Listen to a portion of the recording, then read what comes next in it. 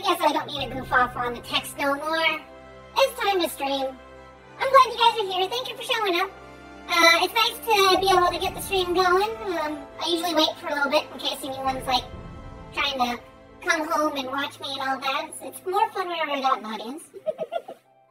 But hope everyone is doing well. Yeah. I peed.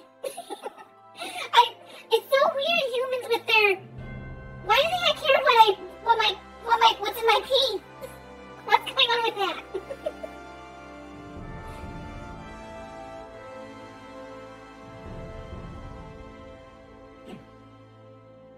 It says it was a drug screening. I don't know if I take drugs.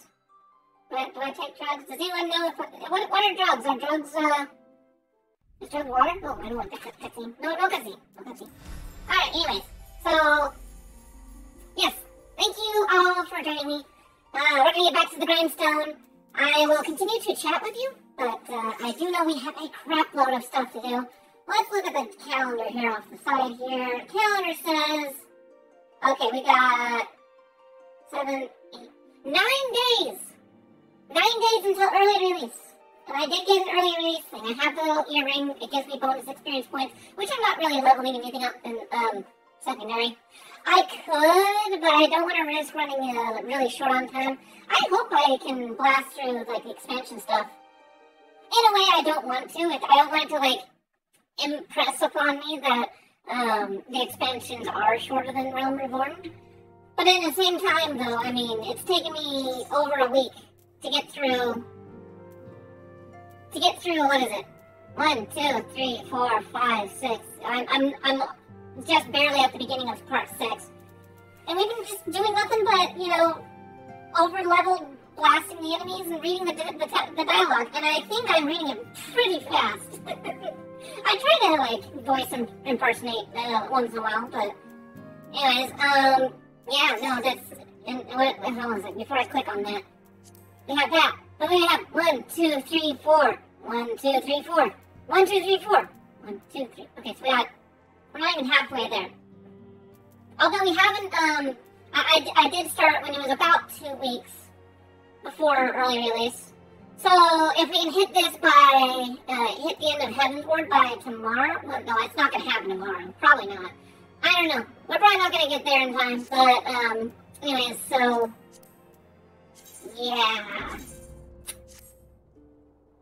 Okay, I like the story. I do not have plans for Thanksgiving. I might give my folks a call or text them or something. I don't know. I'm pretty independent. I love them. I love my family, but at the same time, I'm always trying my best to work on something that I want to work on. And I wasted, real life talking here. But a real life person saying, I spent 10 years in a horrible depression, so I really didn't do much of anything for myself during those 10 years. I mean, I role-played and I enjoyed those adventures, but it was just, the problem with role-play and not having anything documented or saving the logs or anything, which is an impossible thing in my opinion. There's just so much text on the screen. But the problem with that is that I spent those 10 years and I enjoyed it, but it's an experience that was solely mine, and no one else will be able to remember it or appreciate it. And half the time I've forgotten all the good stuff, and yeah, so that's why I decided to get into streaming though, is because I was like, I want to document, I want to have some sort of record. And then of course, YouTubing. Okay, anyways, yeah. Yeah, no,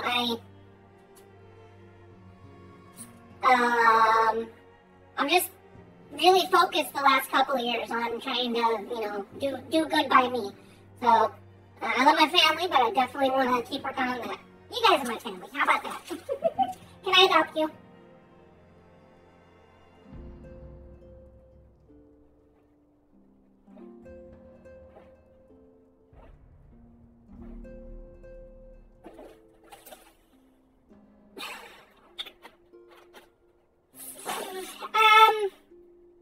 You do pose a good idea. The problem I have with something like that is, I'm not very good at public speaking. I know, it's weird. I can stream pretty okay, but I can't do public speaking. It's something different, and I don't have any, like, words planned out. And you guys have seen my streams. I don't know what the heck I'm talking about half the time. One of these days. I appreciate your ideas, though, Pepe, but one of these days, I'll consider it. Alright, so we gotta go after the Ivy. We gotta get rid of her. We gotta take out this boy. Then Philly will discuss how best proceed in light of recent developments. I mean to scour the annals of for knowledge of Vidgard Stonir. Given his great age, I dare say he appears in more than a few. Huh? Do you hear that? The commotion outside. Would you see if aught is amiss?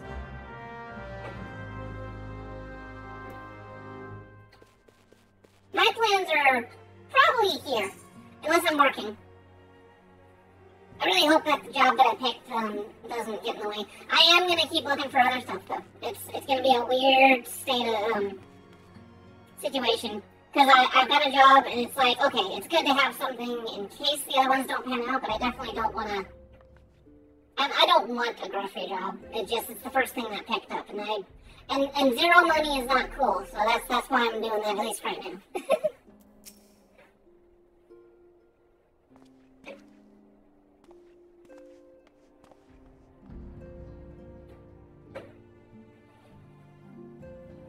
Papuku, 'tis well that you are on hand. We have a problem. Rail has escaped. Why am I not surprised? Why am I not surprised? It happened shortly after the Immortal Flames took her into custody. She had been placed in a dungeon cell ahead of her coming trial, but apparently the accommodation was not to her liking. The turnkey was found slain, along with 2 guards. 'Tis plain she received inside help. Citizens report seeing Rail quitting the city via the Gate of Nald with a bloodied spear in her hand. She makes for Castor Meridianum. I am certain of it. With her fate in Eorza as good as sealed, what recourse has she but to flee to our Imperial masters? Even as we speak, Captain Ilbert and the First are hot on Rail's heels. Pray make haste to Camp Blue Fog and join the hunt. Yeah. See, Riel, the problem is that we should almost let her go. If this was Stormblood territory, just 1 second.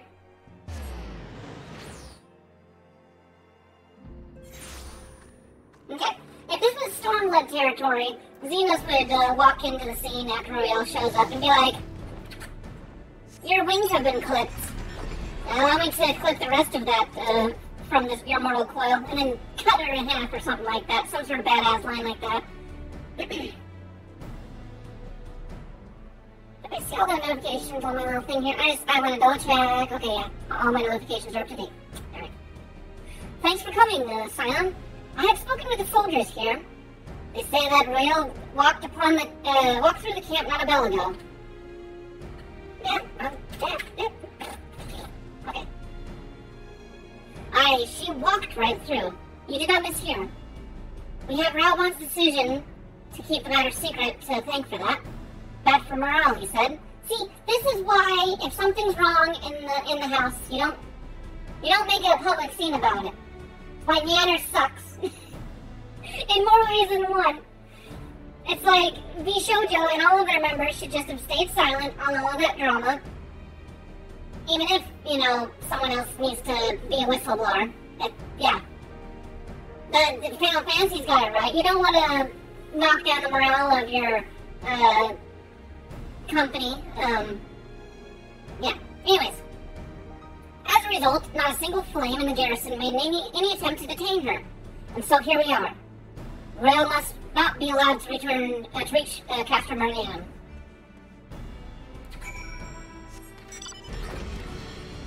Don't worry, I'm sure she's, it's impossible for her to go any further because,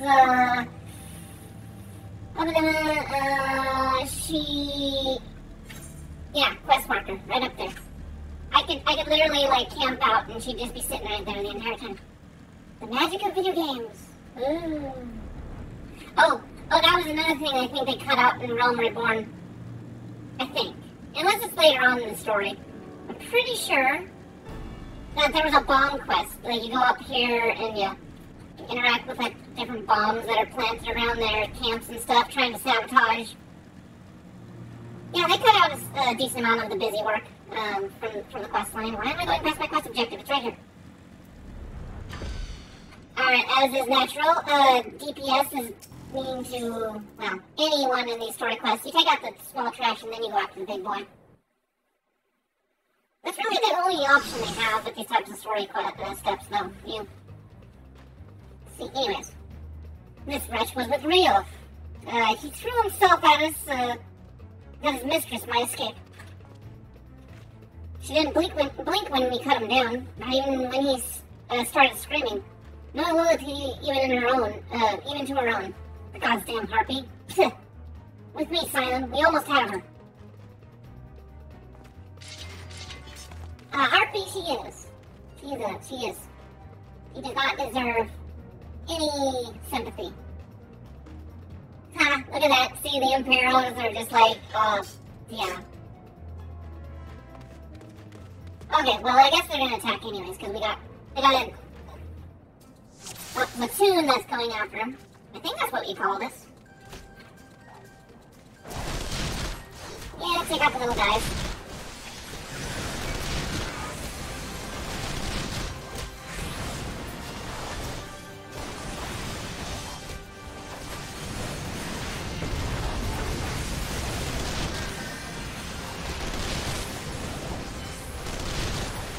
Can you die already? There we go. I got a little bit of lag going on here. Sorry about that.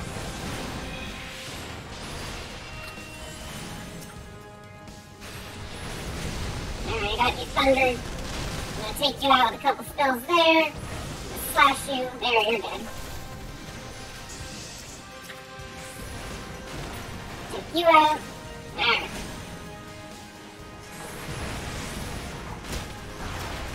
Oh man. I just really not wanted to go. Let's do a thunder, get everyone pissed off at me.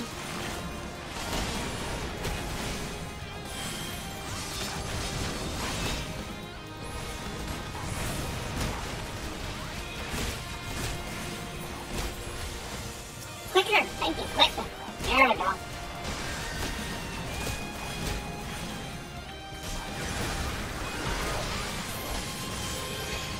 You got already, thank you.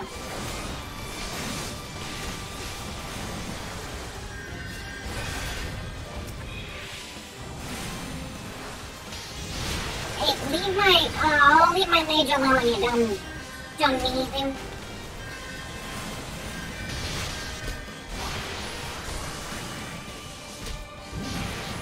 Took out my white mage. Oh, there you go. Oh, we gotta get rid of this guy here. I can do that.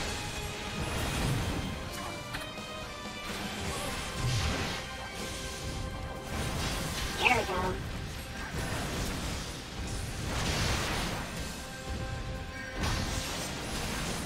Here, have a big old flare to your faces. Oh, that knocks them all gone. Goodbye. Nice knowing you.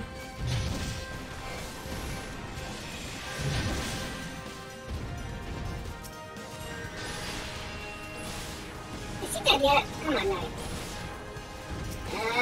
These guys. It's dodgy.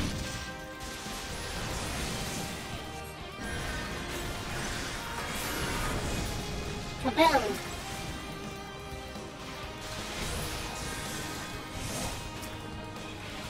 Oh, okay, I guess this girl's not gonna die very easily.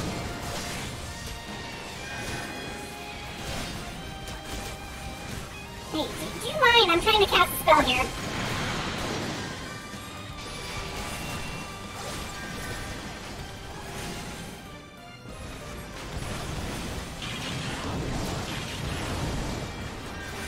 I was hoping for a freebie fireball, but I guess not.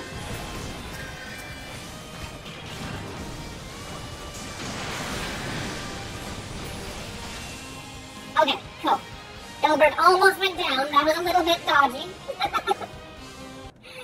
I mean, we want to kill him at some point. We don't want him to die to this little bitch. Bind her and do it tight. Yes, sir.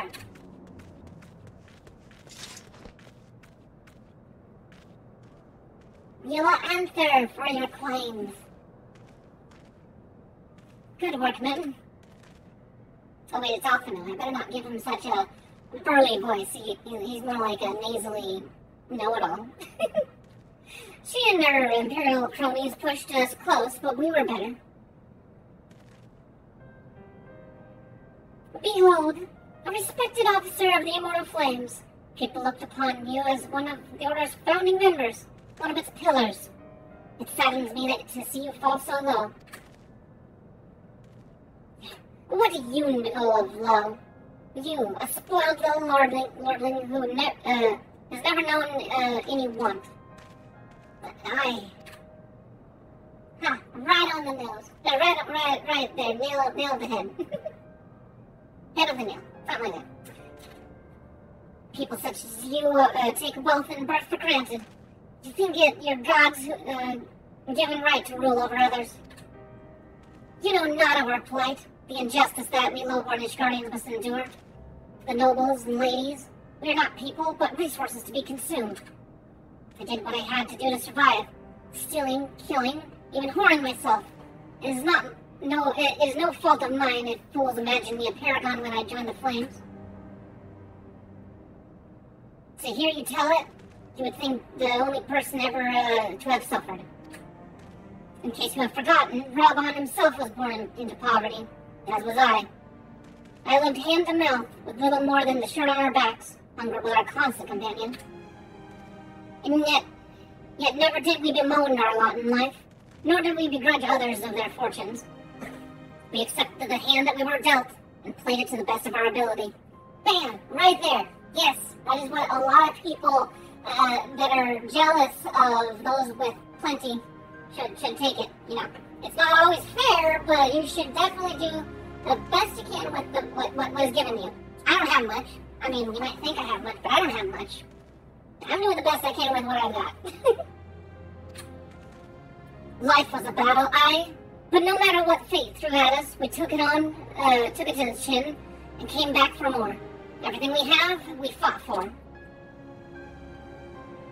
How are we any different then? 'Tis true that we are both mercenaries of lowly birth. And 'tis true that we both had our fair share of struggles. But whereas I sold my sword, you, Marshal, sold your comrades.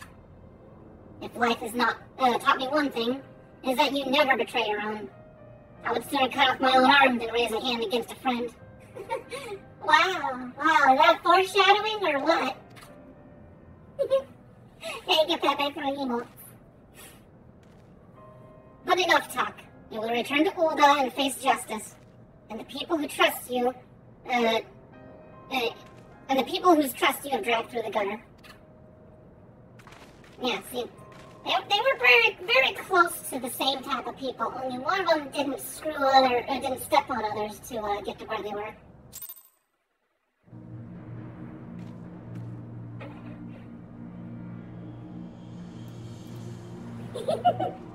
If you stick around, you'll actually, I think you might have gotten one. There was a gift sub dropped by Zillion the other day. Alright, Elder, what do you gotta say here? I joined the Crystal Braves that I might strike a blow against the Empire. Those who cast their lot with Garlemald should expect no better treatment.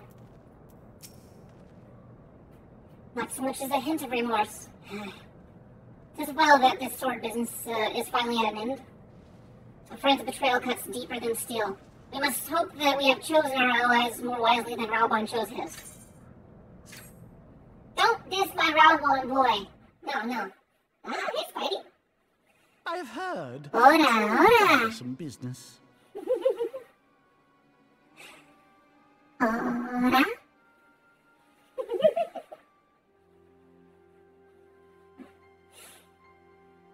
Okay, anyways, yes. Here, we gotta listen to this, the pipsqueak rich, Lalafell, evil There's bastard. no problem on that front. The main concern is Raubon. There is no telling what the brute might do. Have the blades watch him in the flames day and night. You may leave the Sultana to me. I shall personally attend her grace. I hope she cuts your dick off.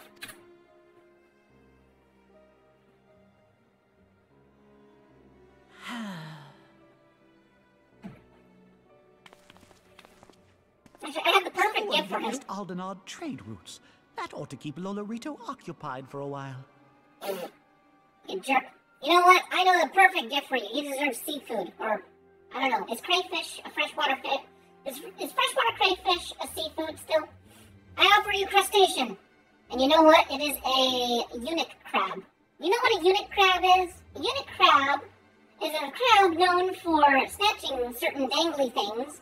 And unfortunately, in some folklore, it has been known to snip on the la. Those dangly bits are a little bit too close to the ground. I'll have to show you that at some point. It's on the market board. It's really funny. It's just funny that they... Namo. For my sake, pray be a good little Sultana to the last. I don't like this guy, and he's gonna die, but I do not like him. When I was going through this first time around, I was definitely very, very, very worried what was gonna happen. But I was not conditioned to know whether characters died or not in this game. And you still can't really depend on that, especially with the way things are sized up. The fact that Endwalker... Like, I don't know, with Endwalker, the opportunity of that is it is the ending of a story arc. So they have the freedom to kill off certain characters if they want to. Which I don't want them to, but they do have options to do that. And they do kill off, periodically, some important characters. So it's just like... Okay, anyways. I was worried back then. For Nanamo's sake. Nobody messes with Nanamo. Let's see, let us cling together. Alphino would ask another favor of you. Captain Nilbert and I have a few questions for the Flames Marshal regarding the circumstances of her malicious escape. When we have completed our interrogation, we shall take our findings directly to General Raban, and that shall be the end of it. Yet make sure when you snip the ivy, she doesn't have any sprouts, any lingering people in the top brass. Your work here is done, my friend. My thanks. But I have one last task for you. Return to the Rising Stones and apprise Minfilia of all that has happened. I am aware that the antecedent held Real in high regard. For better or worse, you will want to know how this tale ends. Gilbert, you're not a bad person. You just made bad decisions. You're not, like, completely an awful person. Like, he does do some rotten things at some point. But his heart was in the right place.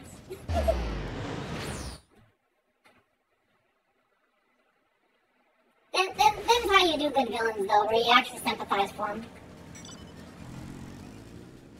Well, I think Megamind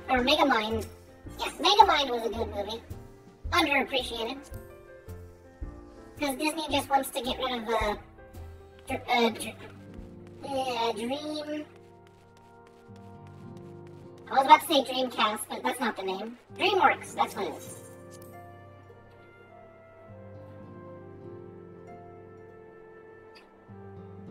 You know, Disney has caused quite a lot of bullshit to happen. Like Treasure Planet, for instance. DreamWorks did a good job with that movie, but internal people, they wanted it to fail.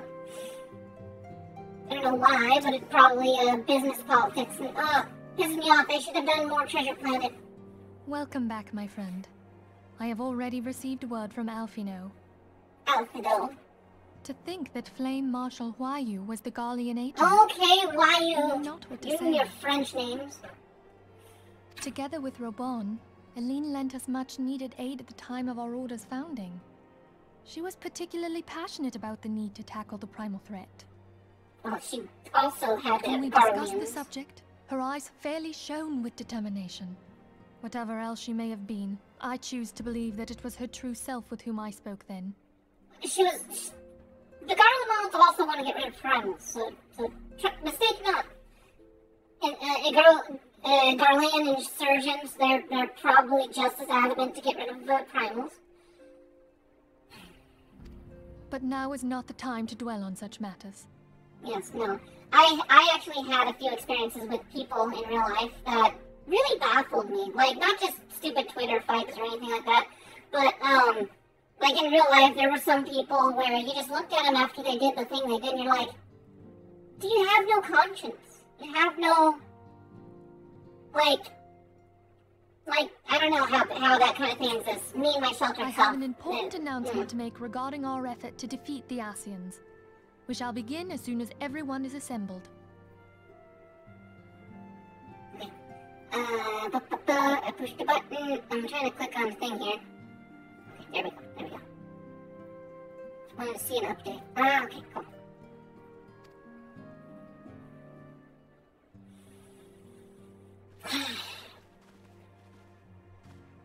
My thanks for coming, friends. Moonbreeder, the floor is yours. Moonbreeder, go! By now, I'm sure you're all familiar with white auracite, the miraculous material that'll allow us to capture Asian souls. Back at Snowcloak, we verified its ability to absorb vast amounts of ether. Alas, it leaves something to be desired in the area of stability. The stone can only store ether for a short while before expelling its contents. In addition to auracite's inherent limitations, we must needs be wary of our enemy's strength. Our foe draweth upon an infinite wellspring of power. Even should we succeed in entrapping him, the stone will not long contain his wrath. Meaning that, if we want to kill the swine, we'll have to be quick about it. 'Tis our belief that an Asian soul may be permanently undone, if smitten by a sufficiently concentrated burst of pure ether.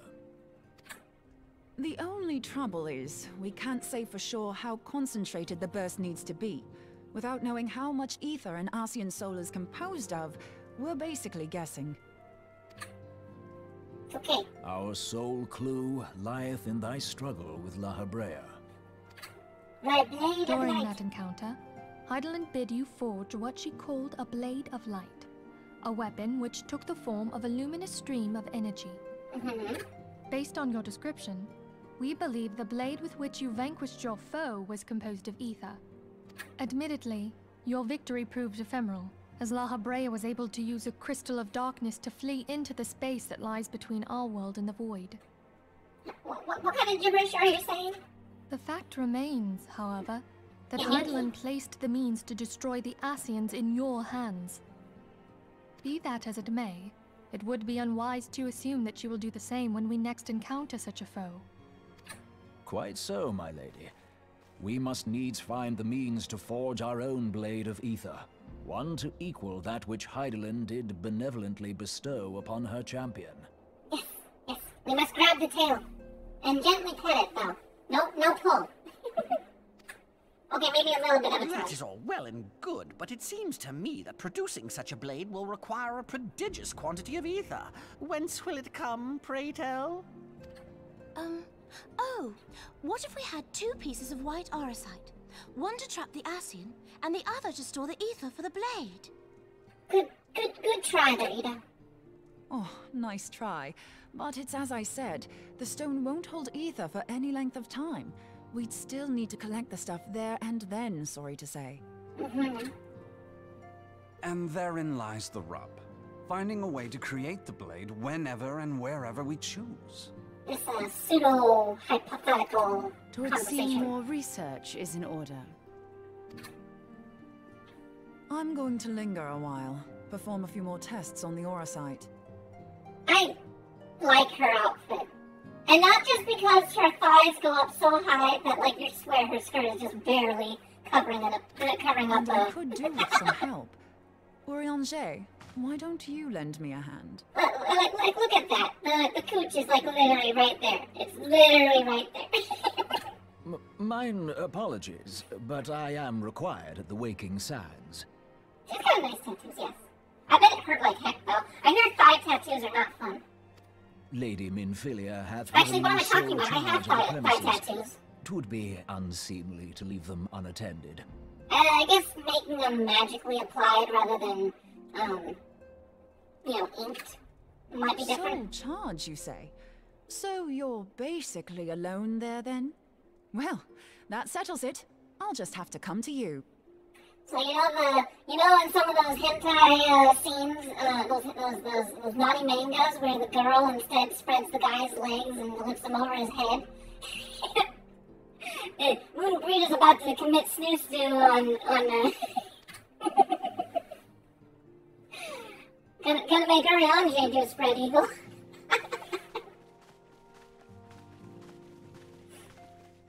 It's still friggin' hot While whenever you are it's healed, whenever it's wander in that off to the position. Charlie Motherland.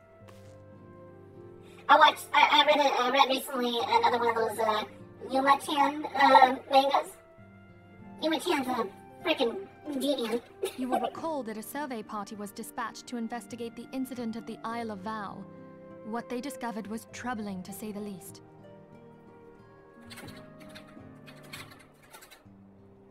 Yeah, that's how you spell it. I'm freaking corrupting my playthrough by talking about naughty stuff. Sorry, I am not a say-so slug. According to the report, the Isle has been erased from existence. 'Twas as if a hole had been torn in the very fabric of reality. Aye, yet the mystery endeth not with the isle's disappearance. It hath come to light that a number of scholars in various other locales were reported missing at a similar juncture. He thine doth quaff, mine hither, thy there. What's more, they all had something in common with the head of the students of Baldessian. Every last one of them was researching a phenomenon called dimensional compression, or the rejoining as the ancient texts call it. I'll be damned if that's a coincidence. So they rejoin the island. All Somewhere indications else. suggest Asian involvement. But I sense that a force greater still is at work. The entity the dark beings call the one true God. Oh no. Oh no. We must pray that my dear friend Kryle regains consciousness soon. If she bore witness to the Isle of Val's final moments, she may be able to shed some light on this mystery. It would be cool if in Endwalker actually, no, it will. Because we're gonna go to Charlian. Oh, that'll be so cool. Going to the Outer Lands in Charlian and seeing the gaping void where the Isle of Val used to be. I bet you it's gonna be like Niagara Falls, but like on 1,000 times scale. Like a Niagara Falls inside the middle of the ocean. Because if anyone's done Eureka content, the Isle of Val is really huge. So I'm looking forward to seeing some interesting backdrops to certain areas. Charlian's like comprised of like 3 or 4 isles up in the north. Up in the northwest of the planet. But with one of them warped out of space. Be interesting. Following the calamity, the forces of the 14th Imperial Legion entrenched themselves in strategic locations across Eorzea. So swiftly did they accomplish this, it was suspected that they had received help. To think that it came from Huayu, my right hand. How does ROA in French make hua? Huayu. Hua. Well, oh my gosh, seriously. There is more. We have reason to believe that Huayu didn't deal exclusively with the 14th. She also answered to a higher authority in Garlemald. Unless R just isn't pronounced as an R in French. But this higher authority could not have been the Emperor. By consenting to the media project, Solus Zos Galvus showed himself to be more concerned about preventing the spread of primal influence than claiming Eorzea for the Empire. He would happily have seen the lot reduced to ash. Oh good, I'm glad that I am your lucky charm. We believe a number of high-ranking figures within the royal household were against the decision, but that they knew better than to oppose the Emperor openly. Of course, this didn't prevent them from making clandestine provisions, in which Huayu played a part. Can we stop talking about her these name? Her provisions name did annoys not me. prevent Dalamud from falling, and the ensuing chaos changed the face of the realm forever. Yet Eorzea survived. To all intents and purposes, the Meteor Project had failed, and the Empire was left to rue its lack of a decisive means to eliminate the primals. Until, that is, it stumbled upon the Ultima weapon, The ultimate weapon. Even before the accursed thing was dug up, it seemed to me the 14th had the might to overwhelm our weakened armies. Yet they chose to hide behind their walls. Why? The Black Wolf was wary of making the denizens of Eorzea desperate, lest more primals emerge to bleed the land. The discovery of the Ultima weapon, however, emboldened him to resume his war of conquest in earnest. But there was one in Garlemald who believed that Van Belsar's actions were premature. One who stood higher in the Imperial Army's chain of command.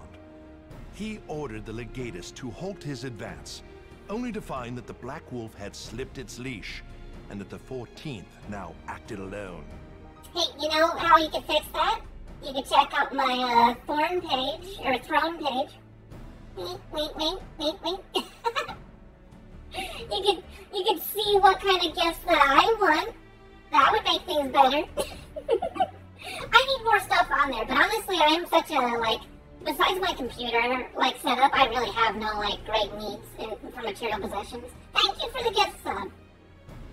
Or, well, not the gift sub, but you subscribed. Oh yeah, you did gift it. Okay, sorry. Wait, mate. I think, In a bid to bring Van Belsar to heel, he used the agent he had planted in Ul'dah prior to the calamity to undermine the Legion's efforts. I mean, if you can't spare $5, what are you doing with your life? Why are you even here? What are you looking for? I need to, at the sacrifice of my own sanity, watch that clip, and then just do, the perfect imitation of that. $5. You buy a burger for $5. You can't spend $5 on my stream? How dare you? How dare you not give me money? I deserve money. That would be funny as hell. Yeah, I know. But what sucks is that people are so stupid, they fall for it. They literally, whether they're feeling oh yeah, it's gonna definitely get me in the sack with her or something, and it's just you fucking idiots, you're getting conned and she's straight up guilt tripping you for not falling for a con. A man who outranks Van Belsar, yet opposed the late Emperor's decision to annihilate Eorzea. This could only be the former High Legatus of the Garlean army, now known as Emperor Vorissos Galvus. Oh, you know what I should do? I should post a picture where I've got my model superimposed on top of a Twister game board. I'm sure Amarath would probably appreciate that one. So he was Huayu's true master. I'll just be standing on top of it. I'll be like, "Hey guys, I found a new game. Want to try it with me?" The unfortunate thing is that, could you imagine how many different frames you would have to draw of me just to get me to play a proper game of Twister on screen? That's the thing that really sucks about live 2D. You gotta draw everything, every angle. I mean, it'd be hot if I had the ability to do that, but sadly I don't. But one of several in actual fact. We've learned that even as Huayu served the Empire's interests, she sold Imperial secrets to a certain faction in Eorzea. Oh, actually, I got an idea. I should make a little meme video, and then I'll just move my model around, kind of like a Aqua Teen Hunger Force sort of cartoon. You know, where they don't even walk; they just kind of use the little cutout of the figure and just bump, bump, bump, bump, bump. How long is this table, by the way? Oh, it does actually slow down. Okay. In so doing, she helped to maintain the status quo, thus prolonging the conflict. Yeah, South Park.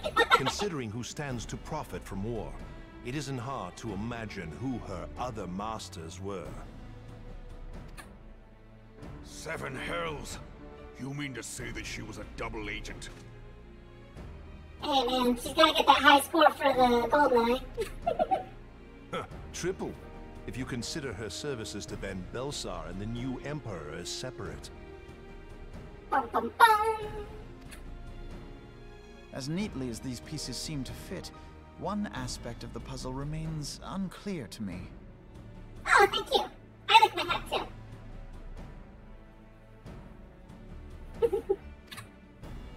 By whose will was the Marshal feeding intelligence to the heretics?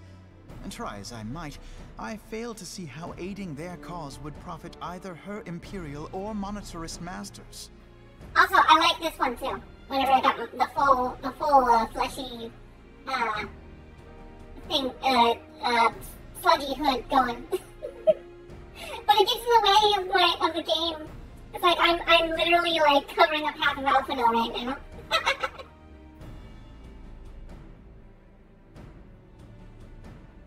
Yeah, he probably did wake up like Could that. it be that another hand is at work here? If so, why you must be made to reveal whose it is. He managed to braid the back of his hair, though. Not only have I lost a trusted friend, now I must interrogate her as a stranger.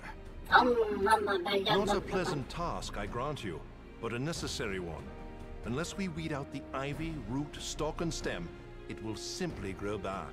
He's got bedhead on the front and bitch boy on the back. I know that full well. Those closest to Huayu have already been detained, and I will question them alongside her. General, pray keep in mind that there may be unwitting abettors among them. All will be treated fairly. On that you have my word. Oh, I You totally have skipped ever it been a over. friend of truth, General. I hope the unpleasant task of weeding out falsehood will not detain you too long. Though it be for the sake of Eorzea, doubting one's comrades is poison to the soul. And with that, I take my leave. Who filled your head up full of all these, like, one-liners? Seriously, Alphino. He's literally, like, 15 at this point in the story. He doesn't speak from experience. He's just really a bookworm. Dance to their tune. I like this part. He gets really mad and he yells and Could you, Huayu? How could you side with them? Those flankers who take from this land and give naught in return, who use their power to disempower and grow fat while the people starve. They're turning the frogs gay. This is what he's gonna get into. I know you can hear me, monetarist scum. Your crimes will not go unpunished. And then the little spies are kind of peeking around the door and like, oh great, here he goes again. Today I will purge this land of your sickness before the eyes of the 12. I swear it.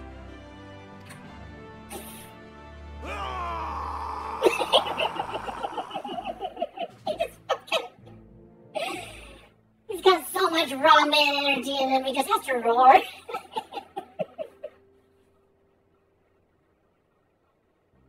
I shall have no further need of you this day. Oh, don't bring this further. No. Your Grace. No. Nanamo is my favorite. Of the leaders, anyway. I fear that not even mine own chambers shall remain private for long. Good job. Has the situation grown so grim? Where did she come from? Ever since he proposed the Cartiner Reclamation Bill, Taleji Adeleji has risen to greater prominence upon the backs of impoverished refugees. The monetarists were ever united in their pursuit of profit, but the man's actions have torn a rift in their ranks. They snap at each other as rabid dogs. Although, hey, guess what, feminists? You can stuff it about Final Fantasy anytime that, like, they've said something to upset you, because all three of their nation leaders in the base game are female. There's Nanamo, there's Connie, and then there's Mirweb. So, yeah. I mean, Raubon might speak sometimes for Nanamo, but Nanamo's like, shoot, I think she's like 16 or something. She was put on the throne when she was like 8 years old. Yet now is not the time to be bickering among ourselves.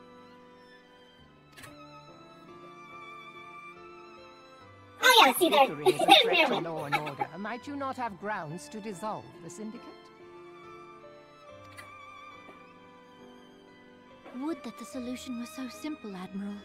Alas, my moving to dissolve the Syndicate is certain to spark outrage among the influential merchant class, whom the Cabal represents. That was some good camera work. I did not know they were both there until it panned over. Serve to exacerbate the current unrest, and peace would slip still further away. Be they rich or poor, natives or refugees, all who reside in Ul'dah have a right to pursue happiness. It is the duty of a ruler to protect this right. So also the fact that they're using all of these cutscenes with in-game models. There's hardly any CGI like cutscenes, only like for expansion videos. If I am to perform my duty, I must needs tread warily. It would not do to make enemies heedlessly. Were Lord Lolorito here, he would doubtless say that I have my head in the clouds. A ruler is required to take a wide view. Try as we might to cater to all needs, some will inevitably be overlooked. As such, there shall ever be citizens who feel aggrieved. It cannot be helped. But as you have informed us, the monetarists take no view but their own. They hunger for power while the masses starve. In the absence of a common cause, it seems beyond any one individual to make Ul'dah whole. Yeah, do not burn, put all the burn And the on you. presence of a Garlean agent within the immortal flames only makes matters worse. Even accounting for Uldah's historic reliance upon mercenaries, such a grievous breach of security is unprecedented. I fear this business will provide the monetarists with a rod to beat Rauban.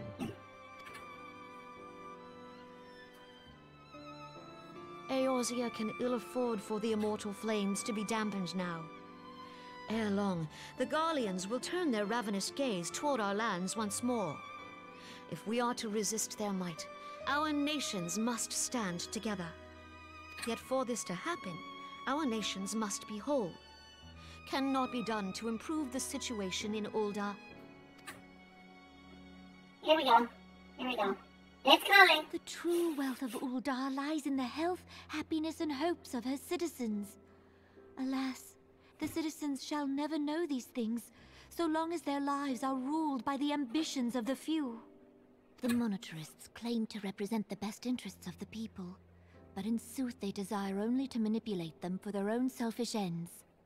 For the government to serve the people, it must be formed of the people. For Ul'dah to move forward, it is not only the Syndicate that must be dissolved. Nay, you jest. Oh man. There it is. My friends, it was for no other reason than to make known to you mine intent that I requested your presence here. When I make my declaration to the people, chaos shall inevitably ensue. As the last monarch in the line of Ul, I make unto you this request. Help Rauban to preserve order and protect the people. Forsake them, and you forsake yourselves. For a strong Eorzea will ever have need of a strong Ul'dah. I don't think uprooting... Grace, are you certain of this? We're kind of in a time of war. It's not time for a revolution. There is no other way. When the time is ripe, the nation shall become a true republic. Both royalists and monetarists shall cease to be. Ul'dah will no longer belong to kings or queens or merchant princes, but to her people.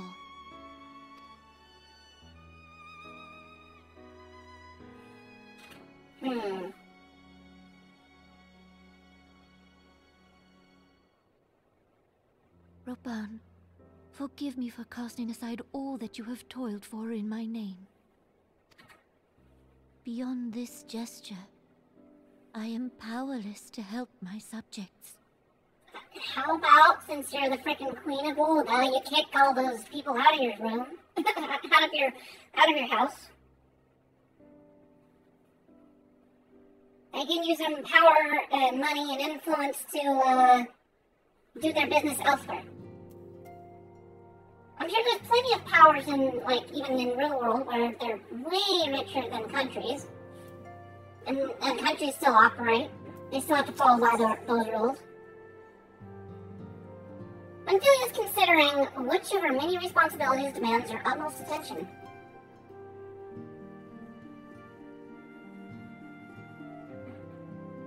I am most eager to address the Ascian threat, however we dare not neglect our other pressing concerns. We both know full well that St. Sheba will not be the last primal we face, and our relationship with Ishgard is still tenuous at best. To think that the resolution of the primal threat was once the sole priority of the Scions of the Seventh Dawn. Some days I wonder if it was wise for us to take on so many other responsibilities.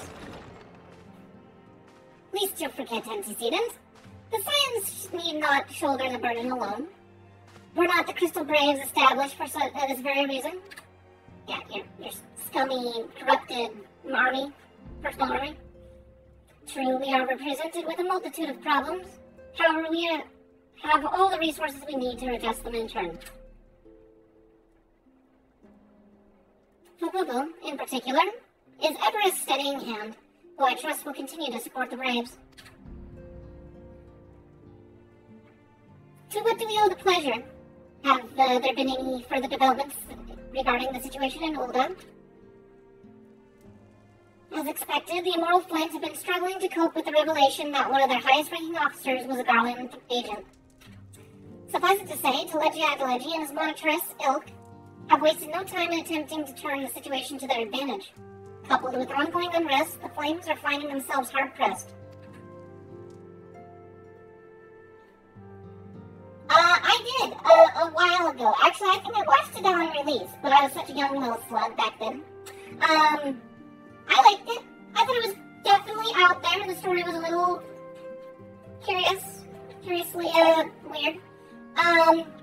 But it felt like, sort of an alternate reality of Final Fantasy VII, almost.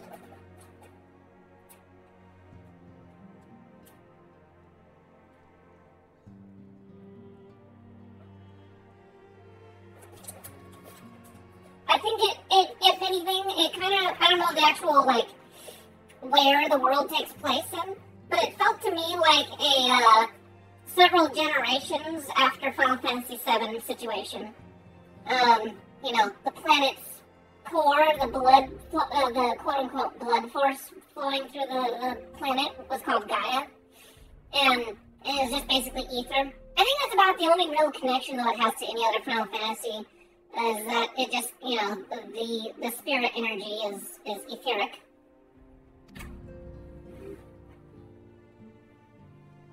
Let's see here. If I'm to stay abreast of the latest developments and issue effective orders, however, I cannot afford to waste time traveling back and forth.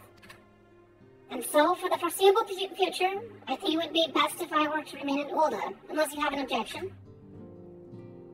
None whatsoever. We have matters held here well in hand. When Britta's research is proceeding as planned? So she tells me, though I'm not familiar with the details. Orion-J is poring over his tomes in the waking sands, and the others are contributing in their own ways.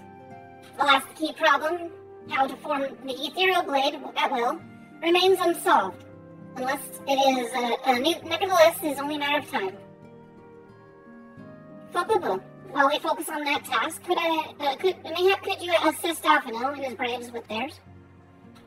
It would do much to restore faith in the Immortal Flames if the Warrior of Light was seen working on their behalf.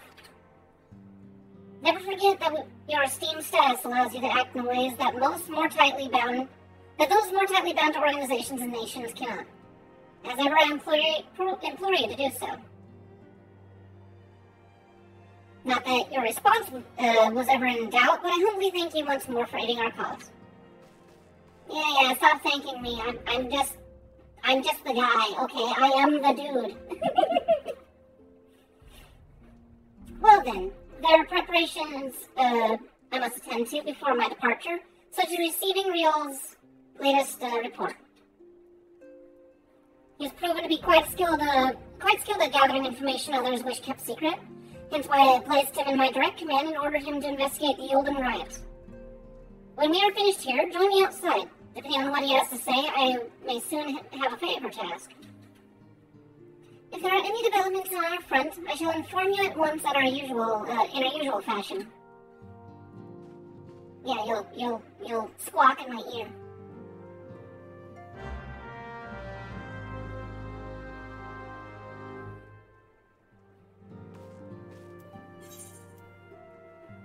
Have you time to speak with our favorite boy?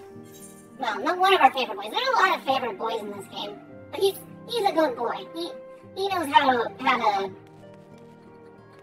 not, betray us. Tatara, what do you gotta say here? Give me some good, funny things to hear. Hello, Fupupu. Are you sleeping well?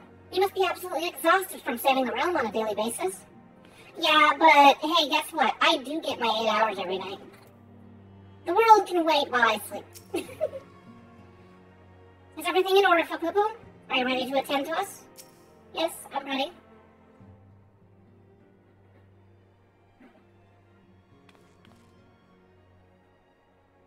Pleasure as always, Fupupu. You'll be escorting the commander to Ulda, I take it? Actually, I had another task in mind for her. If you would be so kind as to repeat your report for her benefit. Right then. Me and mine been taking inquiries into the source of the weapons that found their ways into the refugee hands a ways back. So it happens we caught wind of something promising. A rather large purchase of sharp and pointy things by a black marketeer holed up near Highbridge. I doubt that this man would have secured such quantity of weapons if he did not already have clients waiting. Clients that, for whatever reason, would prefer this transaction remain secret. Brings to mind that merchant, what caught the arrow when taking Fupupu, when talking to Fupupu, don't it? Generous fellow he was, doling out swords and spears to the downtrodden and disgruntled. Which isn't to say that these clients have the same mischief in mind. If you want to be sure, might be prudent to intervene before they collect their goods, savvy?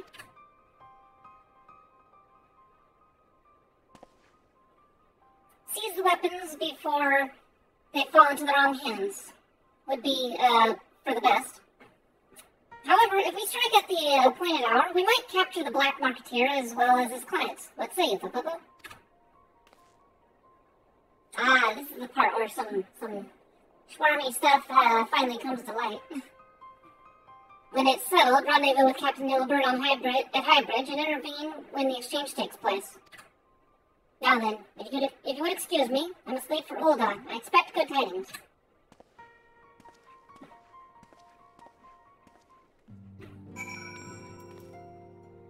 So one thing to keep note, because it becomes relevant later on, notice that Lolorito never really has taken the spotlight in any part in the story, but since this whole Crystal Brave stuff has started up, he's certainly not shown head, hide, or tail or nothing. He's completely disengaged with the happenings.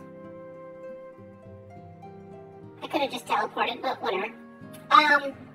But there is something that comes up that Gilbert mentions, and I'm just thinking, when did Lolorito get himself involved and buy out Gilbert?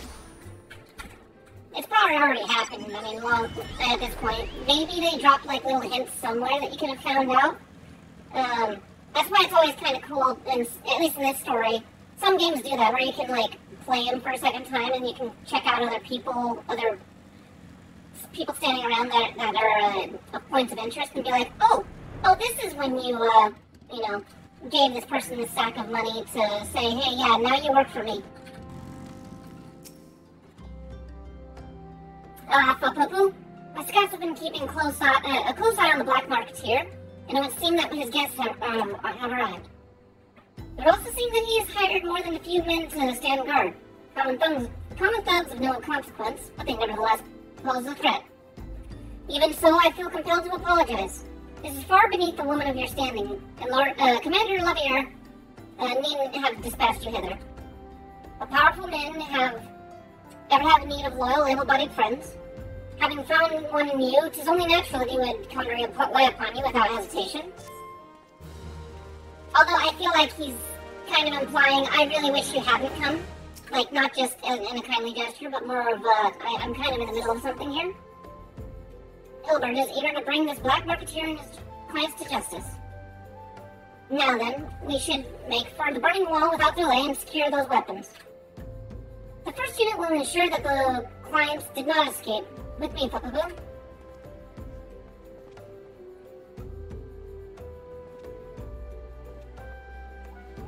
I just ignore that other guy. You are insignificant. I will not acknowledge you. Not even thine eyes will grace your presence.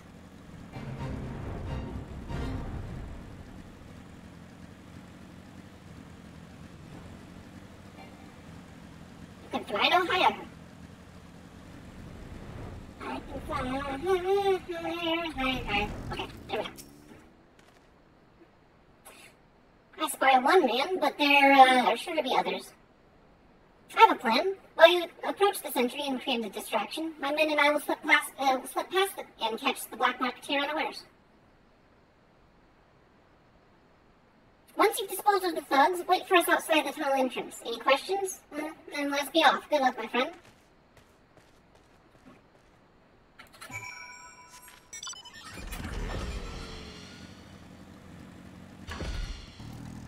Alright, Mr. Thug Guy. Who goes there? An adventurer? Damn fool, you should never have come here.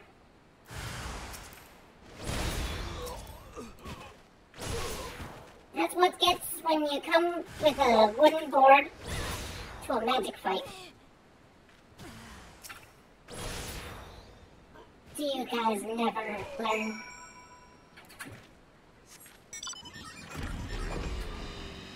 Oh no, spoopiness.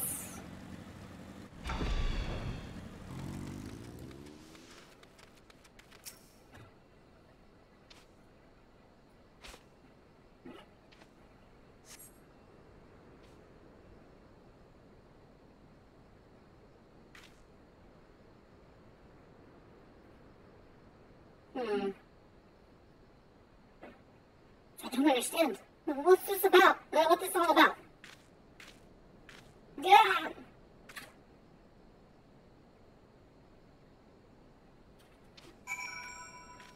I'm curious that you would say you don't understand when you're a black marketeer.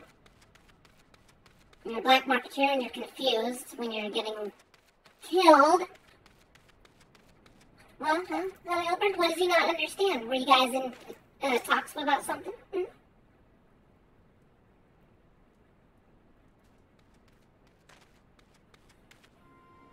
As you can see, this is a fine mess.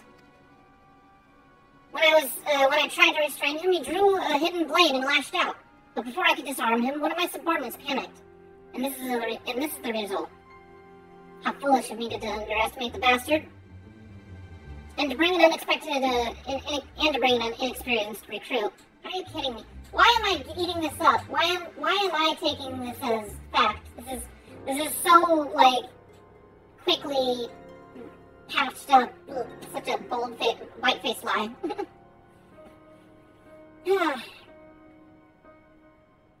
Commander Olivier will be most disappointed. Damn it all! A golden opportunity wasted. I know. Darn, shucks, an informant that could have exposed all of the Braves' underhanded dealings.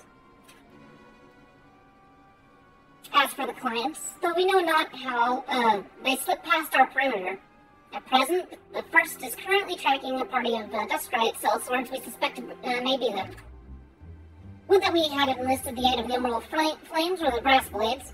Alas, we were here to aid them, not to position, they're in no position to aid us. Well, at the very least, we have secured the weapons. Yet even that accomplishment is lacking. For the information we received indicated a massive shipment, and this is anything but.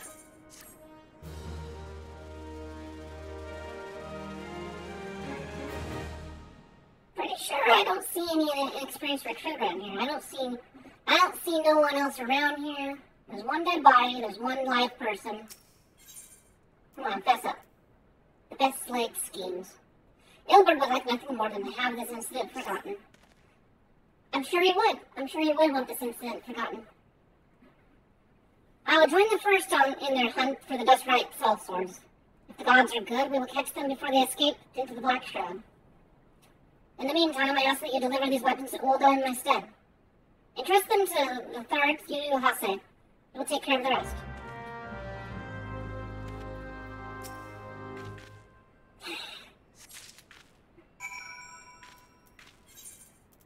Alright, well, I can fit if I can fit a corpse in my pocket, I can probably fit a crate of weapons in my pocket.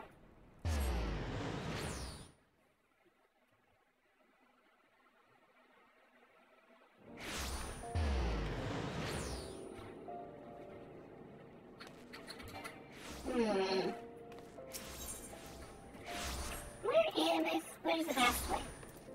The fastest way? Ah, fuck. We'll just walk. Either way, it's gonna be about the same time.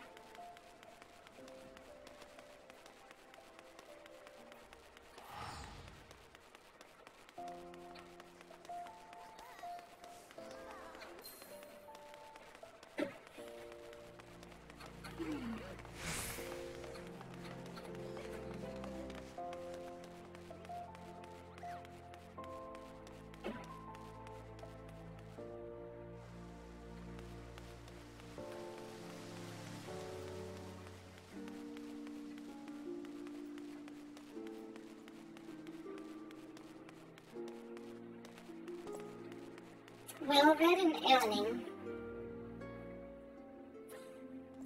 Why, Fukubu, this is a surprise. Resh wished for me to thank you for helping us rescue her from the Castrum Sentry. How fortunate that we can meet again so soon. Did you hear, my friend? We received our first official assignment as full-fledged member of the Crystal Graves. Oh, very nice. I'm so glad that you're growing up. It's too bad you're working for this crop-filled bastard. Ah, the Warrior of Light, ever reliable friend of the Crystal Braves. You have my deepest thanks for your assistance in Kurthus. Now, what brings you to us this day? I have a box. Compensated great.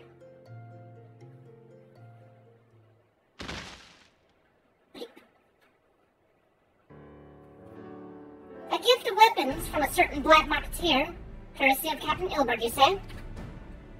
Understood. Once we've cataloged the contents, we'll have them delivered to the Hall of Flames. This cannot be everything, can it? Riol stated that with confidence that there would be a far greater quantity of weapons. A blatant falsehood. Clearly Riol is unfamiliar with the ways of Ulda merchants. Whoever strive to present themselves as greater than they are. We should be thankful that his information was not completely erroneous, and that we managed to achieve anything of worth at all. It's still something we're celebrating, isn't it, Lieutenant? Besides, we've got more important things to worry about, like fighting those Garleans up north. There'll be no fighting if I have anything to say about it. Our orders are to stand watch and not seek glory in battle. If you have no further need of us, I shall take my unit to the Cerulean processing plant. Time for the Fourth to earn their keep, eh? Fight well, Eileen. For the freedom of all.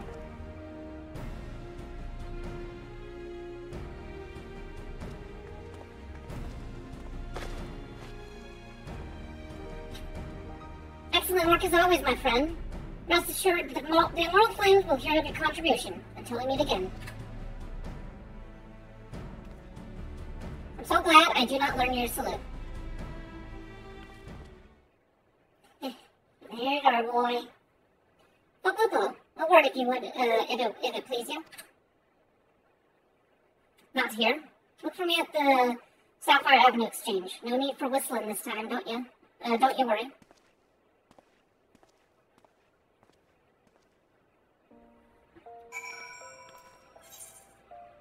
Alright, we go to the Merchant Square. The place where all the boards are. Oh, right, I was going to show you guys a crayfish. Oh, look, role players. So cute. Okay, I'm going to show you what kind of crayfish we have here. Oh, I can't check the board in New Game Plus. Are you kidding me? Lame. Whatever. Anyways, I guess I won't tell you. You'll have to find out yourself. There's a crayfish that snips off lollipo balls. Thanks for indulging me request. Few places better than a market for privacy. I find all the hustle and bustle of commerce means most conversations go unnoticed. I'll get to the point. At the Burning Wall, when you and the captain interrupted the exchange, what happened? Tell me everything, and leave no detail out. Well, you see, there were some thugs, and there was a scream, including, let's see here. That's not quite how I first told it. These Duskrites they were chasing, latest word is we lost the trail. But you never saw them yourself? Not before fighting started, and not after? Something ain't right. I don't know what it is, but I can feel it in my bones. I'm not daft enough to be misled by some merchant's drunken boasts. Our information was reliable, goddammit. I know he purchased those weapons. Huh. As if I've never deciphered a moneylender's books, or had to follow a transaction back to its source. Did plenty of that back in the Braves when getting started, believe me. The commander wanted assurances that we weren't taking guilt from the wrong sort of benefactors. Of course, these days, the money flows like water, and the first and third get the shiniest new toys. Forgive me, friend. I have a lot on my mind these days, and I appreciate you letting me in the air. Right then, get back to it.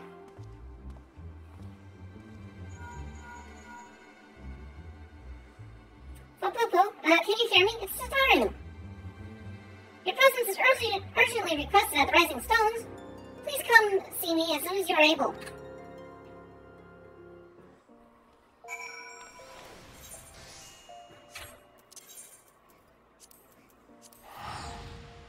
And away we go.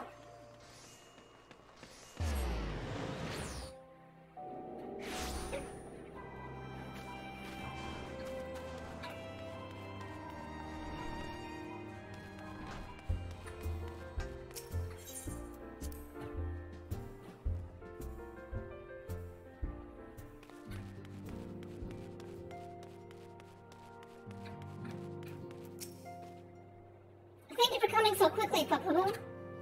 We have a guest from Ishgard who wishes to speak with you. A most, determined lady, by all indications. I think I know who you're talking about. We get to do the dungeon. Dragon dungeon with, like, lore bombs. Oh, yeah. Totoro seems eager to escort you to the Solar. Our guest is with the antecedent in the Solar at the present. Let's not keep them waiting any longer, shall we?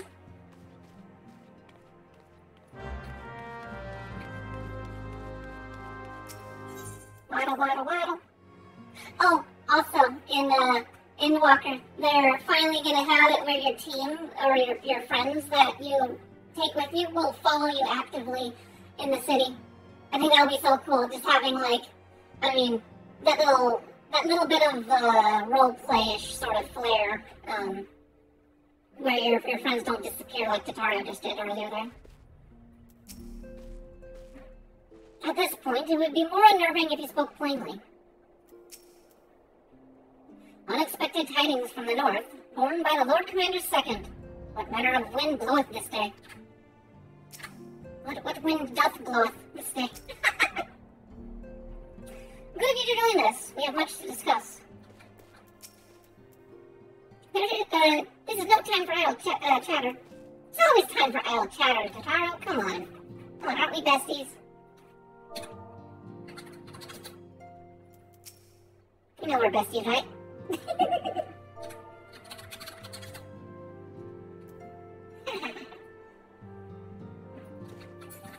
Okay.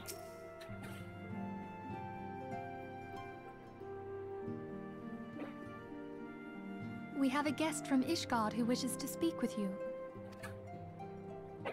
I believe the two of you have met. We have. I had hoped to speak with Commander Leveilleur as well, but I cannot afford to wait any longer. You just can't hold back anymore, man. The Lord Commander sent me hither to request your aid in a matter of grave import. You see now why I had Tataru summon you. Okay. Now that we're all assembled, perhaps you would be good enough to elaborate on the nature of the matter which brought you to us. The Observatorium's astrologians have sounded the alarm. Last night, the Dragonstar burned with an intensity not seen in 15 summers. Oh no. Not since the Dravanians engaged the Empire in the Battle of Silvertear Skies. Oh no. The northern sky doth burn full bright upon the Wormlord's call. The red behemoth beckoneth, and flame consumeth all. The old Curthan rhyme, aye. The brightening of the Dragonstar is said to accompany the roar of a great worm. The astrologians believe that it was Midgard Soma himself who cried out on this occasion. After an absence of centuries, the King of Kings did return to lead his kind against the might of Garlemald, only to fall in his duel with the Agrius, proud flagship of the Garlean fleet. Devoid of life, his corpse remaineth entwined about the Magitech monstrosity even unto this day. Ariange has the right of it. Whatever this alteration in the Dragonstar portends, the Great Worm has shown no sign of life. Tataru, have the Domans reported aught out of the ordinary? No. I think they were working on getting a new voice actress for her. Correct me if I'm wrong, but if Midgard Soma had roared, wouldn't we have heard it here in Revenant's Toll? Roar is but a figure of speech. Dravanians can communicate in ways beyond our ken. It is for this very reason that we are forced to look for signs in the heavens. We cannot say with any confidence that a great worm roared at all, much less that it was Midgard Soma. Only by directly examining the Keeper of the Lake can we be certain. However, it will take too long to gain the Holy See's approval to dispatch the Temple Knights. Oh, so you want us to do your dirty work? Therefore, Sir Emric would entrust this task to you. Do you accept? Do I accept? Of course I accept. Whenever have I not accepted?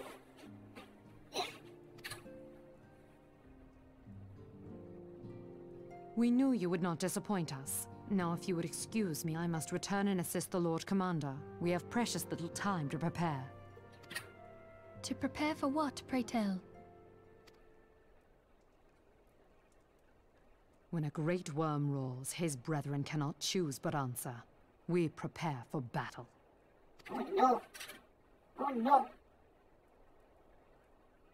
Sure it wasn't Nidhogg?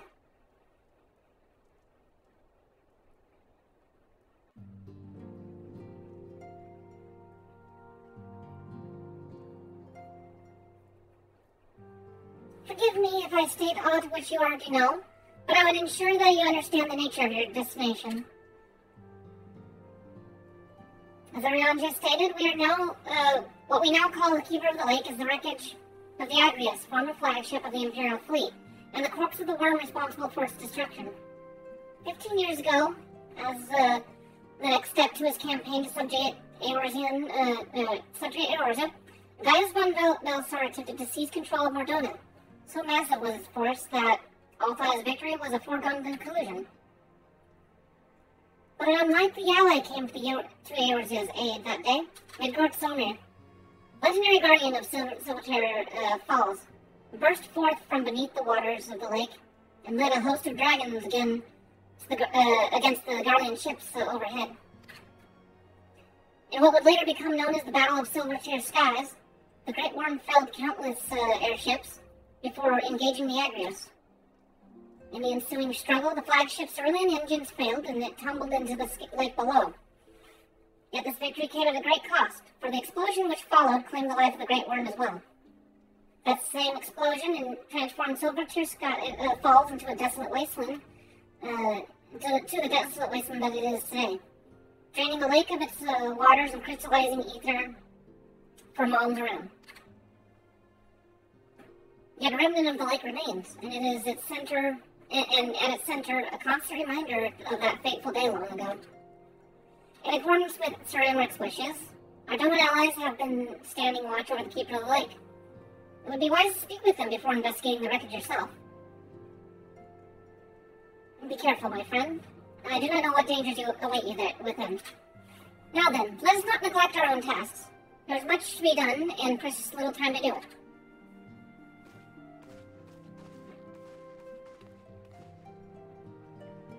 Okay. And for all of you Minfilia fans, I am also curious. Look at those lovely abs. Yes, look at those abs. Abs. Oh yeah. Is that close enough for you? Is that good enough? Does everyone like the... Look at that. All those abs. And the belly button, and yeah. And boobs. Booba. Okay. And then... Butt. If I can see down... Oh no, it doesn't work! First person view is higher than my head. Yeah, her outfit's cool. Where is my settings at? Okay.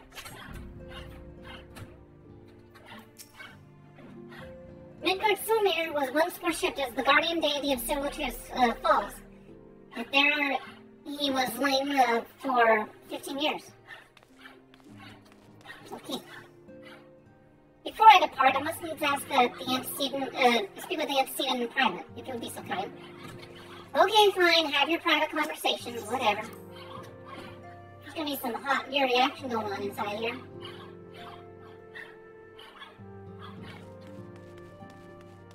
Tataru, do you have more cute dialogue? Oh god, if that charged monstrosity actually returned to life, I don't know what I'd do. I don't know either. I would talk to you. Actually, I'm going to talk to you, Stola. I want to hear what she has to say. Though it may seem tedious when compared to the smiting of terrible foes, poring over crumbling scrolls is one of the Scion's most important duties. Without the illumination of knowledge, we may vainly flail at the specters in the dark. We were able to locate those elusive manuscripts in the archives of the Thaumaturge's Guild.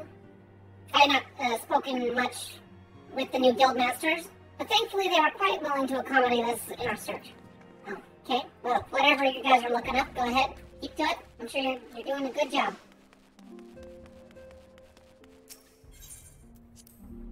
I'm off to go and talk to Papa Dragon.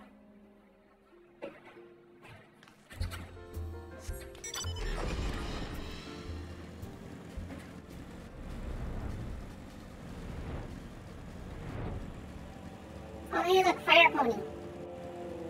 He's your fire pony.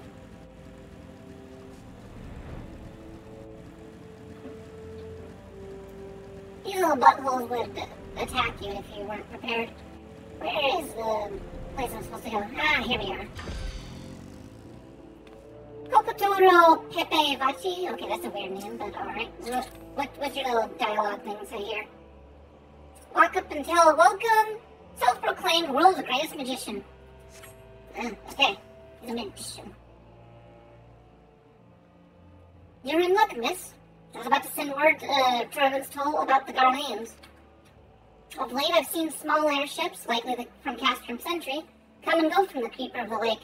Though I cannot say for certain at this distance, I believe they may be salvaging something from within the wreckage. The Castrum supply lines have been cut for some time, and I wager they're desperately in need of spare parts and other equipment.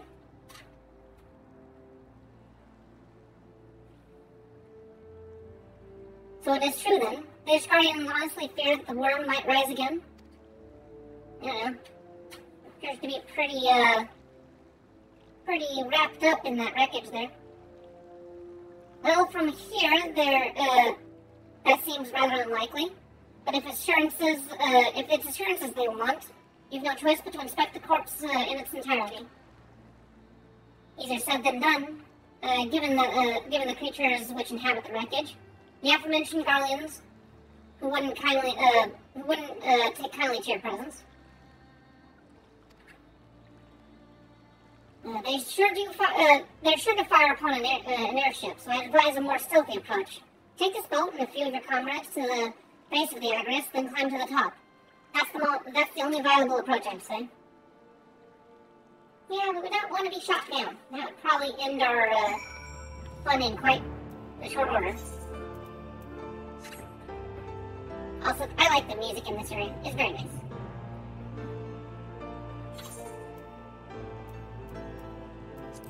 We have Realm Reborn. And Keeper of the Lake. Okay. This is the last dungeon before Heaven's Ward, I think. I'm pretty sure. Pretty sure this is the Gatekeeper dungeon. So these ones are just like side dungeons.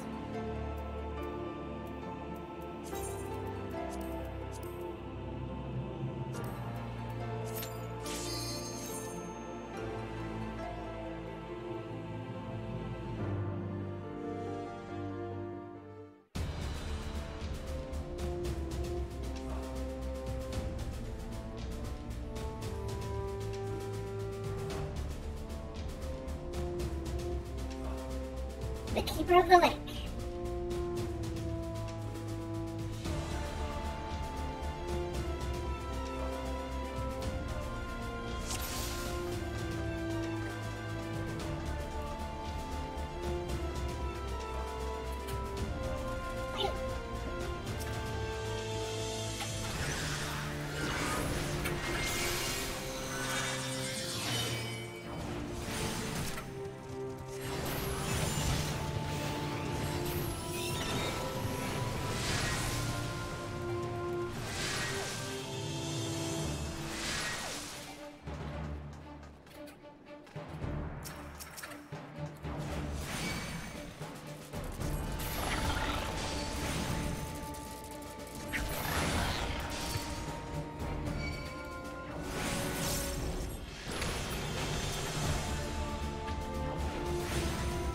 Actually, before I do that, I need to get you over here.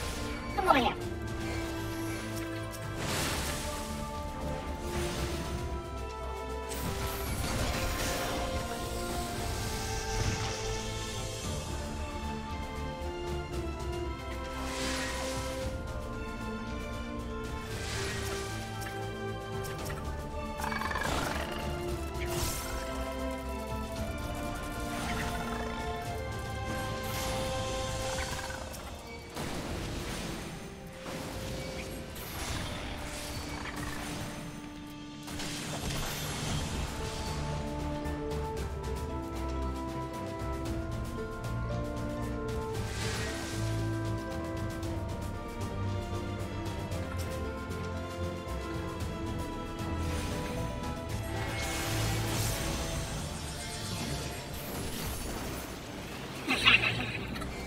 Destroy you.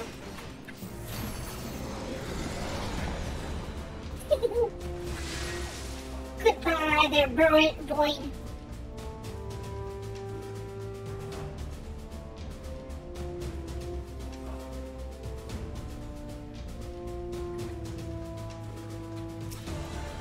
Aww, I let it drop.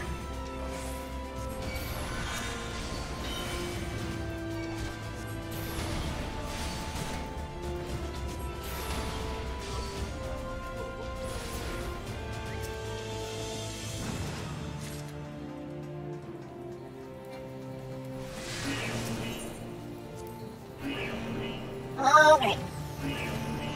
Wow, wow. Wow, wow.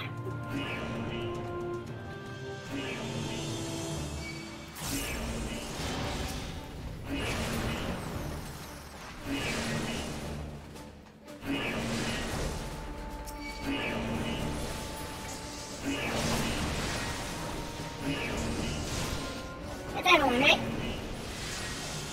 Everyone here for good old whacking?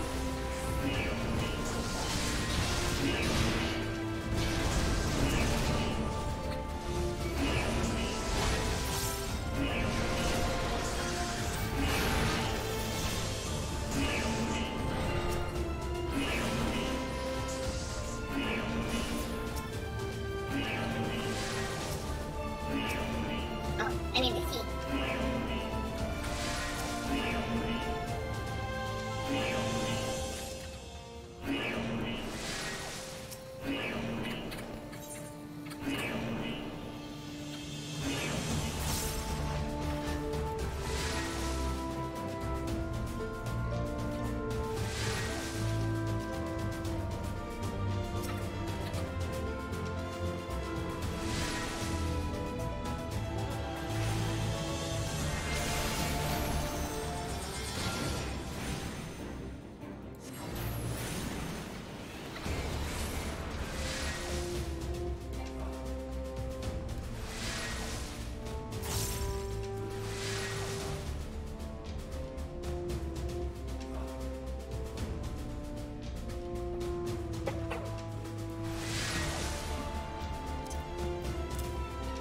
have a better idea.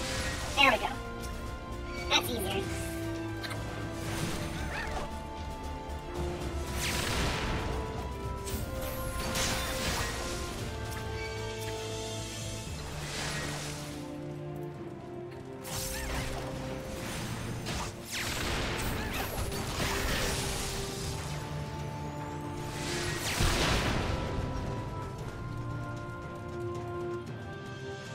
Shouldn't take too long for me to get used to.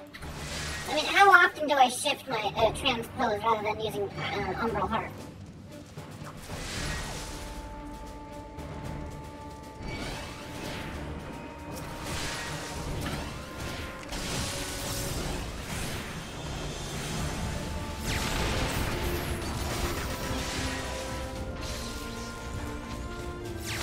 Oh man, someone got me paralyzed.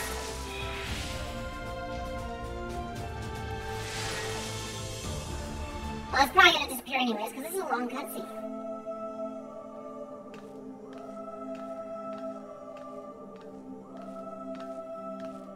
Who treadeth now upon my bones, and waketh me from slumber sweet?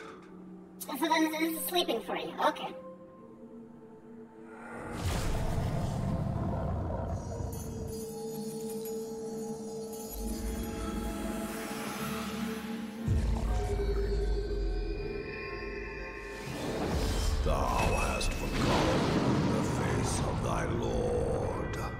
Remember, mortal, and fear me. Oh no.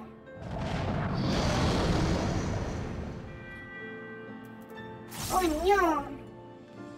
I got 2 of these though. There we go, a couple of blocks for you. I guess 1.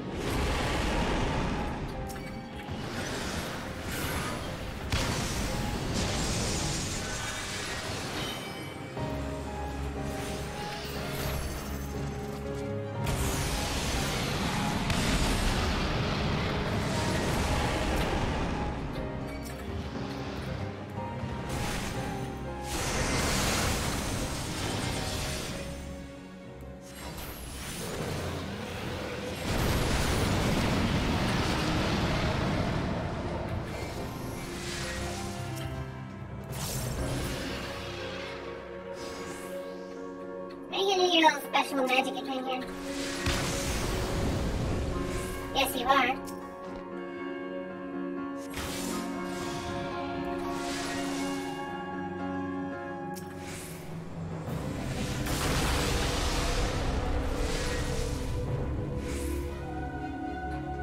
I'm gonna whack you. Come on, whack. Can I whack you? I did! I killed him with a staff punch!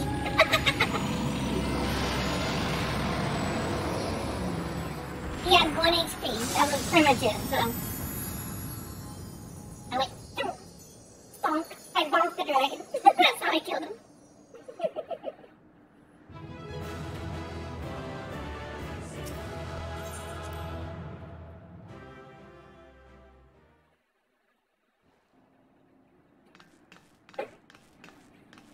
By her gifts hast thou earned a moment's reprieve.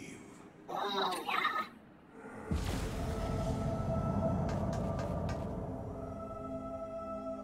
Sure, stand in the middle of the big circle. Mortal, and I shall listen.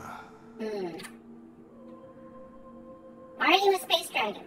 Guided by a star.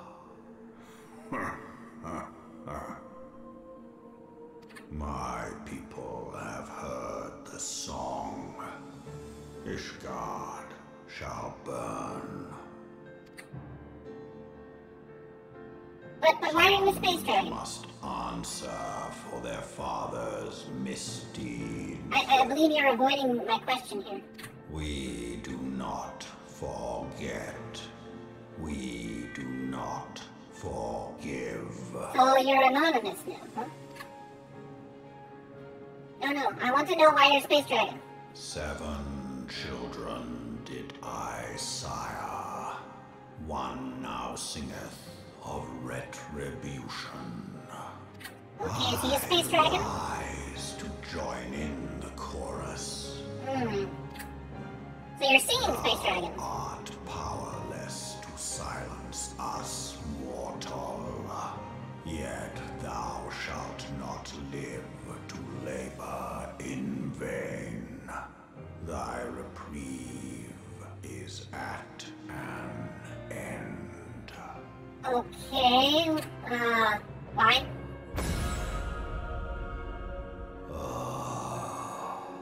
Trickery is thy shield. This frail, ignoble creature is not gifted, but chosen. Are you saying that, I'm handicapped? Hearken to me, Hydaelyn. I remember, and I consent. Okay, so, focusing on serious stuff here, why does he have authority either equal or above, Hydaelyn? It's kinda weird. Why do you have more authority than Hydaelyn? Fear not, mortal. I shall not harm thee. I'm just gonna take it, apparently.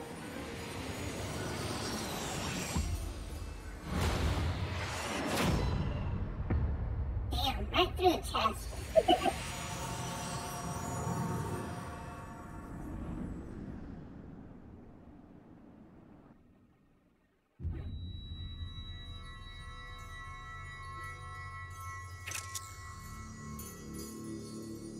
Click.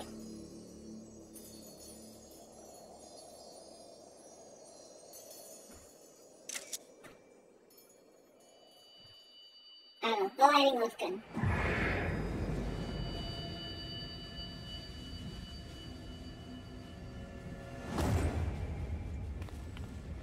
No. Oh no!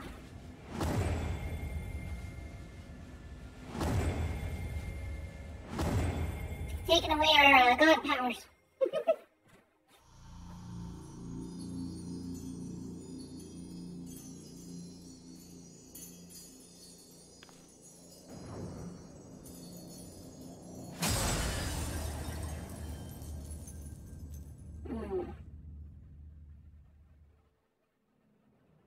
Right, now we can get possessed by demons.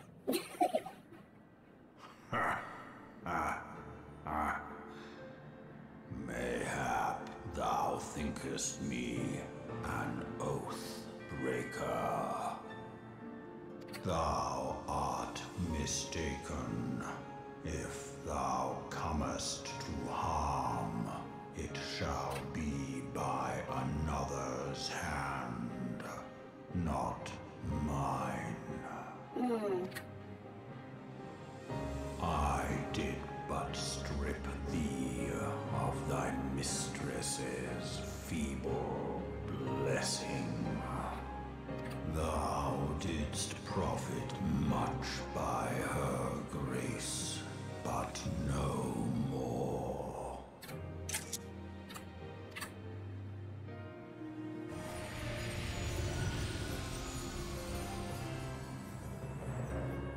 Oh, hey, cool, a little pet dragon.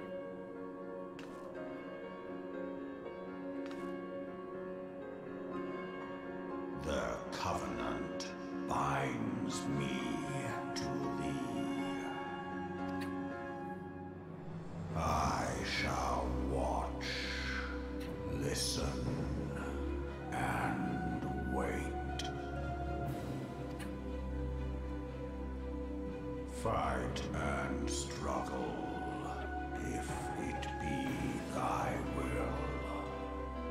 Right, no more privacy. Hath ever coveted that which lieth beyond his grasp.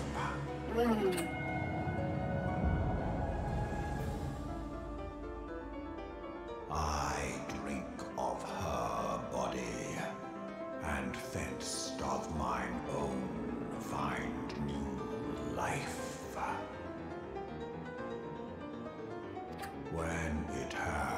grown whole, the loyal and penitent shall rejoice. So wait. You took our blessing of light just so you could come back? The dragon song heraldeth our beginning and an end. Hey, Zillion. I got pierced by a dragon. He penetrated right through my chest. And then he took my light powers. And he also, now he's a little dragon and he won't go away. I literally have Big Brother, until I get, make him happy. So, yay! You may summon Midgard's Soulmare by selecting the corresponding entry within your minion guide. Yeah. I get a pet dragon. He becomes a little minion. I was beginning to fear the worst. Were those explosions I saw? But you shouldn't waste time talking to me. Alphino left a message stating you were to return the Rising Stones at once. I was to return the Rising Stones as if you weren't worried that I wasn't gonna come back, huh?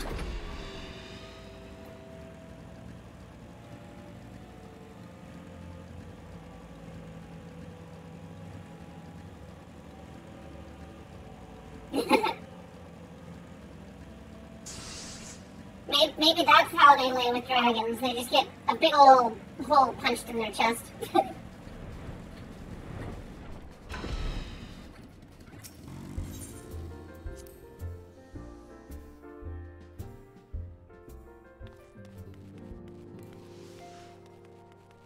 Tataru, do you have anything to say? Anything cute to say? 12 saved me. Is it coming? What should we do? Oh, he's not? What's coming? Tataru, what have you been getting into? What are you up to? What guests are you entertaining right now?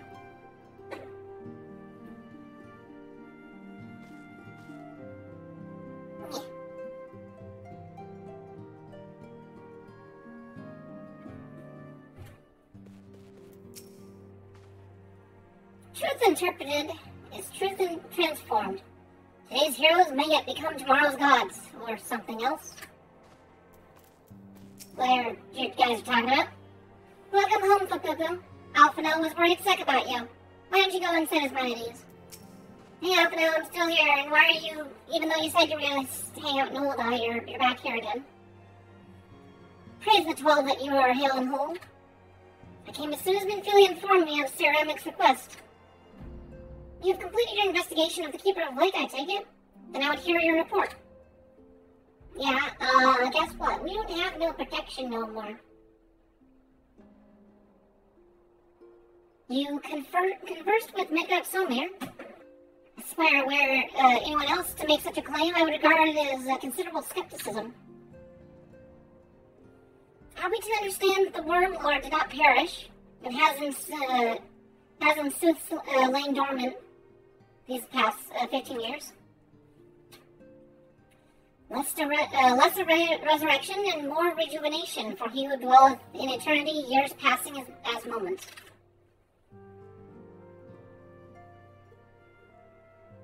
Though his words are ambiguous at times, one statement left little room for interpretation. My people have heard the song, Ishgard shall burn. Clearly an attack is imminent. We must share this information with Ceramic immediately. However, I do not divulge your conversation with Midgard Soulmare in its entirety. We acknowledge that you heard the voice of a Dravanian is a grave but necessary risk. Lest we forget, men have been executed as heretics for declaring as much. For your own protection, and for the sake of our tenuous relations with Ishgard, the truth cannot leave this room.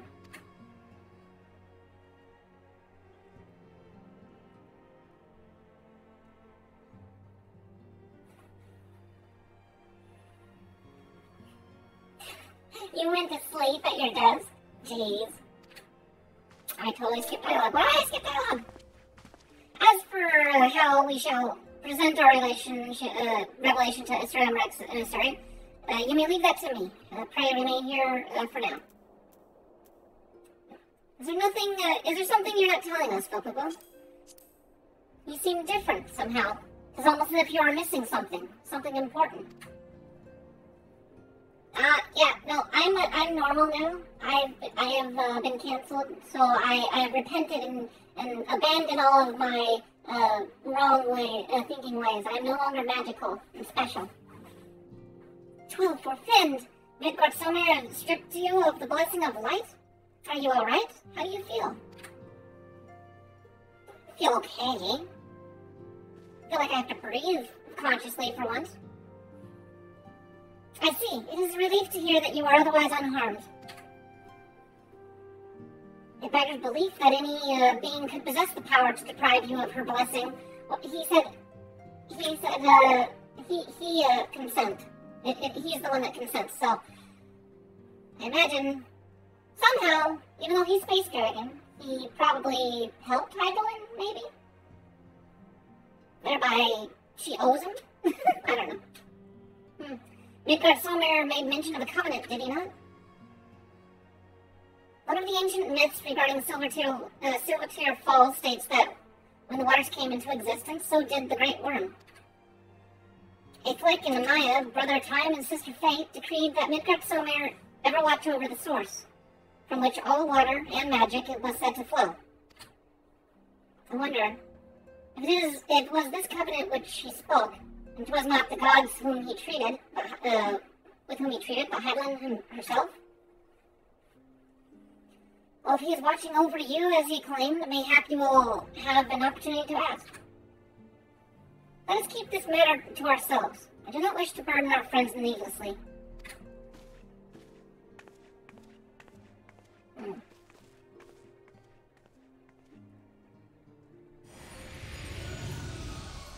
Ooh, that dragon.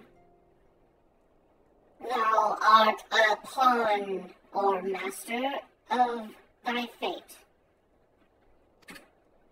What hast thou wrought by thine own hands, mortal?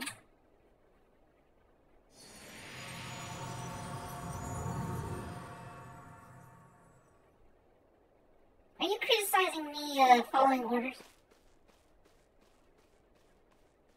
I think he's making fun of the fact that I'm listening to Minfilia.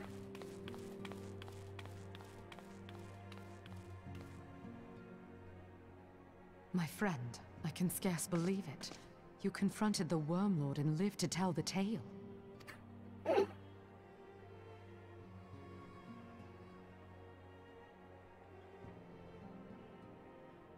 I give thanks to Helone for your preservation. It is our sole cause for gladness. Your encounter with the Keeper of the Lake served to confirm our fears.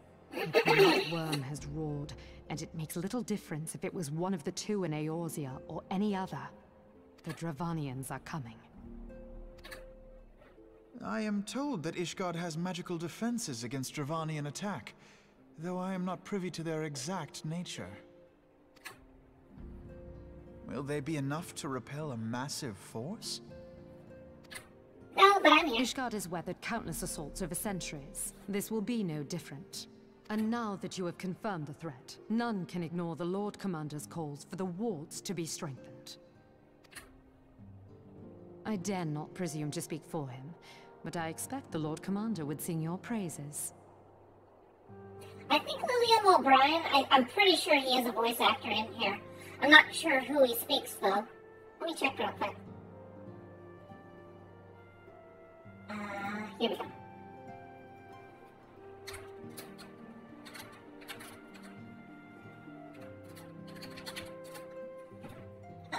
He is voiced in, I think, let me see here.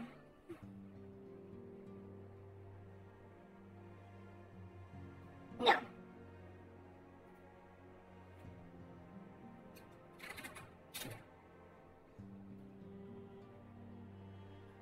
Let me see, IMDb.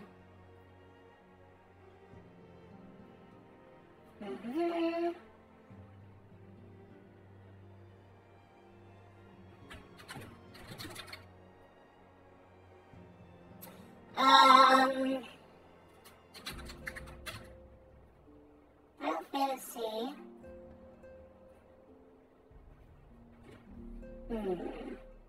He did did speak on Dissidia. There's a couple listings here. Let's see. Type O. Lightning Returns. He was the voice of Caius Ballad on Final Fantasy XIII. Lightning Returns. Caius Ballad.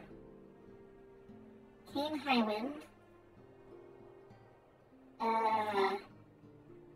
He's done a couple Final Fantasy titles, just not that. Let's see here.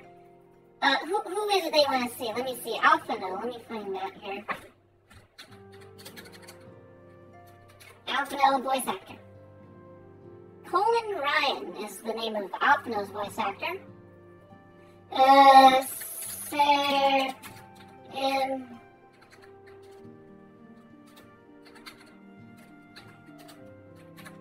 Emmerich voice actor. Blake Ritson. Who else? Uriange voice actor. Gideon Emery. Okay, what about Bancreed? Bancreed voice actor. Peter Bromhill. And let's check Moonfilia real quick. Moonfilia voice actor. Who's the unfortunate person?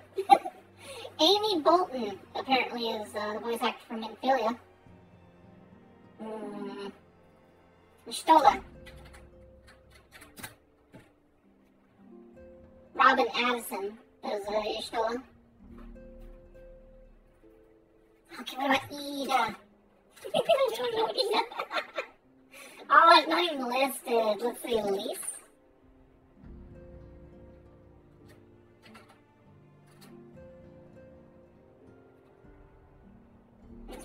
I'm totally misspelling her name, apparently.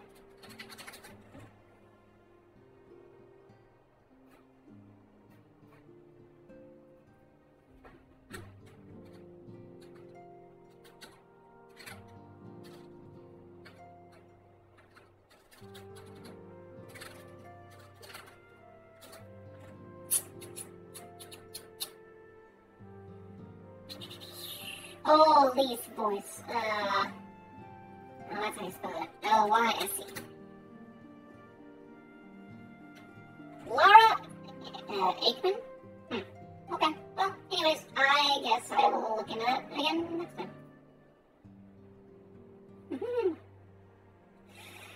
Ada.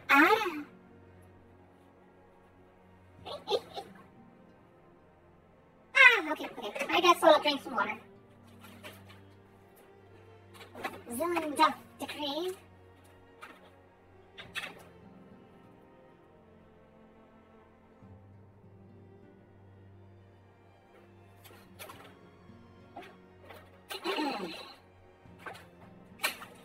Oh, actually, here's the one that I want to know about. Sid Garland's voice.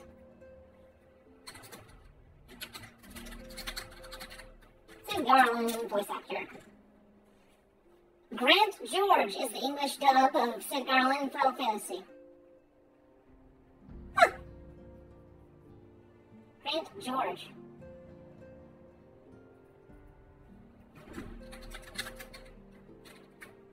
Grant George, voice actor. He seems familiar. Why does he look so familiar? It looks like he belongs on some sort of like Seinfeld sitcom. American voice actor, known for voicing characters in anime dubs and video games.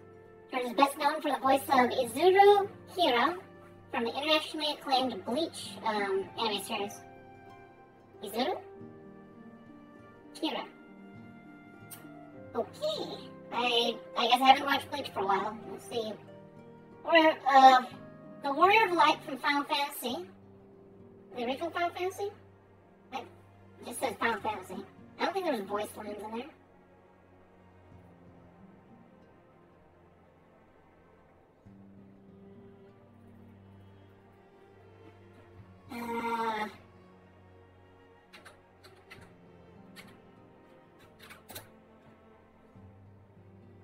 Okay, and then it's not relevant right now, but Arnbert is apparently voiced by a guy called Joe Dempsey. He does not exactly look like his voice does, but of course that's the same with a lot of voice actors, I guess. They're not who I necessarily envision. Johnny. People like to make fun of Johnny for being a Power Ranger, though. Yeah. That's kind of funny. I should pay attention to that stuff. I should get into the trivia of all these different, like, you know, stars or whatever. But sometimes I just, I'm like, oh, it's just whatever. It's gossip. Alright, let's see here. They already voiced here. I don't need to repeat their words. But we shall meet again soon. You know, and that's the other thing that sucks, is that I hear a lot of voice acting, people trying to get into voice acting, is that it's actually just a small pool of people that kind of, I imagine if you're good at voice acting, you've kind of got a slot, especially if you've done it for a while, for many, many decades. Like, there's no rule that says you have to get a new, that you have to get like a new person every 4 years or whatever. Yeah, exactly. Because, like, there have been times where I've, like, seen, like, oh, I've heard that voice before. Oh, wow, he's in a lot of things that I've been either watching or playing or whatever. And then you'll see voice actors that do all a range of things, from JRPGs to, like, Call of Duty to, you know, sometimes Civilization has the same voice actors, and I'm sure. I don't play Civilization, but I'm sure, you know, off the wall, if it's a voice actor, it's probably within that, you know, clique. Yeah.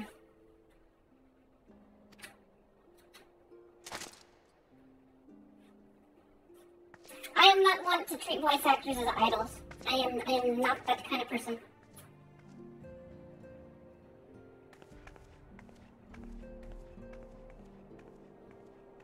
Countless assaults weathered, and this will be no different? Why am I not convinced? Because Midgard Solmir has been asleep and or dead. I don't know how dragons die, or, well, eternal dragons if they actually die, for 15 years. The reason why this is different is because the big boy's speaking about it. The Ishgarians have warred with the Javanians for centuries, nay, nearly 1,000 years. In all that time, not once have their enemies breached their defenses and entered the city proper. Yet regardless of how strong these magical wards may be, I nevertheless fear that the Ishgarians are underestimating the gravity of the situation. Though it was not Midgard Solmir who roared, a call to arms by one of the first brood cannot be ignored. Until such a time as they choose to request our aid, however, we can do naught but observe the situation at a distance and pray that our fears are unfounded. Off for them. There's a wooden table over here. March yourself over to this wooden table and knock on it 3 times, okay? And then throw some salt over your shoulder.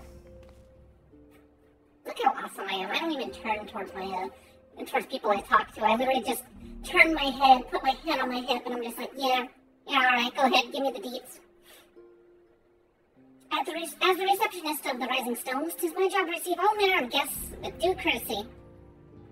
I have had to memorize the political positions and military ranks of half a dozen different nations. Tataru, you work so hard. Also, you're just in a regular outfit. Never mind. Okay, fine. Here, Alfred, go ahead and tell me what's up. Ether on demand. We're getting paid per view. Ere I forget, I believe Moonbrita has requested a gathering of the Scions, and I assume that there has been some progress concerning our efforts to combat the Ascians. Pray inform her that our business with the Ishgarians is concluded for the moment. I shall be along once I've completed my communications with the Crystal Graves. Thanks for hanging out there, Zelen. And if you feel so inclined, I appreciate the lurk. It does help, especially whenever people are like, oh, they're just playing through old story, it doesn't matter. And I'm like, dude, it is the foundation of greatness. You don't just jump into the final chapter of an 8-year-old journey and say, oh wow, look at all this cool stuff. for me, at least, I'm just like going through all this stuff, making it fresh in my memory. I'm gonna be appreciating the heck out of every story step I encounter in Endwalker. Let's see here. Such statuesque beauty, and possessed of a mind for research to match her belly for hard liquor. What does a woman of so many charms see in musty old Eorzea? I see. Is Thancred jealous that Moonbraider doesn't want to hang out with him? I'm telling you, Thancred, keep pestering Moonbraider, and the only thing you'll become is intimate with her axe. Ain't that true? Professor Laminate. Okay, I am going to actually put that into the translator. Google Translate. How do you say this stupid French name that I have no idea?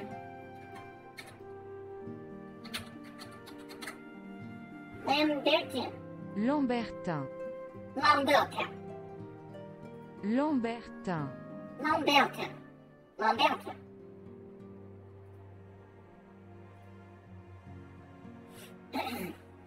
Let's see. Professor Lambertin has published a thorough study on corrupted crystals and their properties. I highly recommend you procure yourself a copy of his work. Hey, you know, we helped him get that study going along. Him and his overly verbose students. I must confess, the relationship between those crystal formations and the destruction of the Ascians quite escapes me. Well, you're just a warrior, dude. All done with your talk of dragons? Wonderful, because the Ascians are next on the menu. Let's head to the Solar, shall we? Sure, yeah, let's go ahead and keep wasting our time here.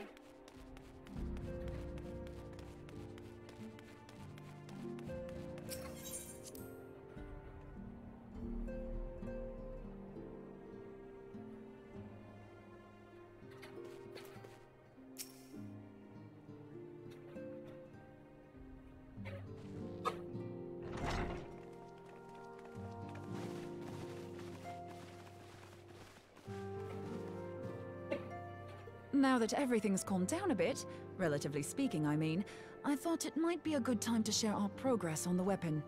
Okay. I believe we're on the verge of a breakthrough. Okay. Well, don't keep us all in suspense. Yeah. Tell us what it's all about.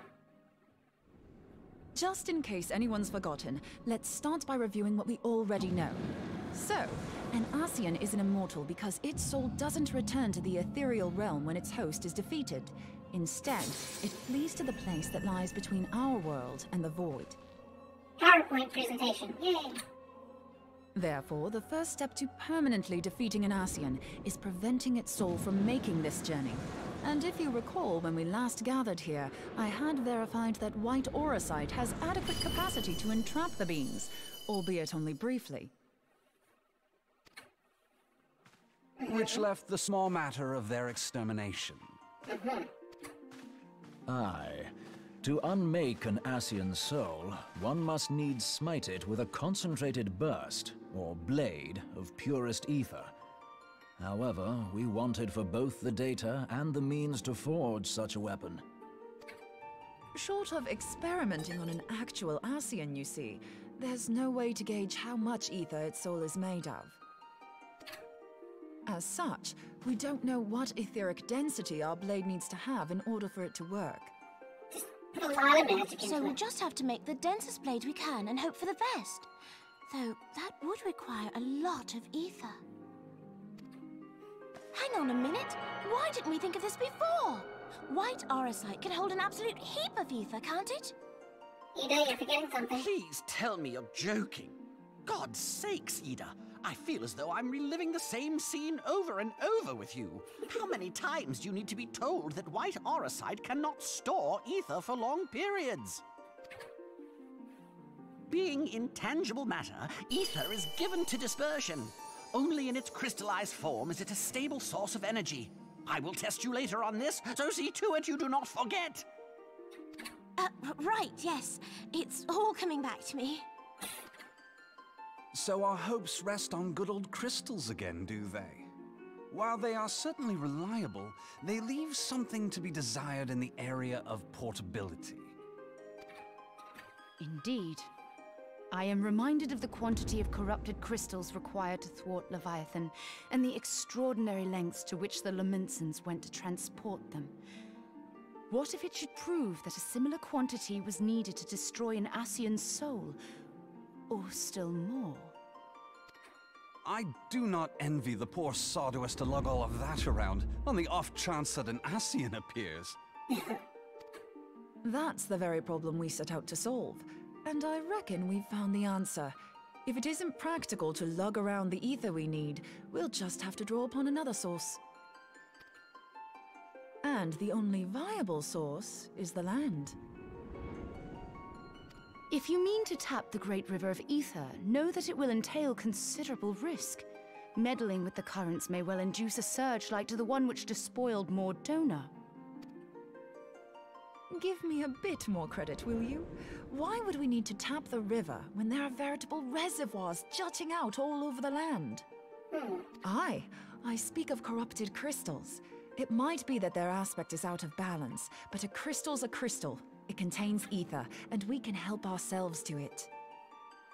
While corrupted crystals are indeed abundant, there is no guarantee that they will be in close proximity at a crucial moment. But what if we don't need them to be? What if we could tap their power from afar? A Malm away, say? If we could do that, we'd have ready access to ether aplenty in almost every corner of Eorzea. We're getting Wi-Fi. That's what's happening. Ether Wi-Fi.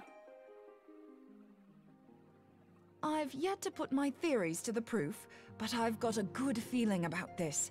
If no one has any objections, I'd like to see where this avenue leads. If you think it's worth your while, you have my blessing. But tell us, what are your theories? I, for one, am most eager to understand the process, however vaguely. I thought you might say that, but no one wants to listen to boring old theories all day, do they? I know I don't. So with your permission, I'd like to try something a bit more hands-on. I've already built an etheric siphon especially for this purpose, and I've been meaning to try it out. Thing is, the profusion of corrupted crystals in Mordona makes it something of a high-risk testing ground. If anything goes awry with the siphon, it would be better if it didn't happen within spitting distance of quite so much ether. Ideally, I need an isolated specimen. Does anyone know where I can find one? May I suggest northern Thanalan? There you will find corrupted crystals of middling size, standing a reasonable distance apart. Ideal for your needs, I should have thought. Oh, and if you do elect to visit the place, I should be much obliged if you would assist me in another matter while you are in the area. I feel like he's been standing right behind that door waiting for the precise moment to walk in. He's literally just like, now's my time. Now's my time to step in all dramatically. Has something happened? Movement has been observed at Castrum Meridianum. During Operation Archon, the Alliance dealt the stronghold a heavy blow. Its facilities were extensively damaged, and its garrison reduced to a fraction of its former strength. Not long after our forces withdrew, however, their ranks were replenished by reinforcements from Castrum's sentry. They now seek to rebuild, and to this end they have their sights set upon the ceruleum processing plant. Having lost the Empire's support, the 14th Legion lacks the resources to sustain itself. To them, this is a bid for survival, and they will doubtless fight like desperate men. Though I have dispatched the Crystal Braves, I fear their strength alone may not suffice to stay the Imperial assault. I would request the Scion's aid in the defensive effort. If I didn't know better, I'd say you were trying to inveigle us into fighting your battle with the promise of shiny crystals. Well then, consider me inveigled. I won't lie, the crystals you speak of sound perfect, so the Garleans have to go. Besides, we can't afford to beat about the bush. There's no telling when the Arsians will next appear. Thine eagerness to hurl thyself into the jaws of danger cometh as little surprise. Exercise due caution, I prithee. Though you have become a crystal brave, you are yet a scion, Alphino. We could hardly refuse you. Pray, join the Crystal Braves and lend them your support. Thancred and Papalimo shall accompany you.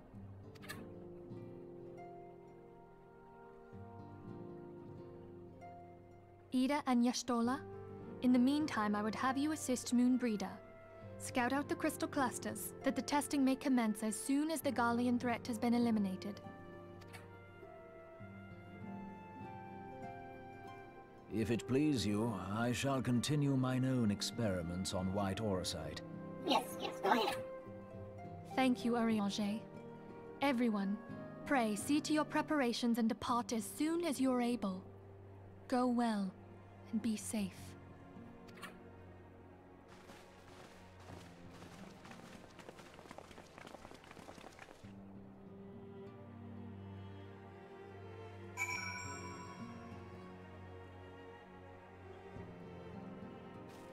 Alright. We gotta still talk to Alphino. He's probably gonna say exactly the same things that everyone already mentioned. Probably not gonna give anything new, no good information.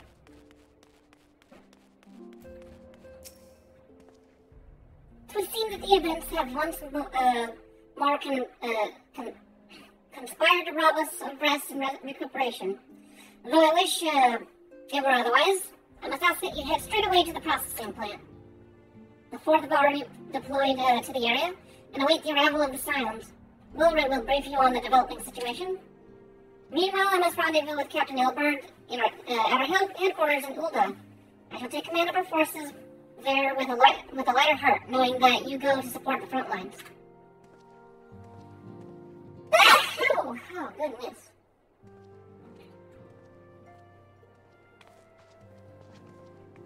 Your duties take you to the Northern Thanalan, do they? Well, yes, they do. We too must say our farewells to the Rising Stones for a time. Fleming travels to Ulda, and we shall serve as her escort. At my daughter's behest, I go to contact certain old acquaintances in the Gilded City. We are beset on all sides by civil unrest and imperial machinations, threatened by primals and troubled by dragons. We need all the allies we can muster. Many of my friends hold positions of power, you see. It is my hope that they can be convinced to aid the Scion's cause. Even past events have taught us if past events have taught us anything, then we know Eorzea must present a united front, or we shall fall. Everyone keeps saying the same thing. How extraordinary my little Acilia is involved in such far-reaching affairs. I'm proud that I might now stand at her side not only as a mother, but also as a colleague. A colleague with influential connections. But I fear that Ulda has become a place of danger even for one so familiar with her streets. I will betide the black guard that so much as glares in your direction, lady.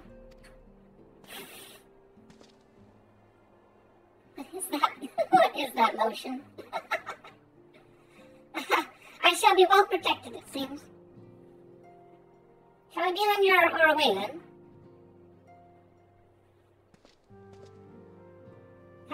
Woo. Yeah, still don't, dude. Like, no problem. In that little spar. I'm sure hope you got stronger since then.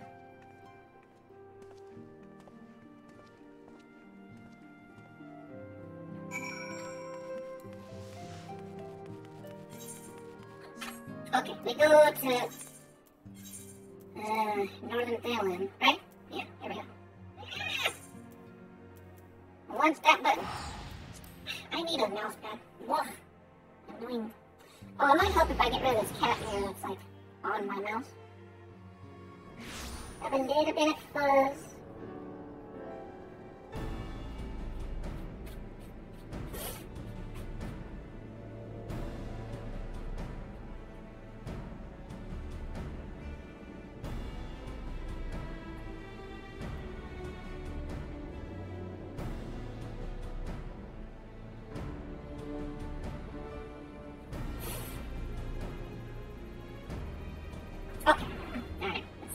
all in order.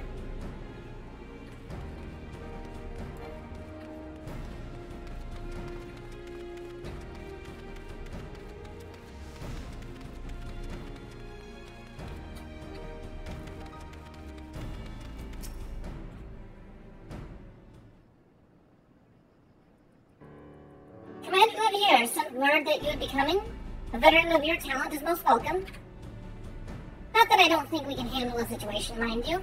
I've learned a trick or two since the disaster in Lithium-Algia. We've also earned some scars, it looks like. But returning to the task at hand. The Flames reconnaissance scouts have reported Imperial soldiers assembling at Raubon's Push. Such a force is likely interested in only one thing: getting their hands on the resources found here at the processing plant. The Guardians could be marching on us at any time. Pray speak with Lieutenant Edelstein that we might coordinate our counter-strategy. In the meantime, I'll inform the others that you have arrived. No doubt it will be welcome tidings.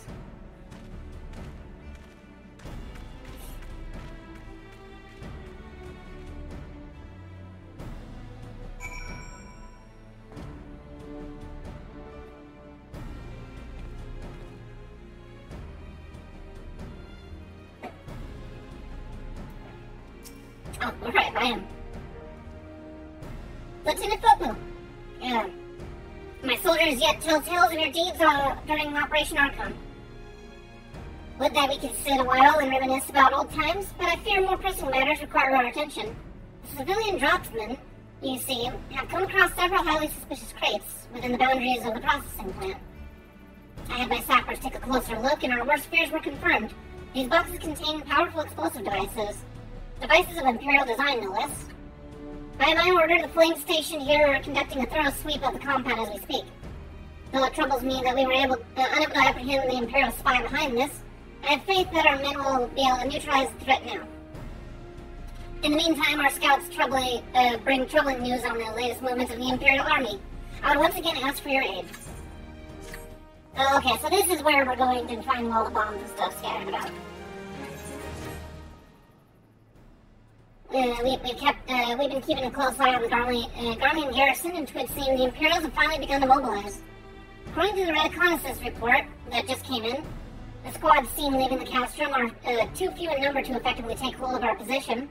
They will likely mount a swift assault and focus on the acquisition of resources. I have, of course, also shared this report with the Crystal Braves. They've decided to take the field to meet this assault head-on. I have appraised your fellow Cylons of the situation, and I'm heartened to know that they will be joining the effort. Pray report to Lieutenant Alien, and lend your much welcome strength to the counteroffensive. Okay, I go speak to a lady. There's everyone else here. What is this extra dialogue? What's this? Why are we doing this? Have you seen Moen? Swing her axe, swipe, slice, cleave. There's really no stopping her. Now that's an impressive piece of steel. Oh, Stoll is impressed, huh? Yeah, that axe does look kind of cool. Isn't it a beauty? A lady merchant in Revenant Soul simply gave it to me. Said she was investing in the future or some such. Even the women are simping for Moonbreeda. Considering the weapon she wields, I don't believe the lady is in need of additional protection. Be it a squad of soldiers and some Magitech monstrosity, I shall allow no foe to harm the lovely Moonbreeda. And everyone's simping for her. Right then, time to see if all this training has paid off, or I'll go guide my blade.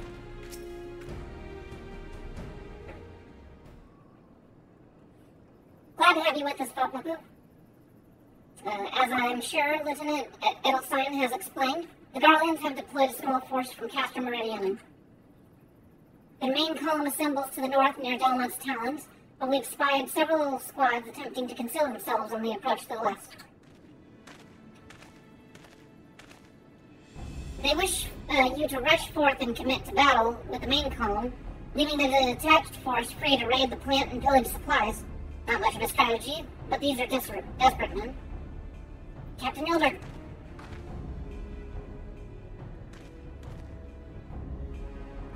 Greetings, Scion.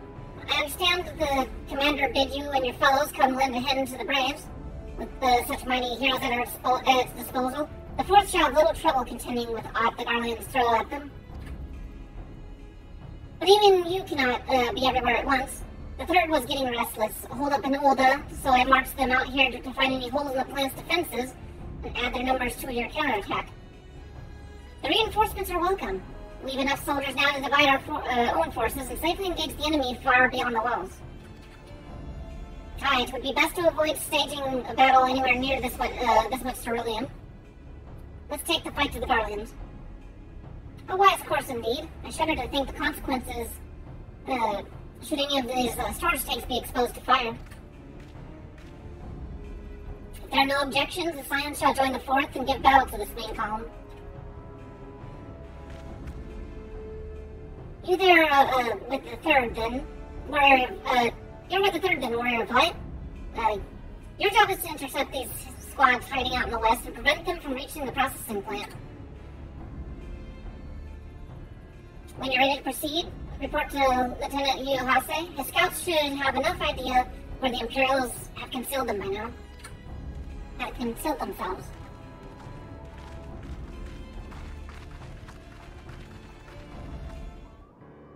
Okay, I'm gonna flop backwards and relax my back for a second. I'll be right back. Look.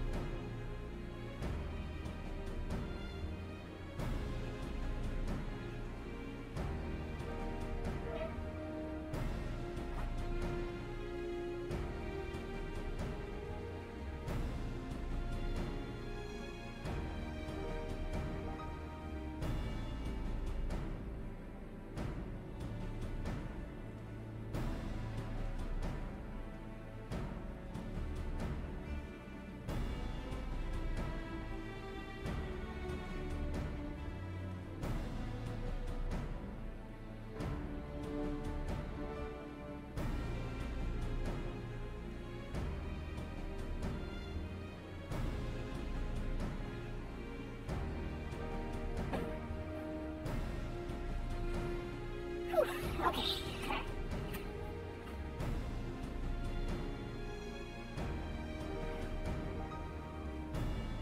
Hey, Fox, how you doing? That's what kitty boy. You wanna say hi? Do you wanna say hi to the mic?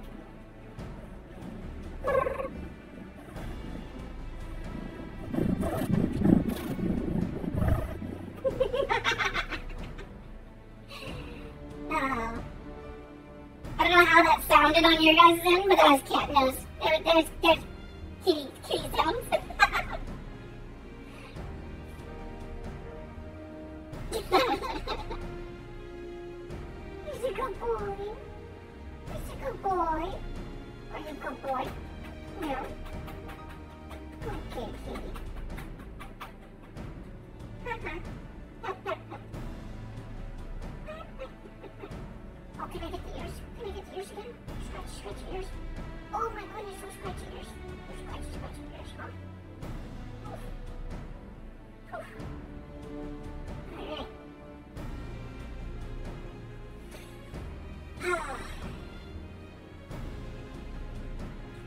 You get the cat ara.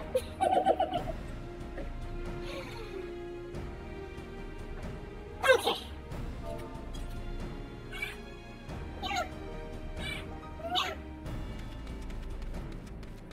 I wish there was a way for me to like actively turn off my little voice thing so you get like the unfiltered cat noise whenever he makes a meow. Just like a little flip switch. I need to stream hotbar or whatever. Or maybe I need to program one of my buttons on my expressions to do that. But yeah, anyways. A pleasure to be fighting at your side once more, Scion. Our operations invariably succeed when you're around. The victories are one to pave the road for greater coin. Now this detached force we've been sent to eliminate has split into two smaller squads, the better to conceal themselves within the terrain hereabouts. I imagine we'll need to split ourselves up as well to cover more ground and make sure we root out all the would-be raiders. And seeing as you're an army unto yourself, I've assigned you your own areas to scout, clean of enemy soldiers. This will be a simple search and destroy. We'll rendezvous back here when the task is done. Happy hunting, Scion.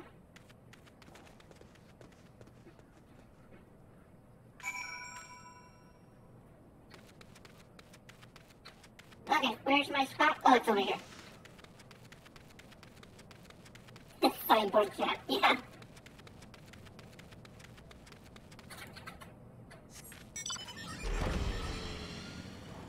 Oh, you're getting ready for Thanksgiving, huh?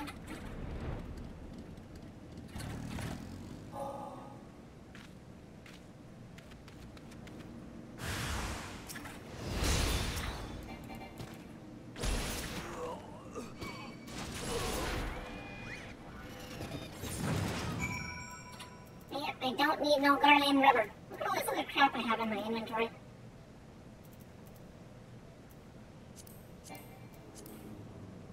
Oh, I've already got clouded darkness, okay.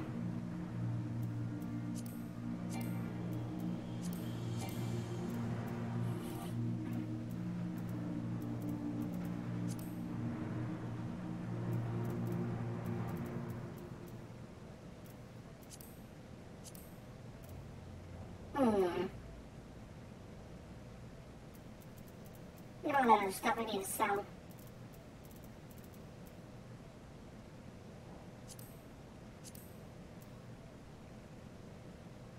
Yeah, I'll sell it at some point.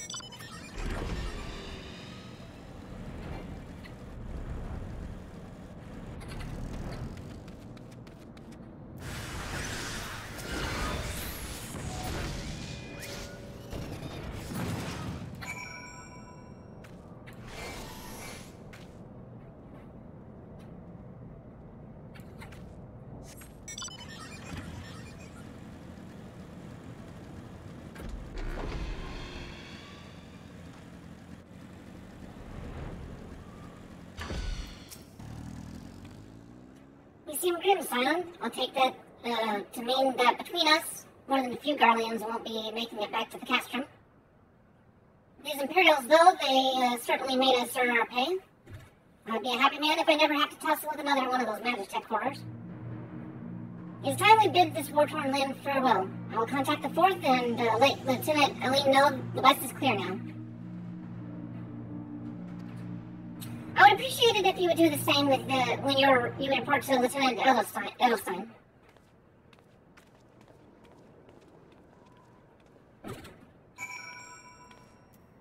Alright, let's go talk to that little guy.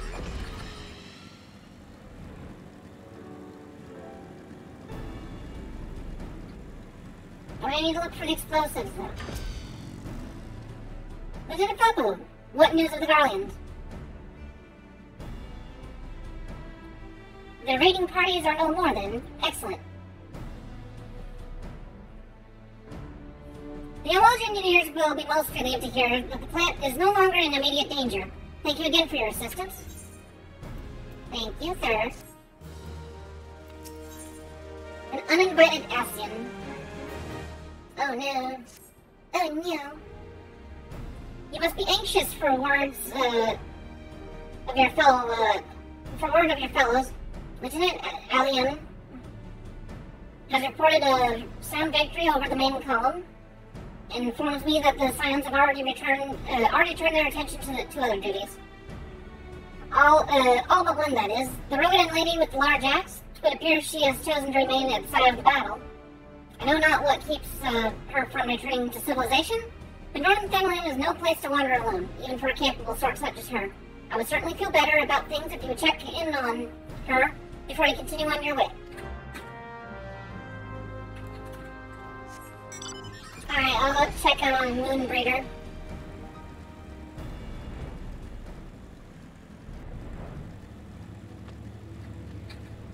I see what you're doing.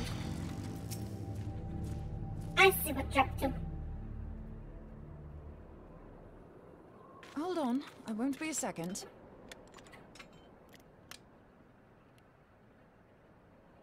The beast seemed peckish, so I gave it a taste of my axe. I know. As Urianger never tires of reminding me. An axe ill becometh the hand of a scholar. What can I say? I like axes. To hear my mother tell it, I came into this world holding one. And it's not as if it stopped me picking up a quill, is it? I often think of the man who introduced me to the joys of learning. He's one of the reasons I decided to come to Eorzea. Him and my excruciatingly stiff childhood friend. Considering how unalike we are, it's a wonder we ever got on. The world's a strange old place, isn't it? Aye, that ought to do it.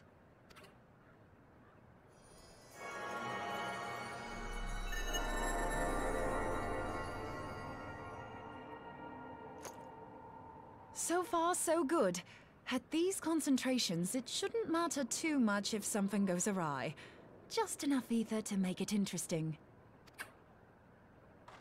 Did you see that? The way the crystal glowed? The siphon works, I'm happy to say. With a few refinements, it should satisfy our appetite for ether, which just leaves the small matter of forging our blade. I'm not sure how to go about it just yet, but I swear to find a way. I'll put a blade in your hands if it's the last thing I do.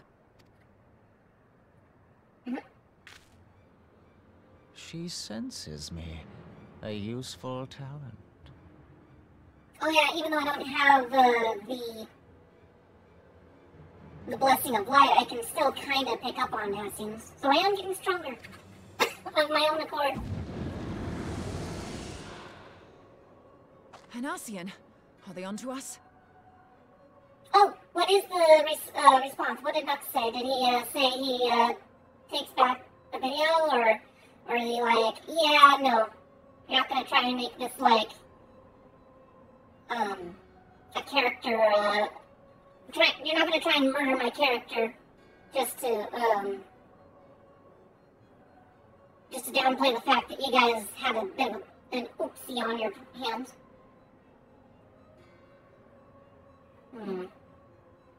Let me see, I'm gonna check my notifications too. Indeed, what the heck? Let's see here.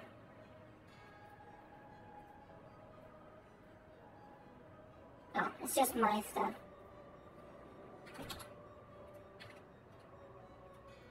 Next Taku. Oh, he's got a little tag, says he's busy.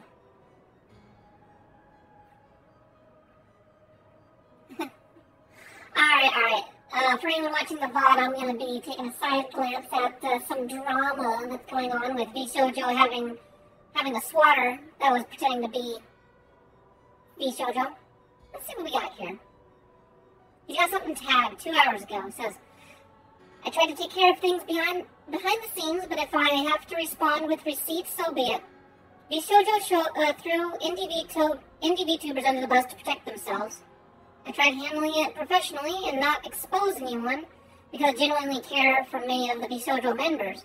I never ignored a DM quite, despite getting ghosted. Or I've never DM'd a DM despite getting ghosted. And I'll have to respond to this. Please reserve judgment if you can. No sending any hate to the girls because I'm not sure if they're fully aware of everything that went on.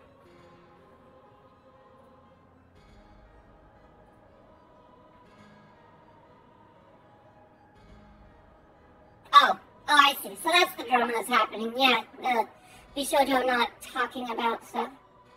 That said, I'll private the video for now.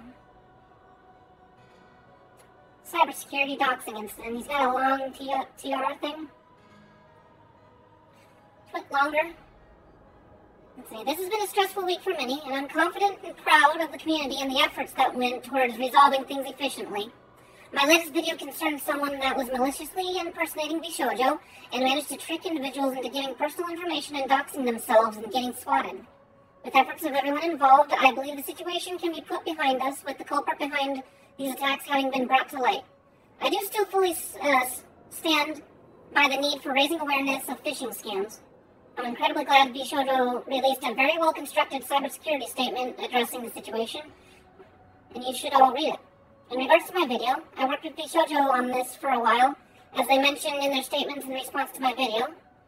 I did show them my video before posting it, and I was not requested to refrain from uploading. The rumors that I had posted it regardless of being asked not to are untrue. Ah, okay.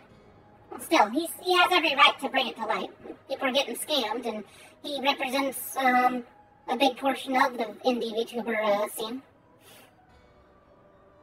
Let's see here. In fact, leading up to the event posting it, I was part of a 4-hour conversation with the Chief of Cybersecurity Officer overseen by an executive of Bishoujo and one of the members of the group. I sincerely apologize if my actions have caused any undue stress to anyone. It was not my intention. I was only hoping to contribute to keep the community safe. We got the twit-tards that basically just threw a bunch of hate at him. The Twitter-tards, yeah. I don't even know what more to call them.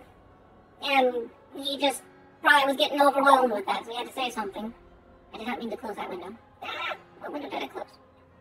No, I didn't. Okay, I didn't close that window. Good.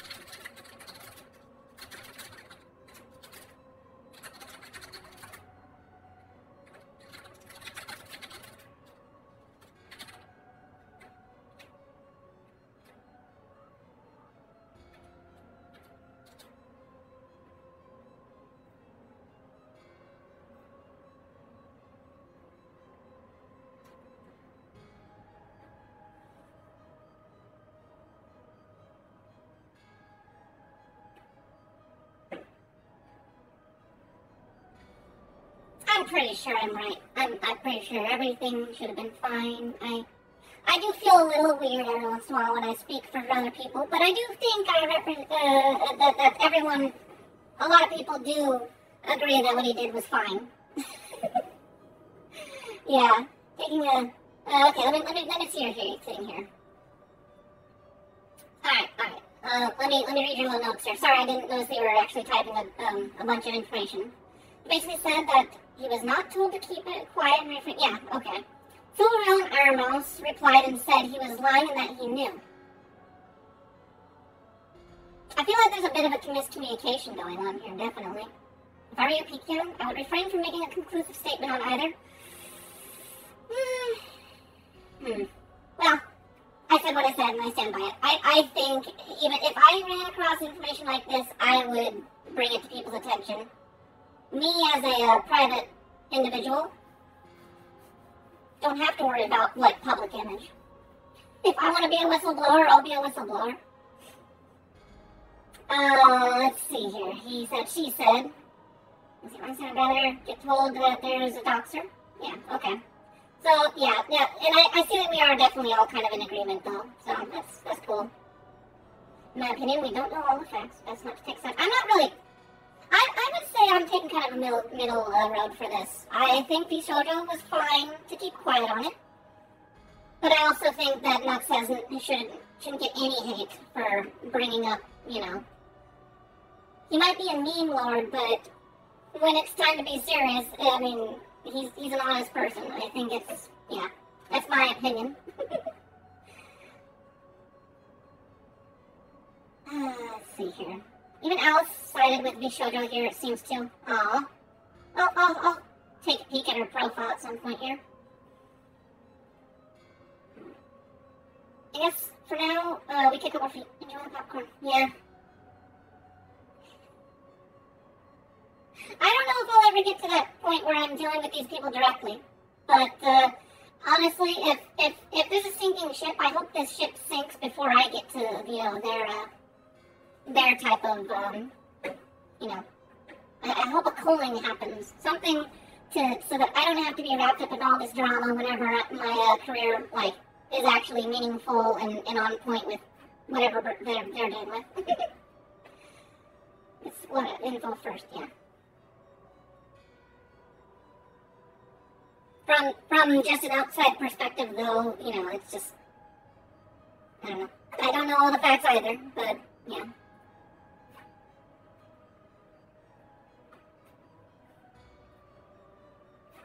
Sometimes I do wonder, though. I've got so many followers on Twitter, and then I make, like, a post that's not necessarily about, like, you know, how much people want to rub my horns or some sort of other lewd content. Just like, okay, alright, whatever.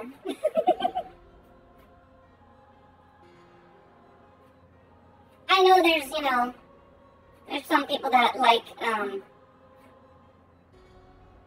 fall in everything I talk about. But occasionally it does get a little like, this is, I don't know.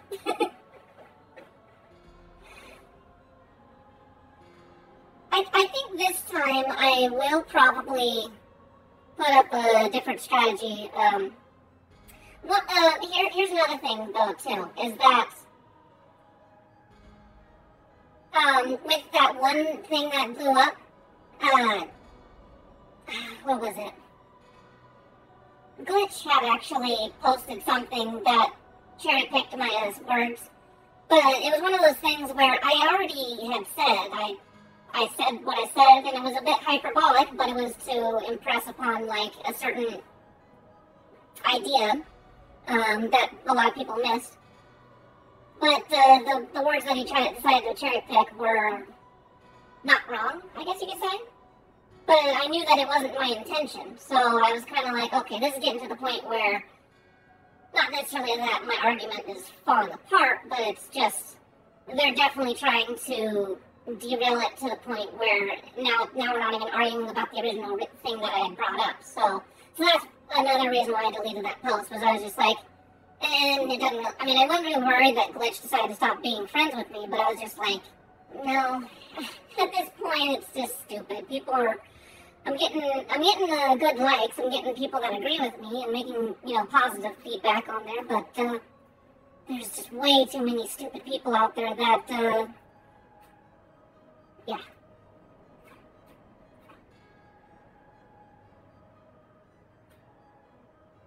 Watch, though. If this does get out, if this does get to, like, the haters and stuff. They're gonna be like, "You're not speaking for me. You're not. He's not a large representative. He's a big voice. And if you don't agree with him, that's fine. But from a case-by-case standpoint, I imagine that a lot of people probably appreciate what he did. So yeah. Yeah, hey, Yoimi, you got gifted sub. Zil was, or who was it? Was it Zil? No, was it Troll?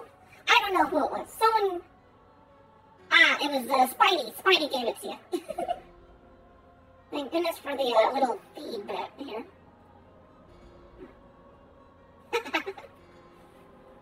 Well, I'm glad you're here again. But yeah, no, for anyone watching the VOD, that was, I think that's about all we really wanted to address. It is just a kind of a shit show, so definitely break out the popcorn. I personally, though, for my final words on that is, am grateful that someone is at least, bringing consequence to these people that do that sort of thing. I don't know anyone else, honestly. Who else would actually have gone after this kid? He would still be, even if it wasn't VTubers, he'd be going after someone else and trying to swap someone else. These idiots need to be, when they're exposed, need to be taken down and shown as an example so that other would-be, swatters can at least, there's more piling up that will be like, hey, if you try to do that, you're gonna have actual police knocking on your door. So, yeah, no, it is dumb that we have to deal with that as online entertainers.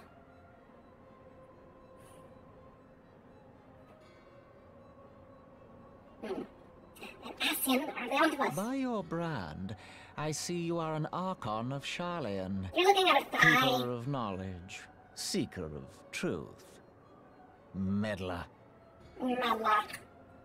I don't know what the hell's you're saying, but I don't much like your tone.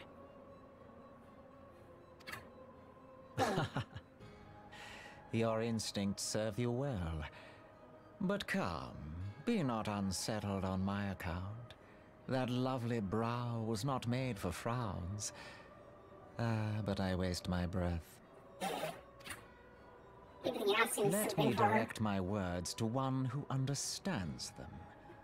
We meet at last, warrior of light.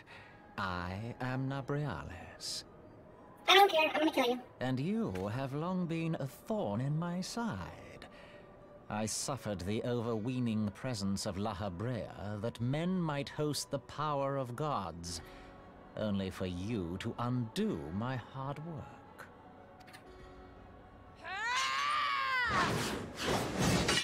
Oh, bugger. Do settle down. You must concede that I acted in self-defense. Is that really what you guys are doing? You're gonna be just gaslighting all of my friends, and then you're gonna be like, I acted in self-defense. But what's this? I do not sense the blessing of light. Oh dear. Could it be that frail Hydaelyn has forgotten her champion? This I did not foresee. So, up until this point, you decided to get closest to the thing that would cause you ouchies? Shorn of light as you are no longer a threat. And better yet, the seal is broken. Now is the time to claim the staff. With it in my grasp, I shall rise above them all and take my place at Lord Zodiac's right hand.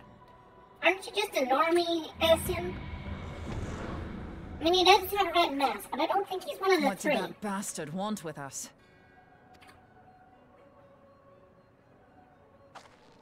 Nabriales, he calls himself. With charm like that, I'll bet he has maidens falling at his feet. Unconscious. But this staff, you say just talking about it had the bastard grinning like a brat on his name day. Must be quite a staff. You come from Sharlayan. Why do you not know about Tipsamati? Oh, gods. He means Tupsimati, Master Louis Soir's staff. Yeah, no, he just said that. Minfilia's in danger. We have to get back to the Rising Stones. I'm pretty sure he said Tupsimati. Was she just like her ears turned off while she was trying to strike at him with her axe? If I'm right, the Ascian is after Tupsimati, then and the Ascian is after Tupsimati, then we best make all haste back to the Rising Stone. Minfilia must be warned. And yeah.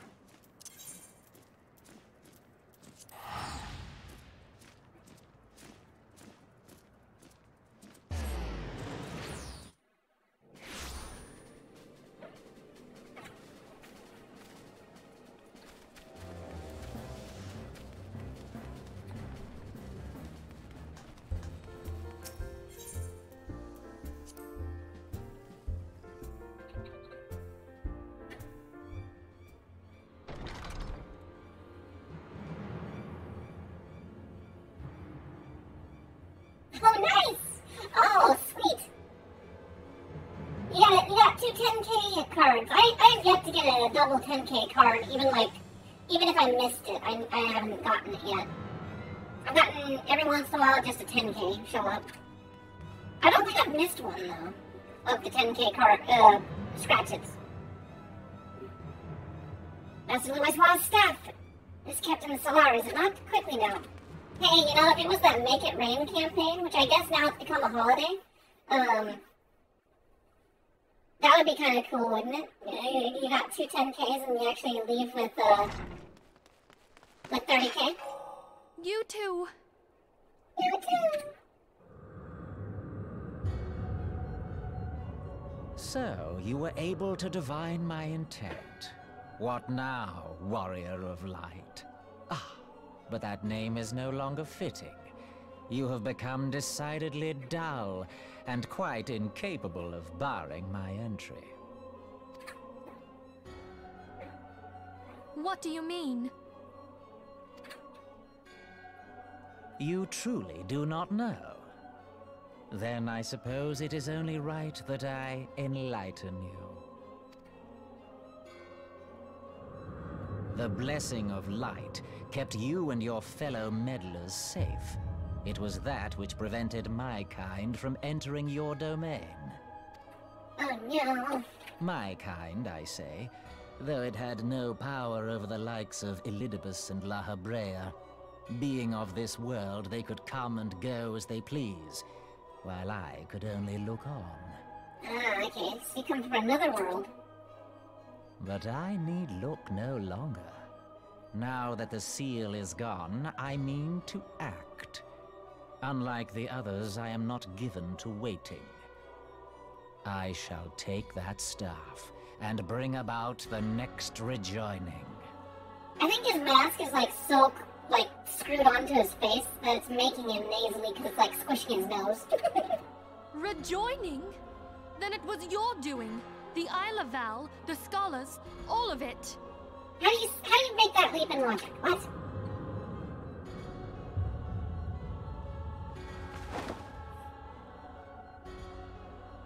You will not harm her! It didn't help last time. Oof. Ow. Ow. Moonbreeder!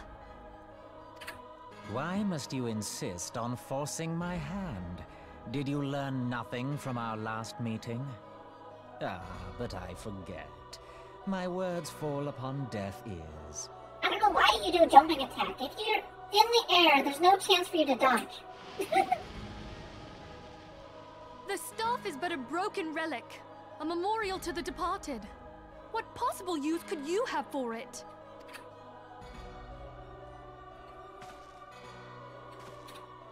What use? You mean to say that all this time you kept the key, never knowing what it was you possessed? The staff Tupsimati, or rather the stone tablet it bears, is host to a great power. It looks kind of broken. Looks like it doesn't have Together much with left. the horn, it can be used to draw vast quantities of ether from its bearer's surroundings. How else do you think Louis Soir was able to invoke the power of the 12 without making them an offering of crystals? Summoning requires not only prayer, but a profusion of ether. Even a child knows that. If I did not know before, you may be certain I do now. But above all, I know that we cannot allow this staff to fall into your hands. I will die before I let you take it. Hey, at least he'll regret it if he decides to do that stupid, like, licking his lips thing that villains do. They're like, do one attempt and then his tongue's immediately sliced on that mask. Insufferable woman. I would happily end your miserable life here and now. Alas, Elidibus would never let me hear the end of it. Hey, Spidey! Very well. If you will not part with the staff, I will take you too. Oh dear, damsel in distress moment.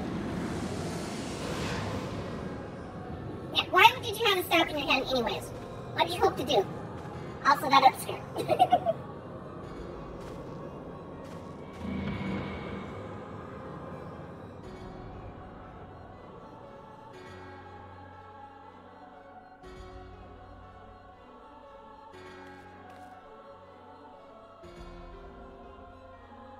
After them! Quickly! Before the rift closes! Oh no!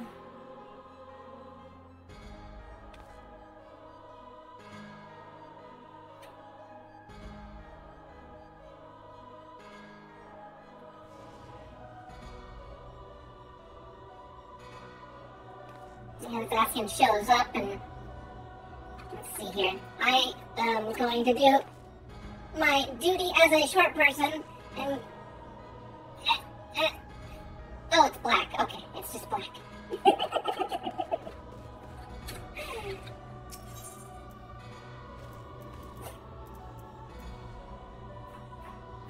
Alright, clear selection. We're unsynced, and what do we got here?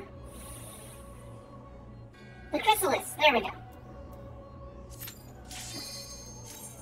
Come in. Watch me kick his butt in like 2 seconds.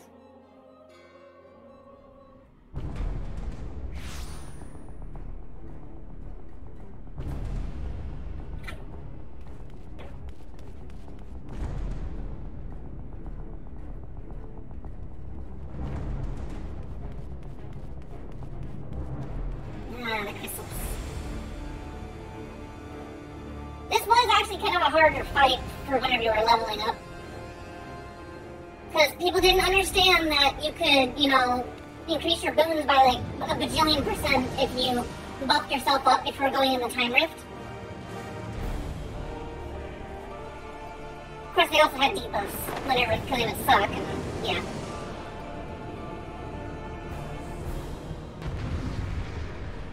Alright, umbrellas with your Final Fantasy 12 sigil on your mask.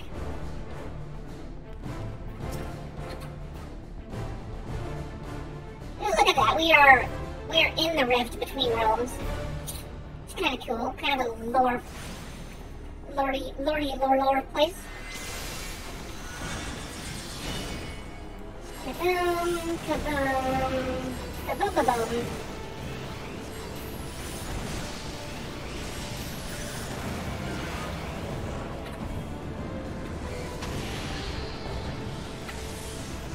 Oh, did I let it drop off? I did, didn't I? Damn it. Ouch. Ouch. Ouch. Ouch. Ouch. Ouch. Ouch. Ow. Ow. Ow. Ow. Ow. Oh, come on, I walked through that stuff. Are you kidding me? I wonder if I'll be able to survive this, because there's a lot of it going through. Is he gonna blow me up? Is he gonna chunk my health? Come on, buddy. Oh, he's got 15. Oh no, 15 orbs. That was a decent hit. That was a decent hit. Fair play, fair play.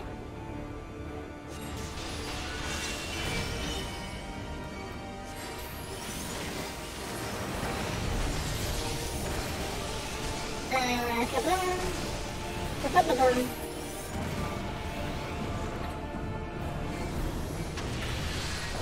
There's really no, He does still hurt a little bit. He hurts a little.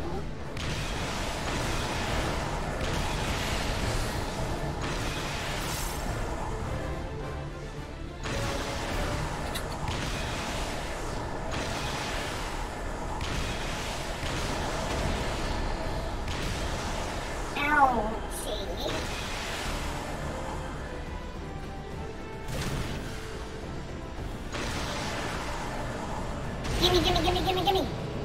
Oh, you dumb. Dang it.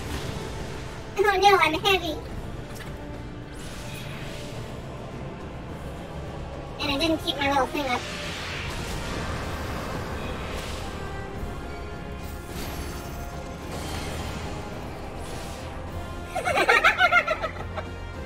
I actually killed him before he did his rift move.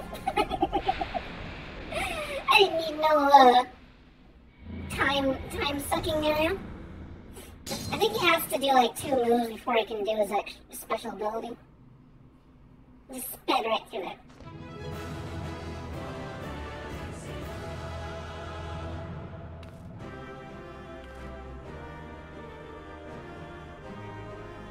I like Xenoblasting. I don't even have to have my buffs up and it's just like damage. Also, look at this. Ew, all these little seats of the Paragons.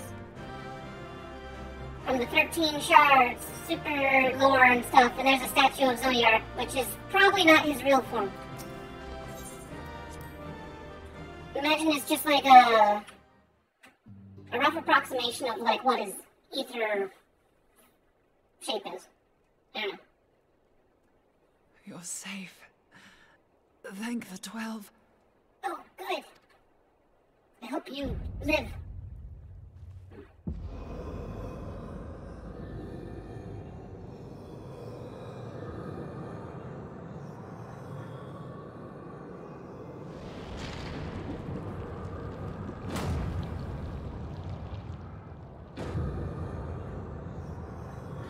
You may have bested me this day, but what of the next?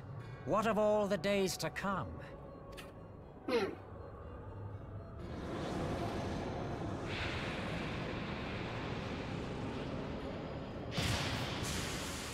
Remember, light no longer holds sway here. I may return whensoever I wish, again and again and again. Eventually, you will falter, and the staff will be mine. Until next time, Scions. Until next time, Gadget. Next time.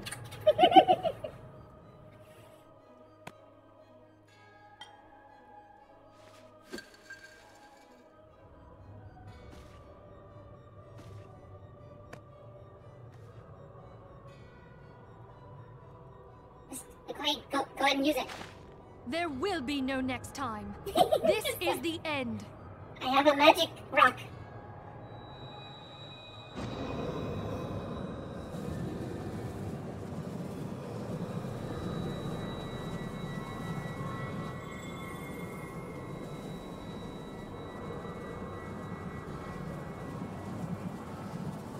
What? Yeah. What trickery is this? It's like, sure, he could have teleported at any point. Cannot! No!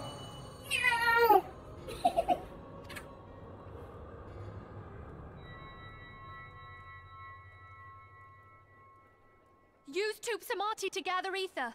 Quickly, before he breaks free. Okay, I'll do it.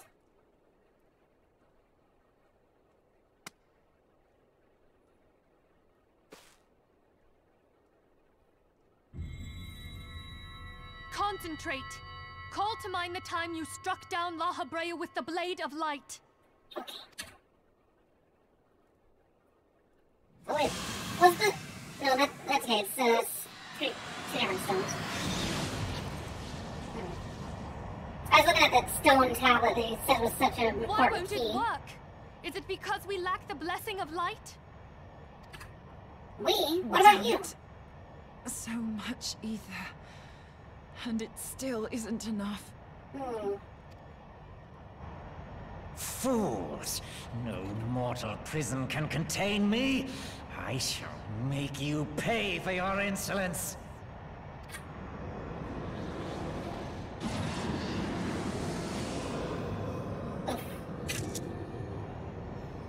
Please, Mother Heidelin, hearken to our plea. Lend us your divine light. Not happen. Why can you not hear us? Do our words no longer reach you? About that. If only we had a bit more ether.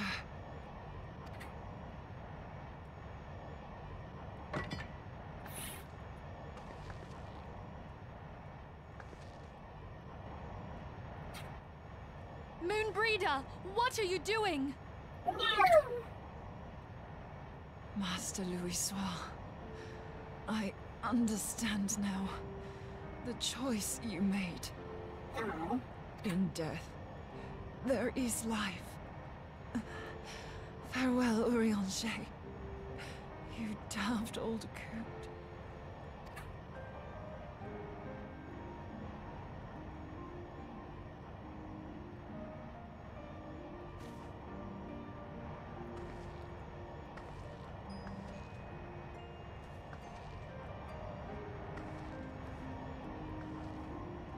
Moonbreeder, no!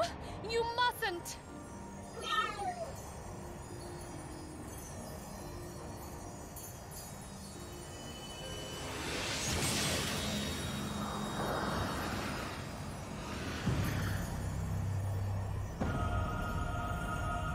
What? No! It cannot end! Wouldn't that suck if it was still one up? I am eternal! I am immortal! And that guy really wanted to earn his pay. Those lines.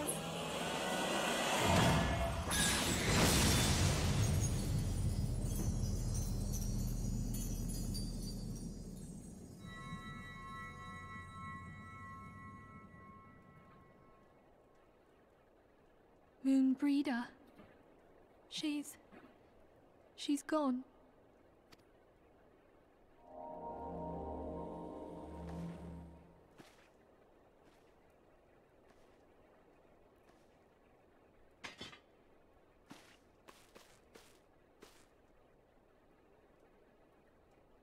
You did it, my friend.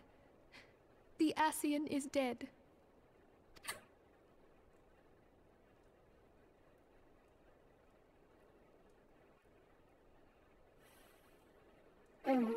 This device is a legacy of Moonbreeder's toils and sacrifice. I shall hold on to it for safekeeping.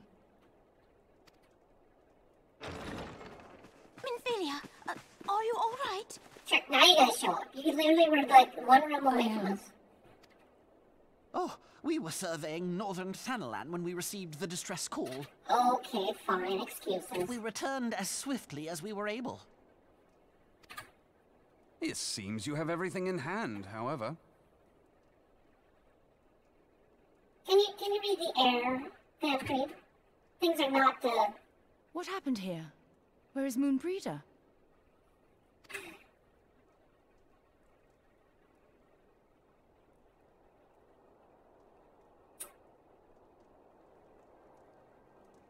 She gave her life to temper the Blade of Light. I have no words. Rather than await the inevitable, she took her fate into her own hands. Does Urianger know? Not yet. Maybe he heard.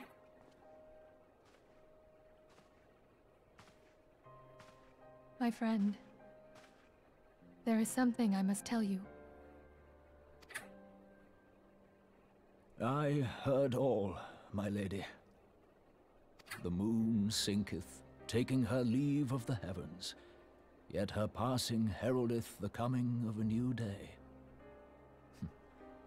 Moonbreeder hath fulfilled her destiny, hath she not?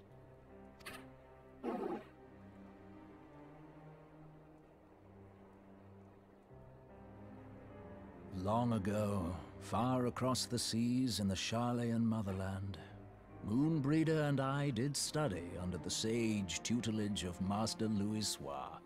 Oh, Louis Soir was a sage. Full oft did he impress upon us that knowledge existeth to serve the greater good. This sentiment, however, was contrary to the nation's policy of neutrality, which censured intercedence in the affairs of foreign lands. In spite of vehement opposition, he founded the Circle of Knowing, and journeyed hitherto the heart of Eorzea. Through his noble sacrifice, was the realm spared its doom. Also, the name of this song is called Forever Lost, so it's kind of appropriate, sort of, for the scene. This soul, whom all should rightly have honored, was branded a pariah in his own land. His peers did accuse him of forsaking his duty as a man of learning, and of meddling in the course of history.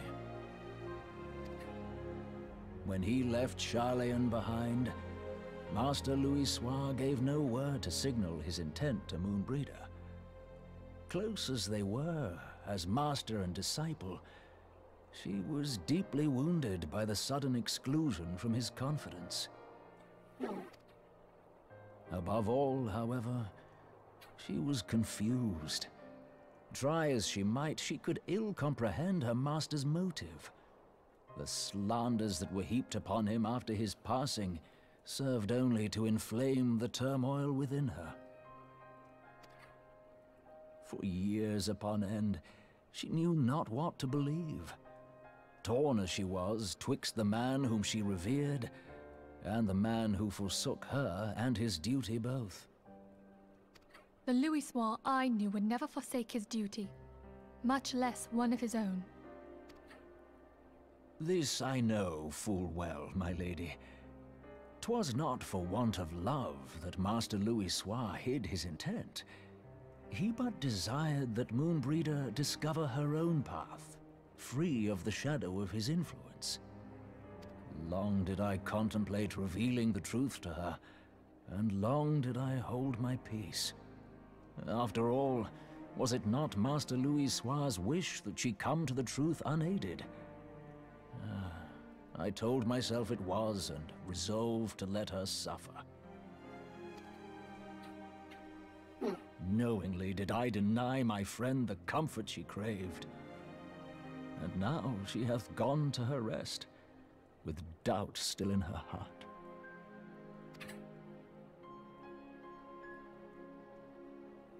Speakest thou in earnest?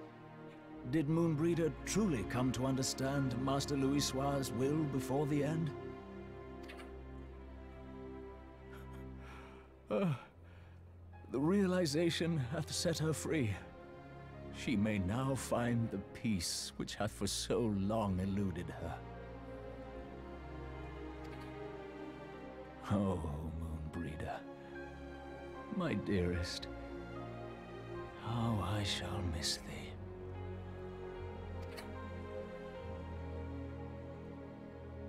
Moonbreeder gave her life that we might possess the means to defeat the Ascians. Her sacrifice must not be in vain. Let us continue her work on the Blade of Ether and see it to completion. My lady, I would mourn Moonbreeder in mine own way.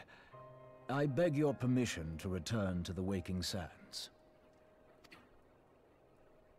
Of course, my friend. Take all the time you require. We shall be here should you have need of us.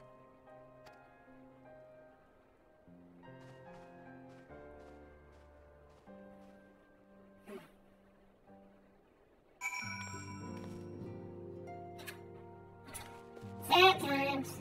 Yeah, sad. Of course, Ophelia has to pipe up and ruin the mood. She was counting on the theory that Soul's ether burns brightest at the moment of its passing. Scholar until the very end. Yeah. Oh, Mom. I wish you, I miss you so much already. Would we have arrived a few moments sooner? Just a few moments. Stop blaming yourself, then, Creed. Our list of grievances against the Alcians was always already overlong. Must they continue to add to it? Don't worry, we'll get back at it.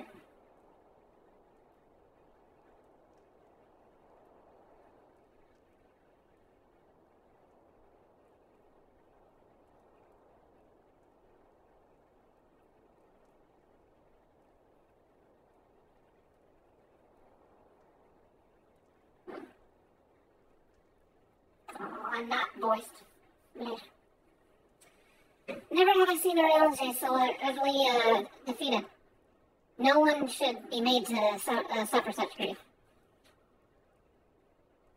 We shall gather the Charlene in the Charlene Manor to celebrate Moonbreeder's life and mourn her passing.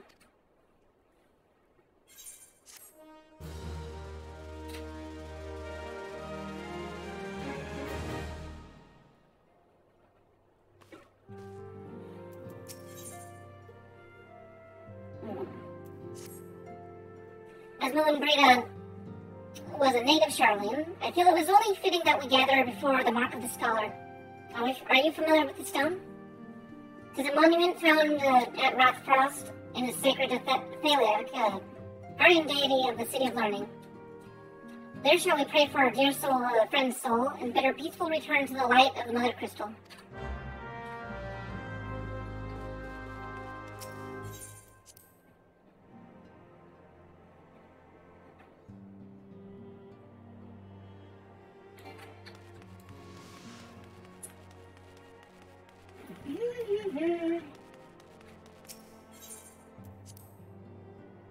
I don't think she was around long enough for me to really, get super sad, but listening to the story anyways, for a second, or maybe it's the third time I've seen it.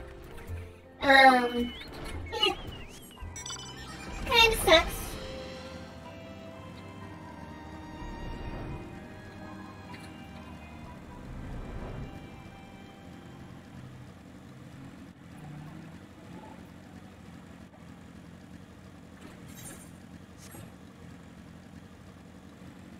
There's a tree out here, but its roots all exposed. Weird. Where is this place? Oh, it's not there. It's this tree right here. This guy.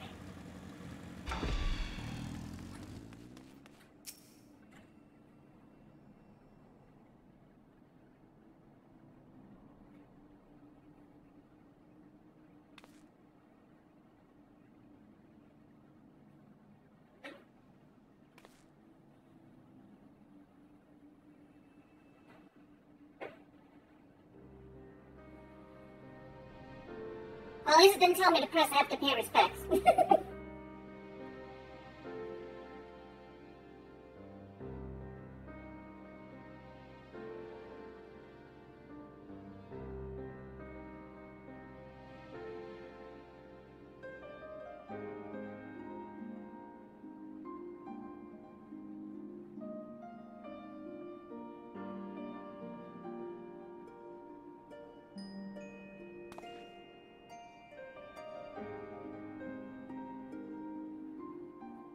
Forgive me, Moonbreeder.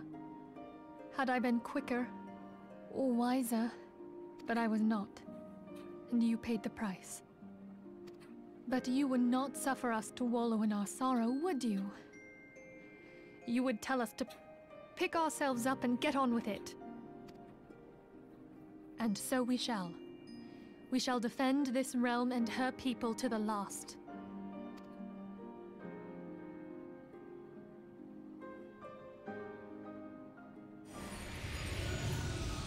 Oh, sure. Now you show up. Life for death. A fair exchange. Other bargains will be struck.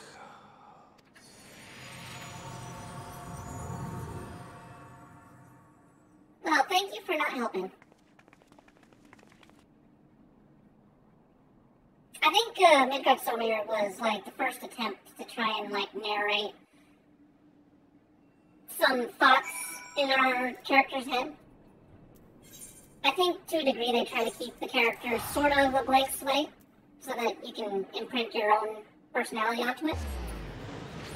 But some things,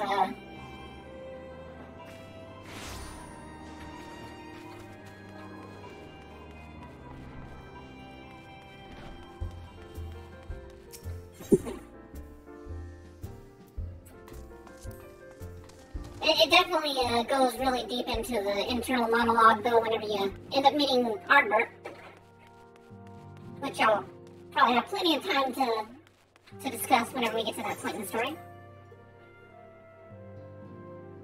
Alright, what kind of disaster have I started on Twitter?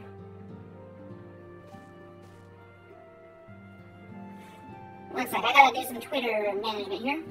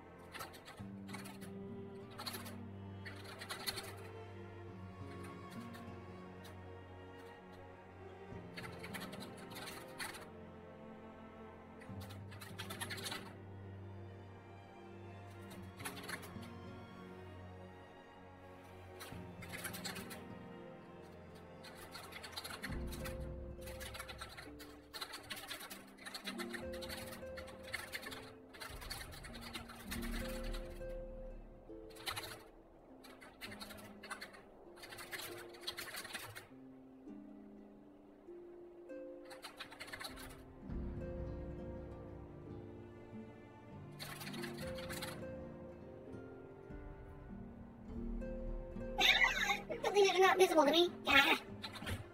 Okay. Let me refresh, because apparently not everything is up to date.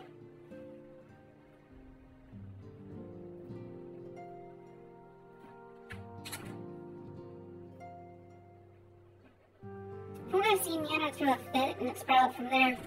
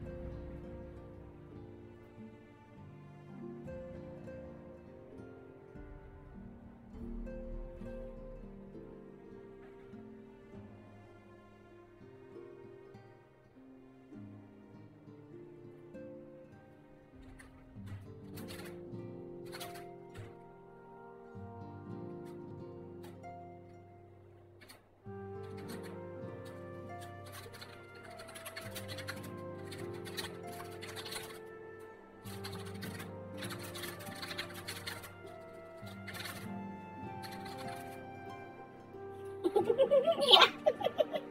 I am on. You're witnessing third party me going on my Twitter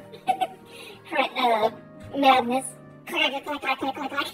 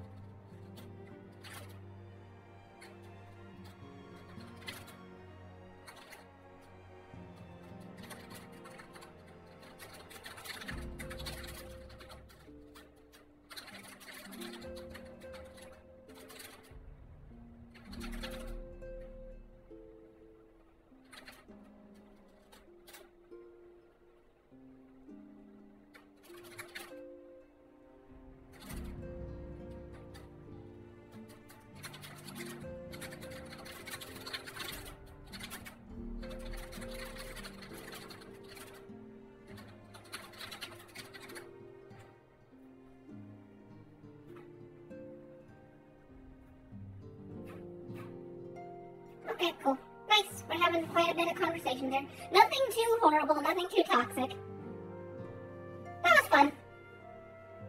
It sounds like most people are just like, you know, trying to protect their wife or anything like that.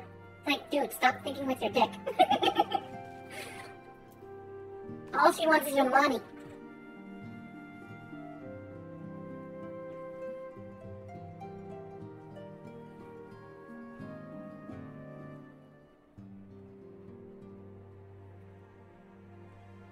Yeah, I think I'm prepared for it this time. I think the other reason I had an issue with that drama thing the last time I got, like, attacked by a bunch of people was, well, I was preparing to move and stuff, you know, it was kind of more of a non-priority deal.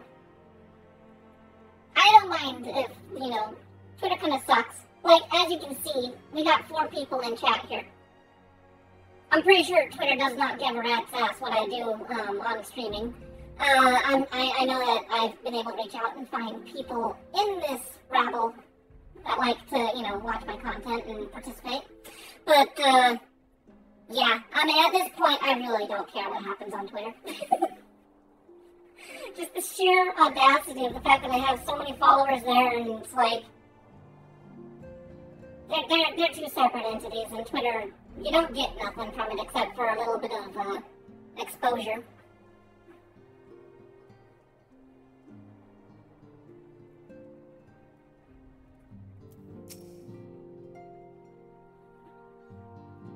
Yeah. But that's enough of that. Should be fine. Let's get back to the games. Know, though, that any drama that does happen on Twitter, it doesn't really affect my opinions and my fun I'm having on streaming. I actually never wanted to be on Twitter. The only reason I did, though, is because all the VTubers seem to hang out there. Let's see here. Alright. We have said our farewells. The pall of sadness has diminished, but little. Forgive me, as antecedent, 'tis my job to be the pillar of strength for all others to lean upon.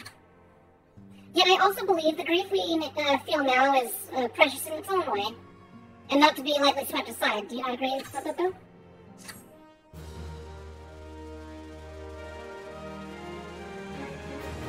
Yeah. And I used to be pretty embroiled in politics and stuff, so it is hard for me to, like, turn that off sometimes. I mean, I know that it invokes negative feelings and stuff, but at the same time, it is kind of addicting to try and, like, get your opinions and perspectives put, you know, put in people's faces. For the illusion that you think someone's listening to your opinion, but really it's just who can grill get someone. No worries, you didn't miss anything. While you were gone, I was, shooting off a bunch of Twitter posts and stuff, so, yeah. You came back just in time.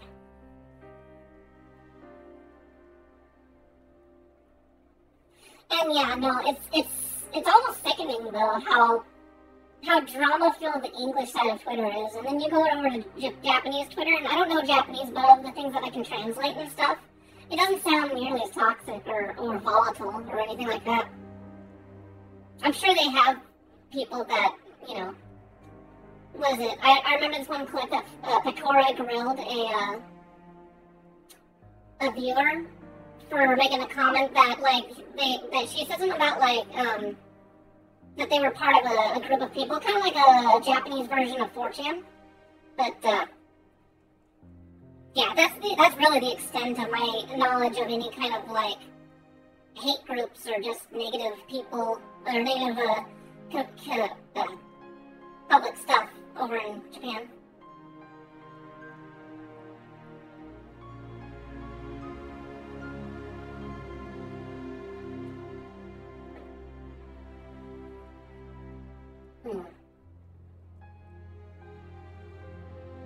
Oh no! Ah! So many cats! They want to knock everything down.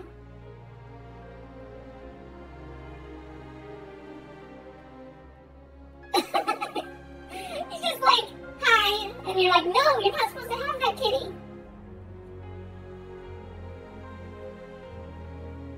Man. I do think, though, that technology hit especially consumerist America, a little too soon, and we were not ready for it, and it's affected everything. It's silly. Anyways, back to game. Let's have fun.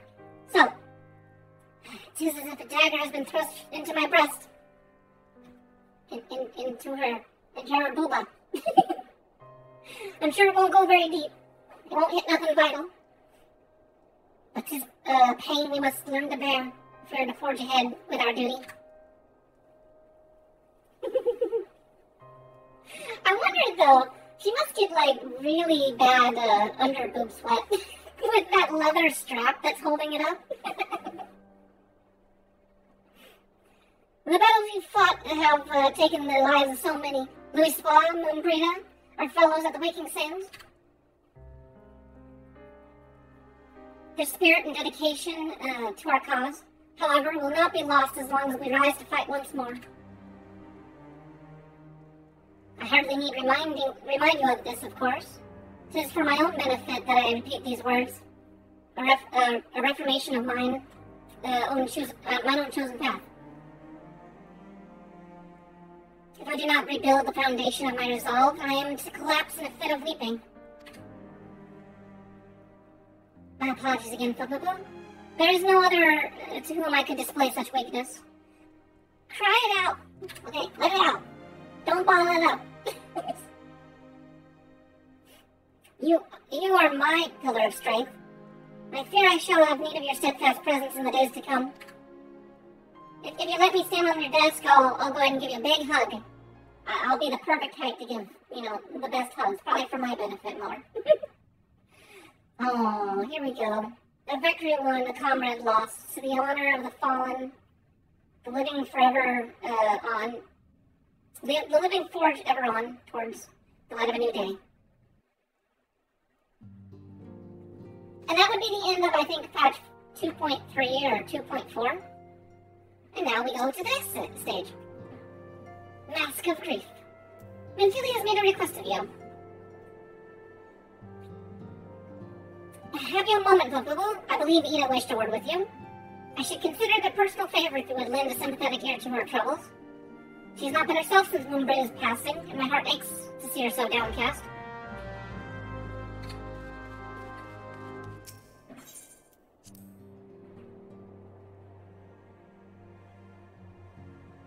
No, I shall not check Twitter. No, I'm not going to check it.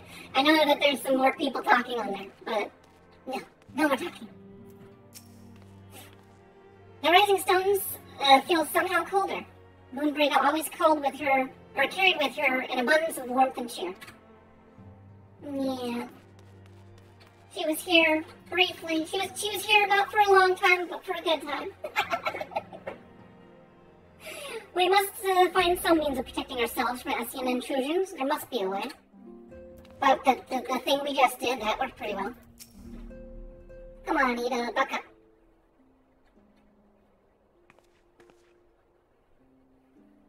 Hey, it's Fopopo, great!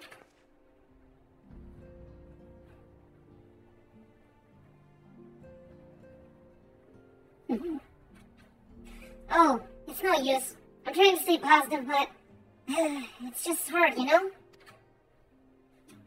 thing is, I know Moen would tell me off if she saw me moping around like this. Which is why I decided to cheer myself up by getting her a special flower. I placed an order for a moon daisy with Rowena a little while ago. It's ready to be picked up. The trouble is, I find Rowena a bit difficult at the best of times. Well, this isn't one of them. I know it's silly, but I just can't face it at the moment. So I was wondering, do you think you could maybe collect it for me? I have the coin to pay for the flower right here. Thank you so much. I'll be waiting for you, and the daisy, at Ryfrost. Okay, alright.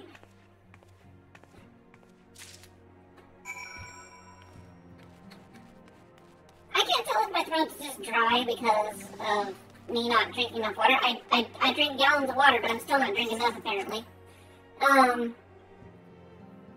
Or if I actually caught, like, a little bug. But I know I moved to a new area, and I'm bound to get, like, a minor cold or something, just because new area, new potential. Heaven forbid it be COVID. That would put a put a wrench in my plans. I think I've mentioned this before, but I'm pretty sure back whenever the first wave hit and nobody knew it was COVID, like back at the end of 2019, I think I caught it then. Because I swear I'd never been so sick in my life at that point. I was pretty sick, and I thought it was just a flu or whatever. But I never threw up. I just felt utterly trashed. I didn't lose any like feeling of taste or nothing. I just did not want to leave my bed for a solid 2 weeks. What can I do for you today, adventurer?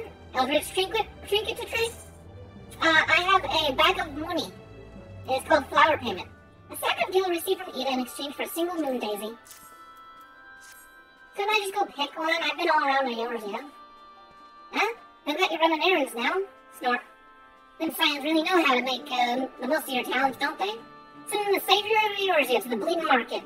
Fine Easter time, that is.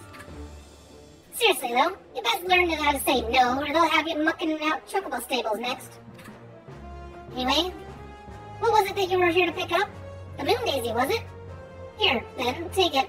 Until Ida lasts, I got a wide selection of headwear in stock if she decides to replace that dowdy old mask of hers. God knows she needs to. Yeah, I bet it's got full of all sorts of mask sweat and grime. So yeah, this used to be like the hub place, sort of to get all the good things from Rowena. But obviously everyone's past level 50, so we don't need that no more.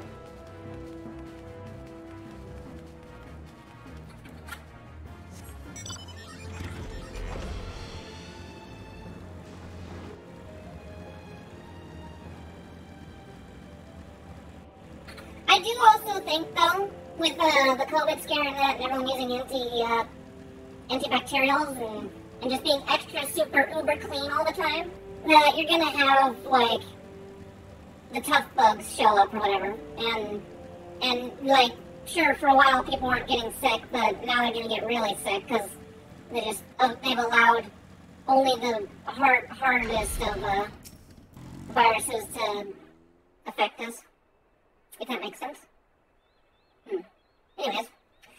Rowena can be so annoying. She would just not take no for an answer. Every time I visit her, she insists I replace my visor with something more fashionable. And when I tell her I like it just fine the way it is, she says again, and then again, and then again. It drives me crazy. What I mean to say is I really appreciate you doing this for me. So anyway, let's see it. Moon daisies are often hung to rafters, trees, and other elevated locations to represent the celestial body when performing holy rituals to the goddess Memphina during daylight hours. So it's like mistletoe. Memphina is the goddess of love. Brita loved these things, you know?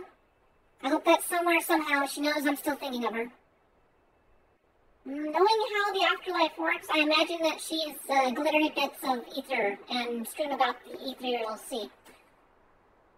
She's probably not thinking about much right now. I'll never forget you, Moon.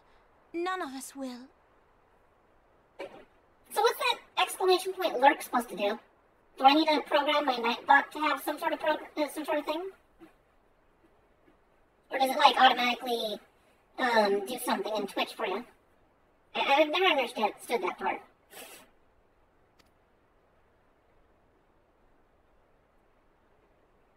Oh no, it really is blowing up. Although I am getting follows, so apparently it must be a good blow up. The song riseth to a crescendo.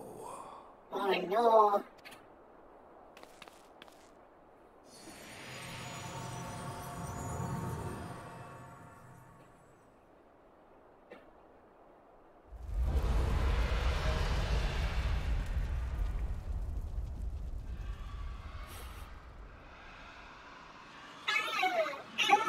Oh, the dragons!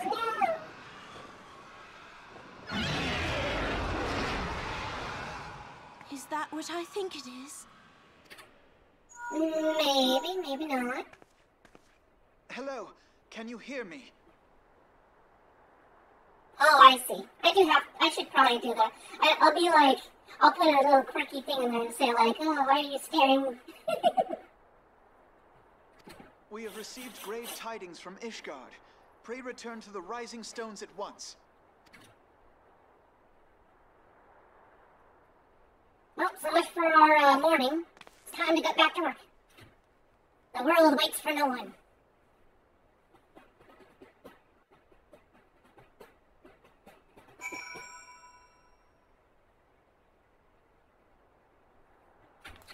I hope it's still staying relatively civil on Twitter, though. 'Cause I'm like, I think someone was also trying to be like, oh, they couldn't have said nothing, they're in the wrong, and I'm just like, I don't think no one's necessarily in the wrong or the right. I think it's one of those, like, someone must have read that thing there, but I actually made the little statement. I'm like, it's probably breaking down to a point of, like, the whole, is vigilantism right? So basically that's what Nux Talk did at this point. The police were handling something, and Nux was probably a little bit vigilante in trying to break the chain of command or whatever was going on. However you want to say it. Yeah. Doesn't apply here.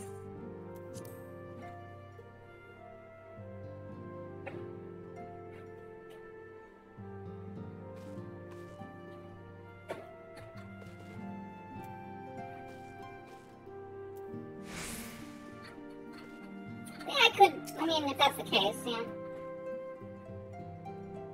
We shall press onwards as we have always done.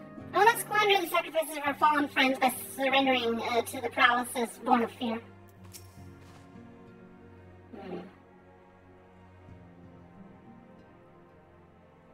My apologies for the interruption. I was deeply saddened to learn of Moan Breda's passing. Her loss will be sorely felt.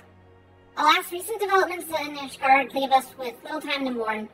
The envoy from Karthus will soon arrive, and you must hasten to hear her report.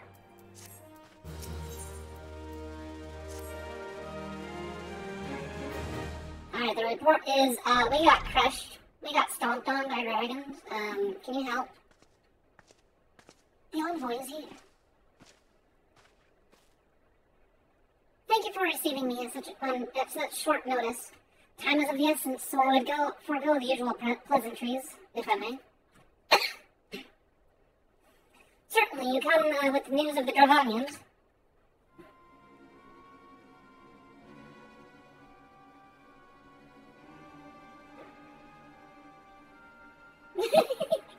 Yeah, pretty much.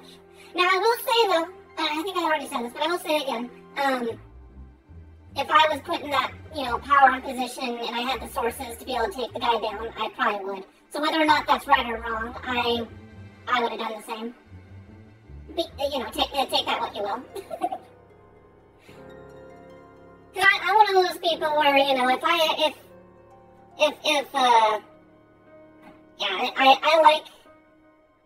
I like to do, my first instinct is to try and, do the right thing.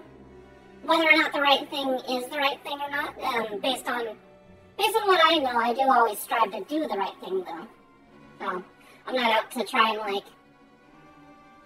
disparage people's reputations or say, someone can't do something. If there's bad stuff happening, then, and I have the ability to stop that bad thing, then I'll probably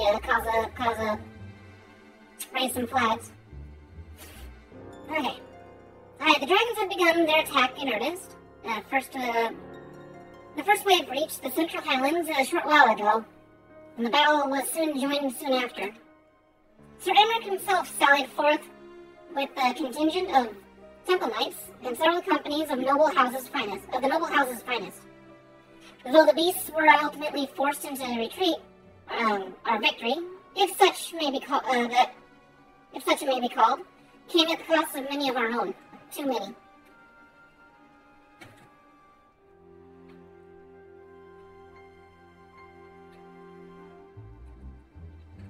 Yeah, that does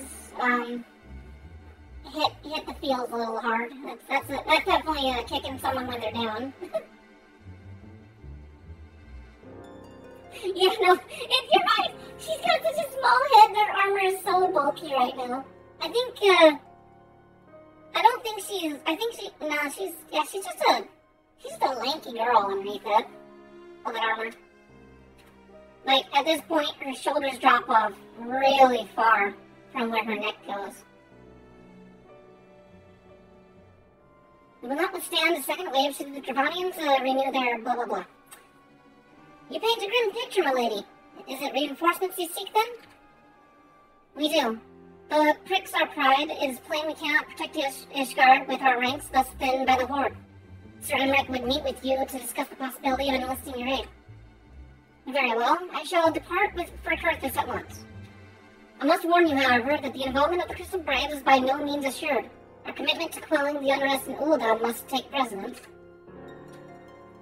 It is with such contingencies in mind that I must make another request.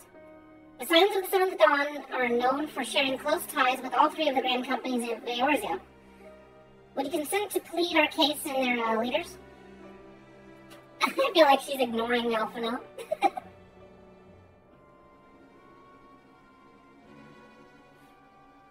Let's see here. Though I will gladly appeal to the Grand Companies on your behalf, I dare not promise a favorable reply. You need say no more. Considering our past dealings with the Eorzean Alliance, I can well imagine how our plea will be received. But the fate of Ishgard hangs in the balance. We must explore every avenue until still open to us, no matter how unpromising. I see. Very well. I shall send envoys in search of to each of the allied nations, and give them present your request directly, and have them present your request directly to the heads of the Grand Companies. In the event that your plea does not receive a favorable answer, know that any support is certain to be conditional. Demands will be made of Ishgard. That is only to be expected. Rest assured that I will speak with Sir Emmerich's authority on this matter, and that our actions are fully sanctioned by the Holy See. Which brings me to my final request, a personal appeal to you, Warrior of Light. The Lord Commander desires to speak with you, regardless of your the Lord Commander desires to speak with you, regardless of your fellow's involvement. You faced Midgard Solmare and survived. Anything you can share of your experience may yield us an advantage over our foe. Sure. Thank you. You wear the mantle of a hero well. Twas seen the road leads us both to Camp Dragonhead. Seek me out when you arrive, Fukuko.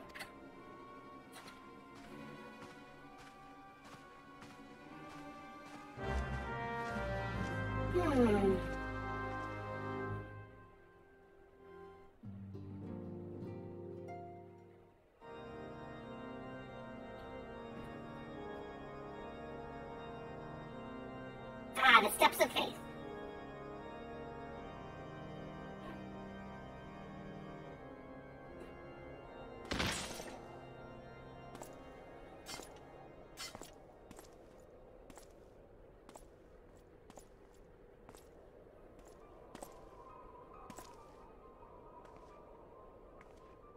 Azale? What?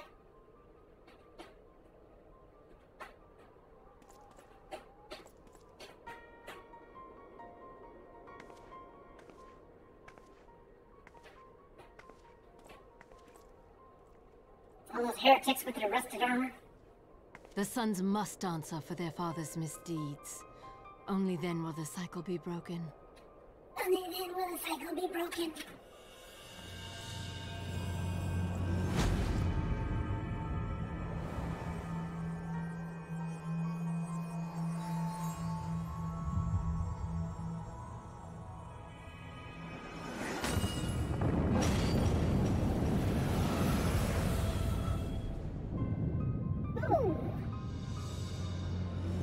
Brothers and sisters of the heavens, we raise our voices and join you in the chorus.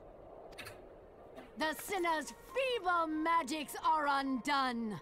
Come, claim your retribution.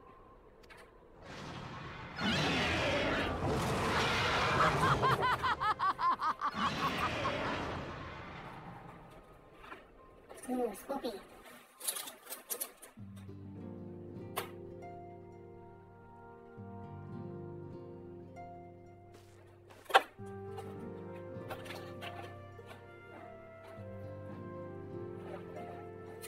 I didn't quite get to the end of the third season, but I did get basically to the third season on Overlord.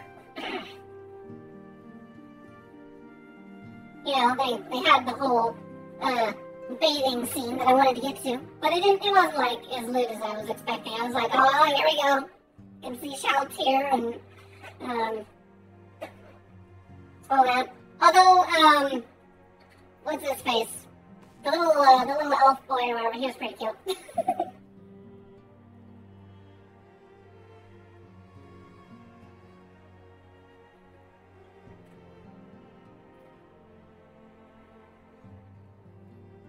Mayor, I think. Yeah, Mayor.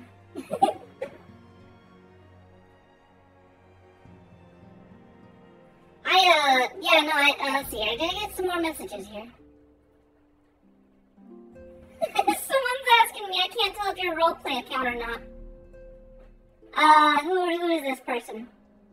I don't know who they are, but they got protected tweets, so it's weird. I am sus. Whenever I see someone with protected tweets that's just like fishing for a response like that, I can almost tell you that they're some sort of Redditor trying to suss me out.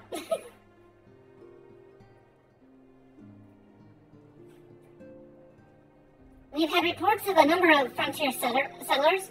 Twitch seeing the dragons have come to as far as Modrona. You know, actually here, my response if I would say something to him in this moment would be, I'm not a role player, I'm a VTuber. It's like, I'm neither. I'm a VTuber, that's what it is.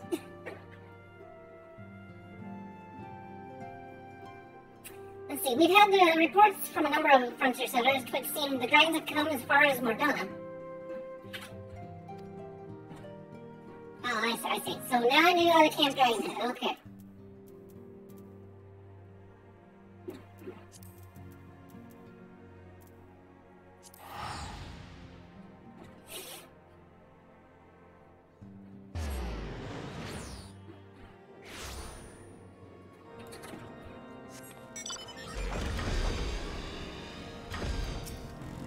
Elfidel, my boy. It seems I was the swifter, Philippo. Yeah, you know, we both left at the same time, okay? You left before me, though. A little bit. You two, however, have arrived with time to spare, for our host is yet to make an appearance. The murmurings about the camp tell of some manner of trouble at the gates of judgment. In the Lord Commander's absence, I suggest we visit the place and find out what is afoot.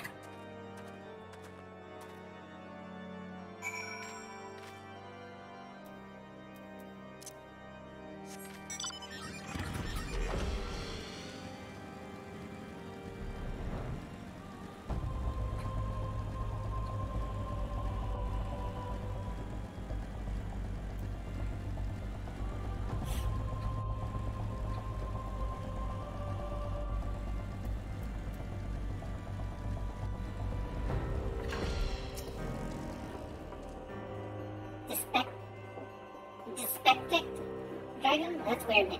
Okay. Heretic scum, how dare they meddle with our divine protections? I shall rid our nation of their blasphemy, even if it means cutting them down one by one.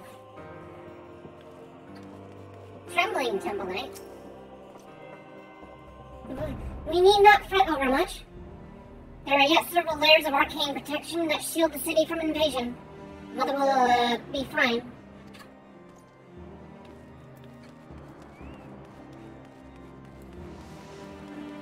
Bothered Bowman. The gates of judgment are much more than mere doors. They are the outermost layer of Ishgar's magical wards. If our first line of defense can be so easily shattered, this'll be interesting. When I laid my eyes upon Lady Isart, I felt the marrow freeze within my bones. Alpha now, what we gonna do?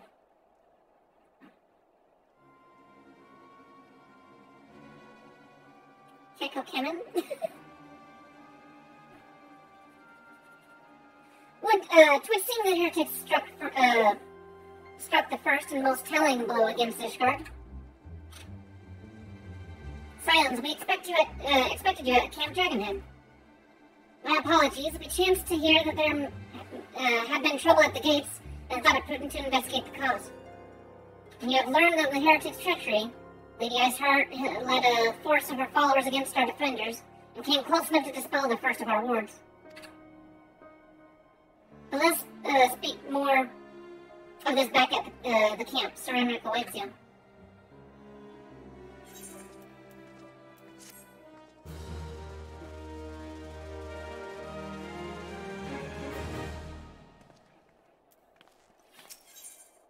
Alphino seems eager to return to Camp Dragonhead. Lady Iceheart has grown bold indeed, and she would risk direct action against the city. Come, let us do as we were bid and return to Camp Dragonhead.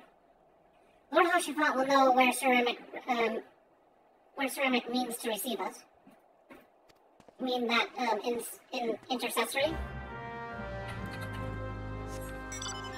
The place that we always meet at?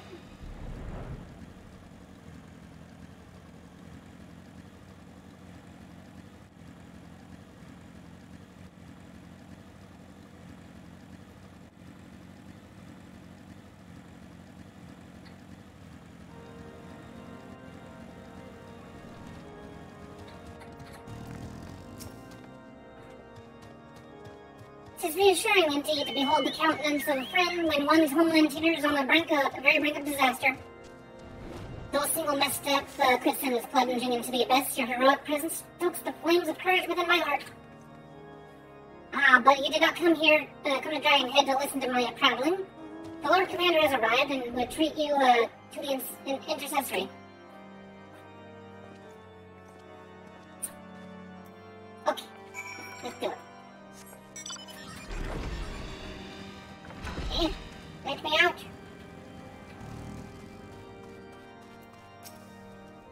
Greetings, madam. Shall I show you inside? Why, yes, you can.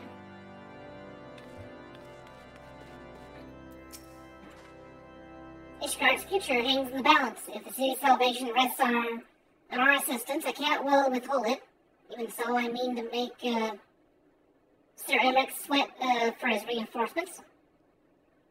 On this occasion, feigned disinterest may serve the cause of Eorzean unity better than naked philanthropy. Come, let us find out what the concessions the Holy See is willing to make. Oh, I can't jump on the table, really. Can't crawl underneath it.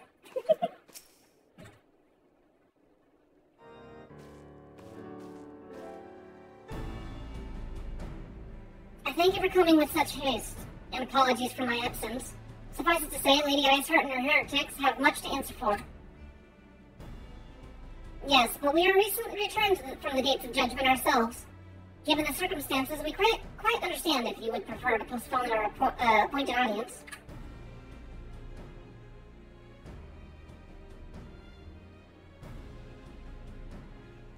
On the contrary, Master Alphino, I think it more important than ever that this meeting take place.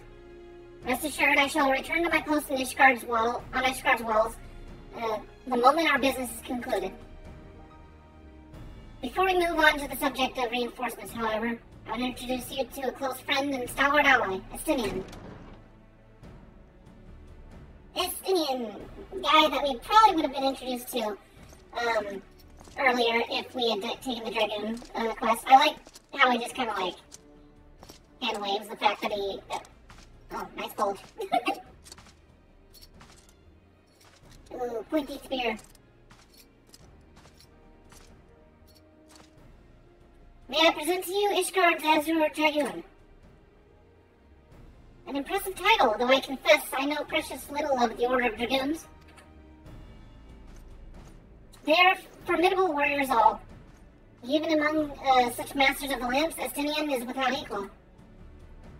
He, out of all the warriors of Ishgard, was chosen to wield the power of the dragons, and thus contend with any Dravanian. You flatter me overmuch, Lord Commander. So, you are the adventurer of whom they spoke. I see now why my blood fares sanely with anticipation of our meeting. Well now, now that we have all been introduced, let's proceed to the matter at hand. I'm sure, like you, what we have learned of Iceheart's design, as confessed by the heretics taken captive by the assault on the gates. Hey Fox, how's it going? It would seem that Lady Iceheart and the Dravanians share a common goal, the reclamation of Nidhogg's stolen eye. Nidhogg, one of the 7 great worms. His name features prominently in your nation's history, though once defeated by the hero Haldreth, the beast is said to have terrorized Kurthus since Ishgard's founding. Aye, many of the scars our walls bear from Nidhogg's relentless efforts to raise the city. The trophy Haldreth plucked from the bested worm's skull, known simply as the Eye, is a treasured relic of Ishgard, and one possessed of untold power. Should it ever be returned to Nidhogg, the dread creature would be restored to the height of his strength, and then no wall or ward we could erect would be stout enough to deny him. My vengeful son hath waged war against Ishgard for 1,000 years. No mortal mind could comprehend the depths of his rancor. Oh. Got a dragon in every ear. The eye itself is secreted. The eye itself is secreted deep within the vault. It is kept under heavy guard, surrounded at all times by men and women who have proven their loyalty to the Holy See. But those stout walls and sharp blades may suffice to discourage the heretics. The dragons are another matter. There are individuals within the Dravanian horde whom an entire company of knights would labor to repel, to say nothing of Nidhogg himself. Nor does age rob them of their strength. Through the endless march of years the dragons endure, patient, calculating, inexorable, you must understand these creatures do not share our perception of time. And that is especially true of the great worms. They who spend centuries in slumber only to wake and resume their campaign as if mere hours had passed. It has been 20 years since Nidhogg last darkened our skies. 20 years for him to gather his strength and for us to bolster our defenses. And now, just as he seems primed to return, the heretics strike at the gates. You believe that Lady Iceheart is in league with the creature, then? Of that we cannot be certain. Though we know the heretics covet the eye, we have been unable to determine their plans for it. Such questions aside, we must needs address the ragged hole their mistress has seen fit to rend in Ishgard's protections. 'Tis a weakness the Dravanians are like not to leave untested. So it would seem, you have discovered your plight, you have described your plight in admirable detail, Lord Commander, yet I cannot help but wonder at your candor. Why do you share such sensitive information with us? I shall speak plain. Ishgard is in need of allies, and I would have you bolster our front lines in readiness for the coming battle against the dragons. This much I expected. Unlike our arrangement concerning the Keeper of the Lake, however, only you stand to benefit from our assistance in this matter. I fail to see why we should intervene in a conflict which concerns only Ishgard and Dravania. When the Eorzen Alliance requested Ishgard's assistance during Operation Archon, you refused us. Does it not seem grossly unjust to demand that we now risk our lives for your private war? I make no attempt to defend my countrymen's conduct. I only ask that you would consider what would follow were Ishgard to fall. Having razed our city to the ground, the Horde would have no cause to linger, and would return to their lairs in Javania. Soon thereafter, the ruins of Kurthus would be buried in snow, and the land would become the sole province of beasts and beastmen. Unlike the Garleans' arrival, that is. Or until the Garleans' arrival, that is. If you may be certain, Freya may be certain that the Empire would not hesitate to claim Krethus. They would not even they would not even have to draw steel.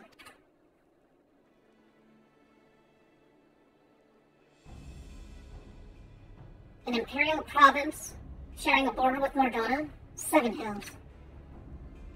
Yes, if the Ishgards got bonked, then it would not be good, because I think the Guardians are still looking to take over some land bit by bit. Very well. We will assist you in repelling the dragons. The roar of a great worm may have shaken the firmament, but we of Eorzea will not abandon our Ishgard brothers to face the coming horde alone. Nor did I ever think you would. Now, upon the matter of the roar, allow me, Sir Emmerich. Through the power of the Eye, I have become a vessel of Nidhogg's strength. His essence has stolen into my very blood. Fear not, for I am in full control of my faculties, I assure you. And the Eye itself is of no relevance to this tale. It is not essential that I bear it with me, wheresoever I go. Its slavery influence does, however, allow me to hear Nidhogg's voice. Then the worm who roared... See, I think they dropped that line there because it's like, if you did follow the Dragoon storyline, technically you would have the Eye of Nidhogg on you, because it's, that would be your, crystal focus, to make yourself the job class instead of just the regular class or whatever. When the worm, then the worm who roared was Nidhogg, aye. He means to hurl his horde against the Daphnin's collar and shatter the remaining wards that protect the city. There can be no doubt, the worm has summoned his minions to war.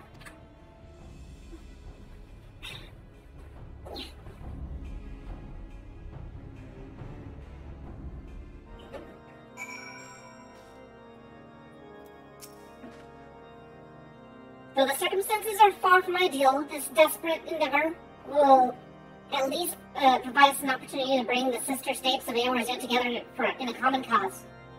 Sir Emmerich was more ruthless in his negotiations than I had anticipated.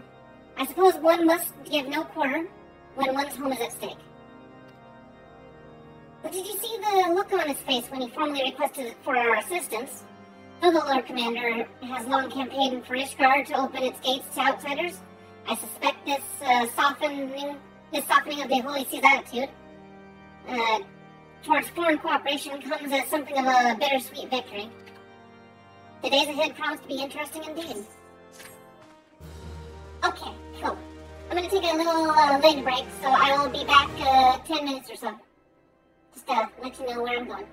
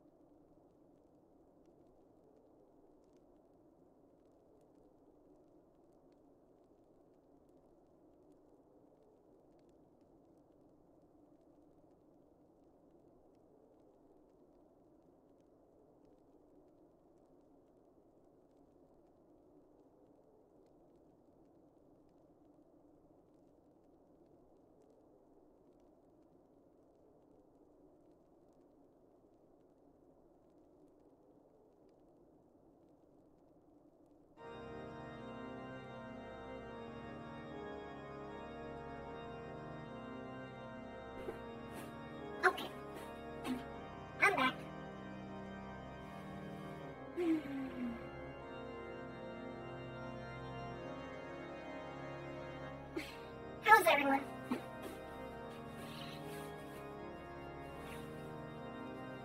I don't think, do I have any more tasty drinks? No, I think I drank all the drinks. I am drinkless. Sad times.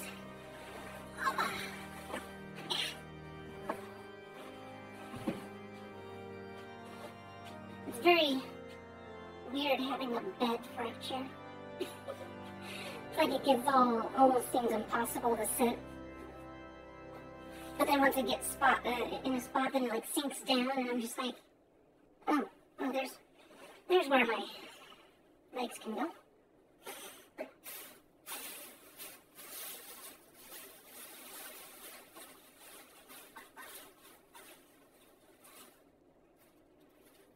Oh no, it's not leaking, is it? No, you shall not leak. No leaking. Leaking is bad.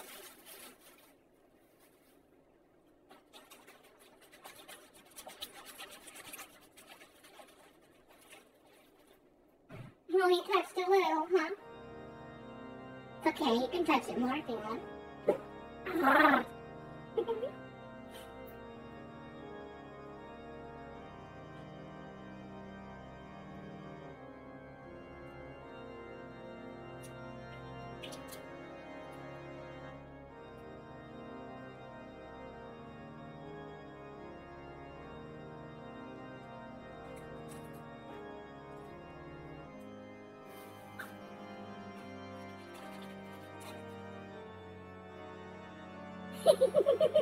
You can't do this sound?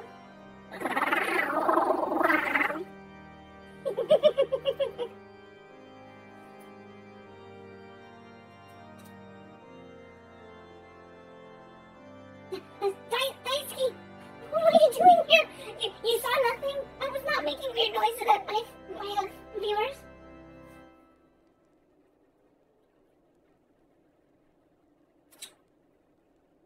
There is no such thing as random, but go ahead.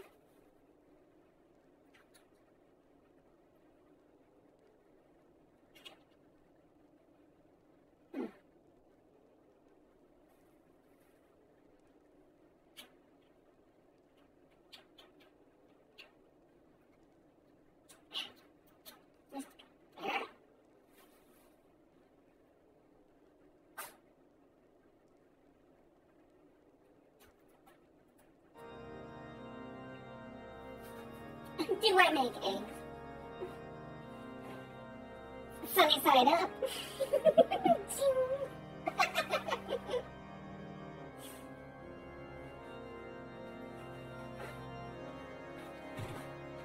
Oh, right. Yeah, I do have the be right back thing here. Okay, I'm removing it.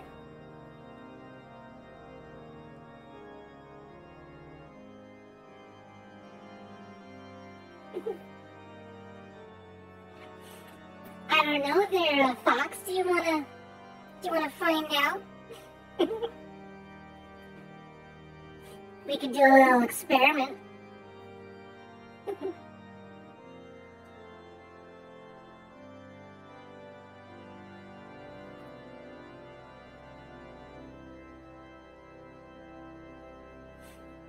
Now, given the one of the latest pieces of art that I gave you, or that I posted on my Twitter thing, I have to ask you the same question. Do you make eggs? Huh? I am oh so curious. Fox, okay. It's just a really slimy fox.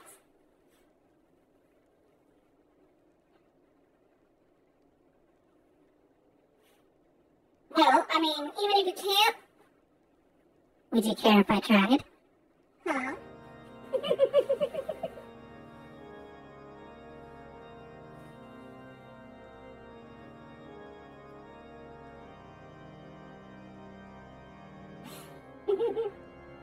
I could try.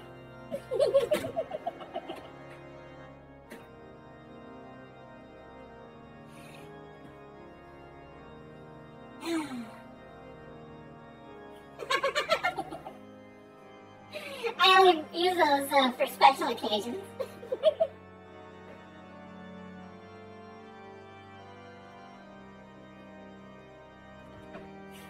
Oh, don't worry. I'll be gentle.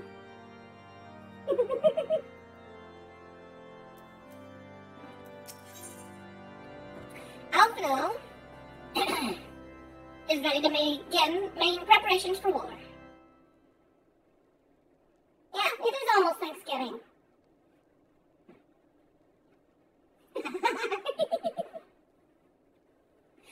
Exactly, there.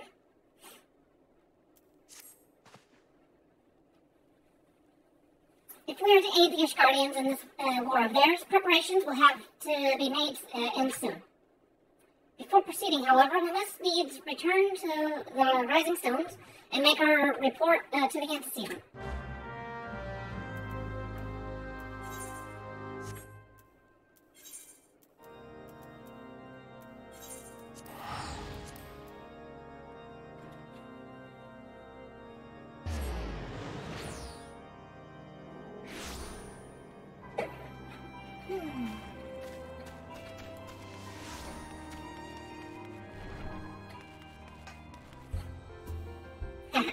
I can be anything you want. Even the things you don't know you want.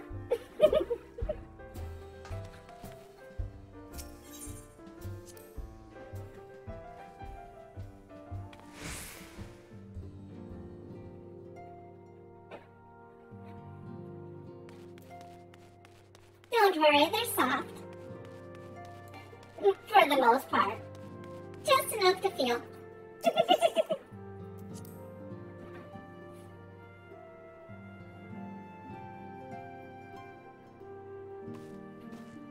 Fun fact though, they're actually an evolutionary way to get rid of rivals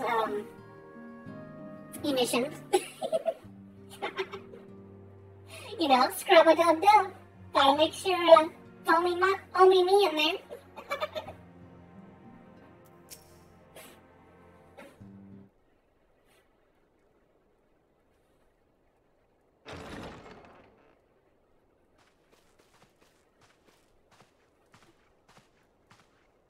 Alphino, it is good to see you. Tell me, what have you learned? Pray summon the others. Everyone must hear my report.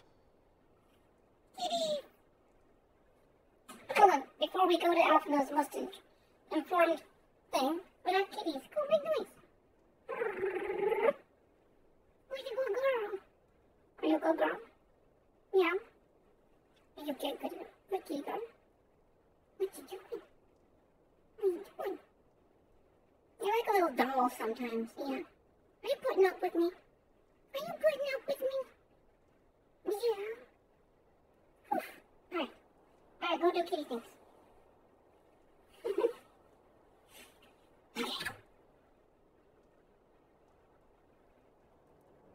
What do we need to be informed of?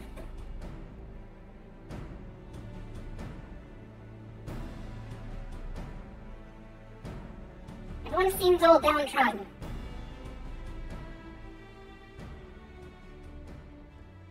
So this was all but a taste of what's to come.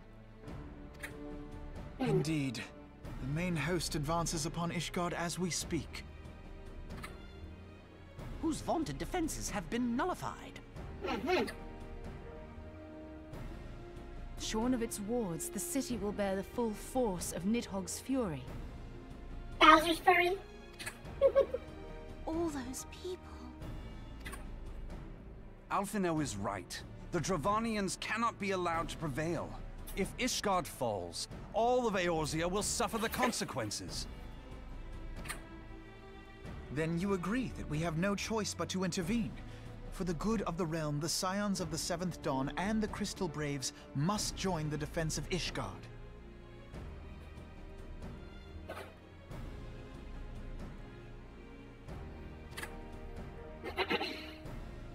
Let there be no ambiguity about what has been proposed.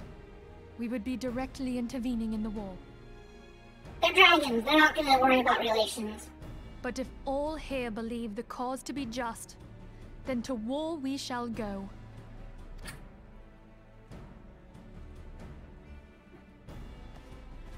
The path we now embark upon is perilous. but I pray you will walk with us to the end.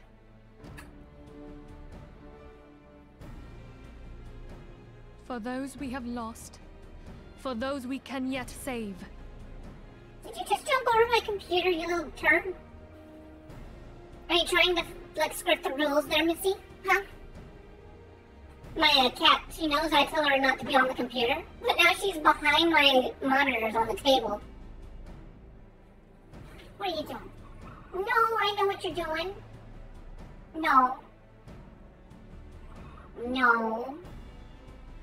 Don't make me pick you up. I'm gonna pick you up if you mess with the cables. Don't make me pick you up. Leave them alone. Leave the cable alone. Go on. Go. Just need a turn. Go.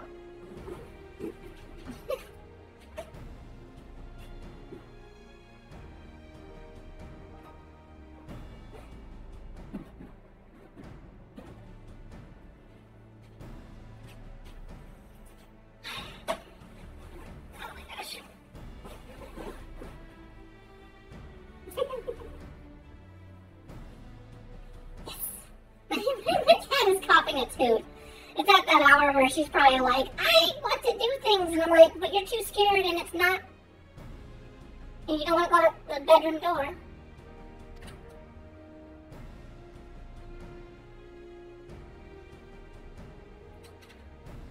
Then it is settled. I shall inform the Council of our intentions and request that they contribute their own forces to the defense of Ishgard.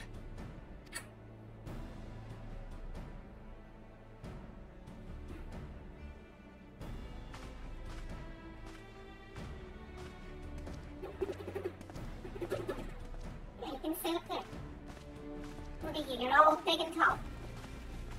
I'm happy.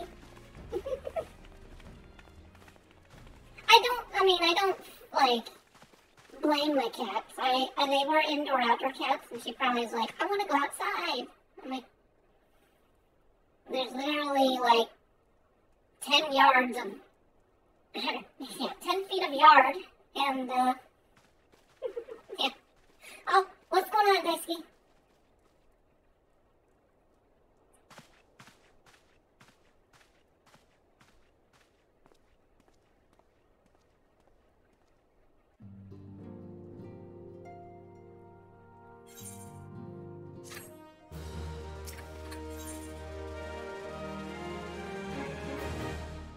Minfilia would have you assist in preparations to engage in the defense of Ishgard. I have bid the Yarokhan's arrival, or travel to their assigned nations. Should the members of the Alliance agree to pledge Grand Company soldiers to Ishgard's cause, our comrades will be on hand to act as intermediaries for the duration of the conflict. A small matter persuading the Alliance leaders to grant such support, I leave to Alphenum. For you, my friend, a different task still awaits. I would have you reach out to your fellow adventurers and gather what allies you may for the coming siege. I would also have you consider the matter of your own security. Revenant's Toll is but a short flight from the snowfields of Kurthus. It is not unimaginable that the fight may spill across the border. Pray, brief Slackborn on the brewing conflict and discuss potential contingencies. The frontier settlers must be prepared for aught that might wing its way over our walls. I only hope that such precautions prove unnecessary. Before you leave, might I suggest that you have Tataru accompany you? She has a talent for administration and a firm grasp of practical challenges that we may encounter.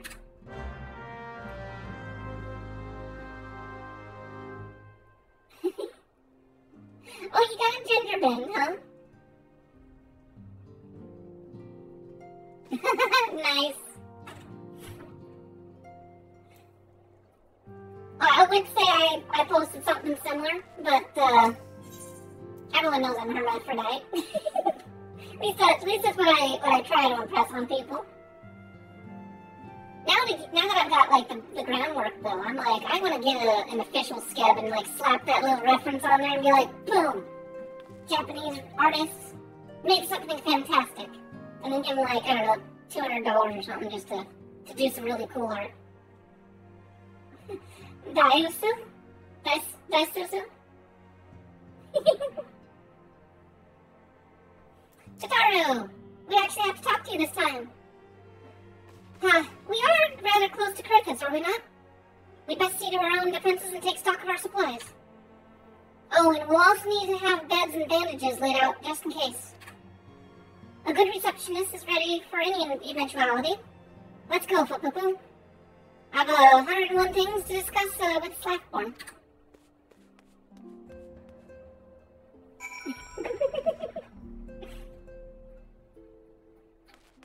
What are you implying there, Ark? Is everyone can... Nice.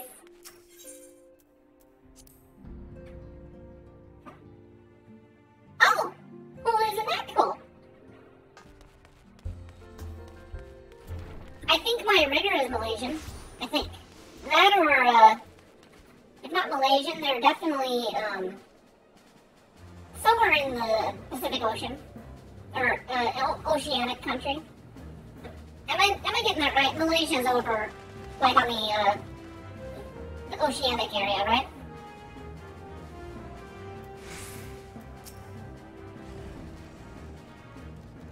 And so I'd like you to spread the word to the settlers and adventurers in town.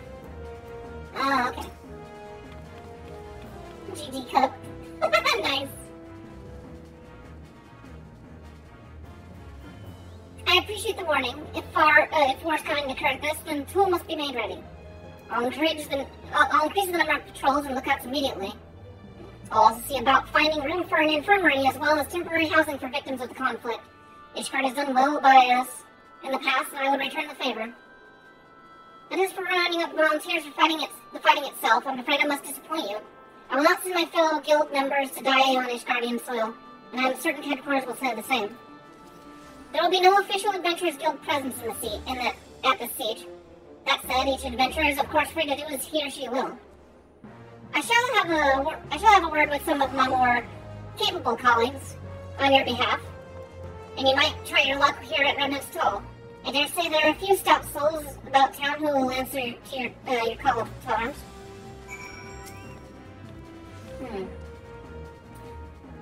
Let's get going, shall we? We have a town to rouse. Oh, okay. Let's see what they all have to say here. Look at this guy here, accomplished adventurer. What you gotta say? You gonna turn us down? Ha! Spare me your talk of glory and fame. I'm not in the habit of volunteering for lost causes. I've survived this long by trusting my instincts, and my instincts tell me to stay away, well away from Ishgard. Fair enough, fair enough.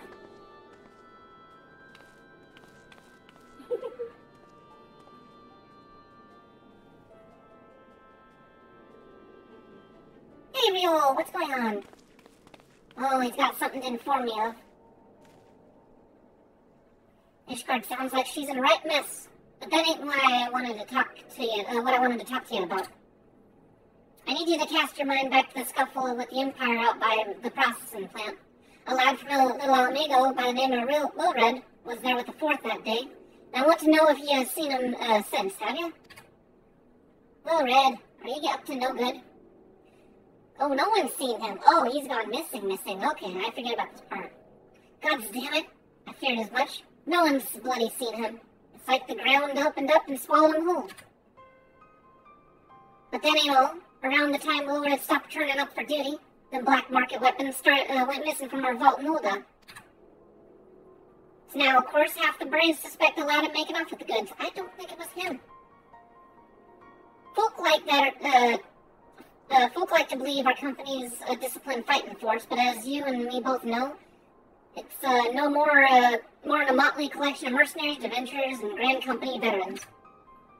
The only thing that binds us together is some vague oath about fighting for the freedom of all, and that ain't and the steady pay.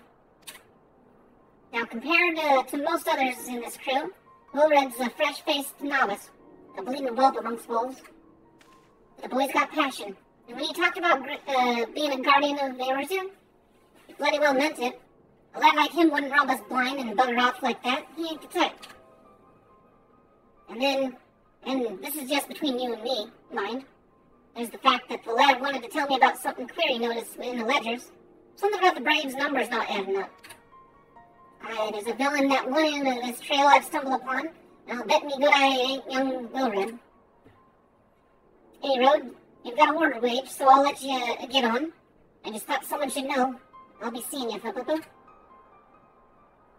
Hey, thanks for keeping me abreast. I shall keep you a chest. I can't keep you abreast, but I'll keep you a chest.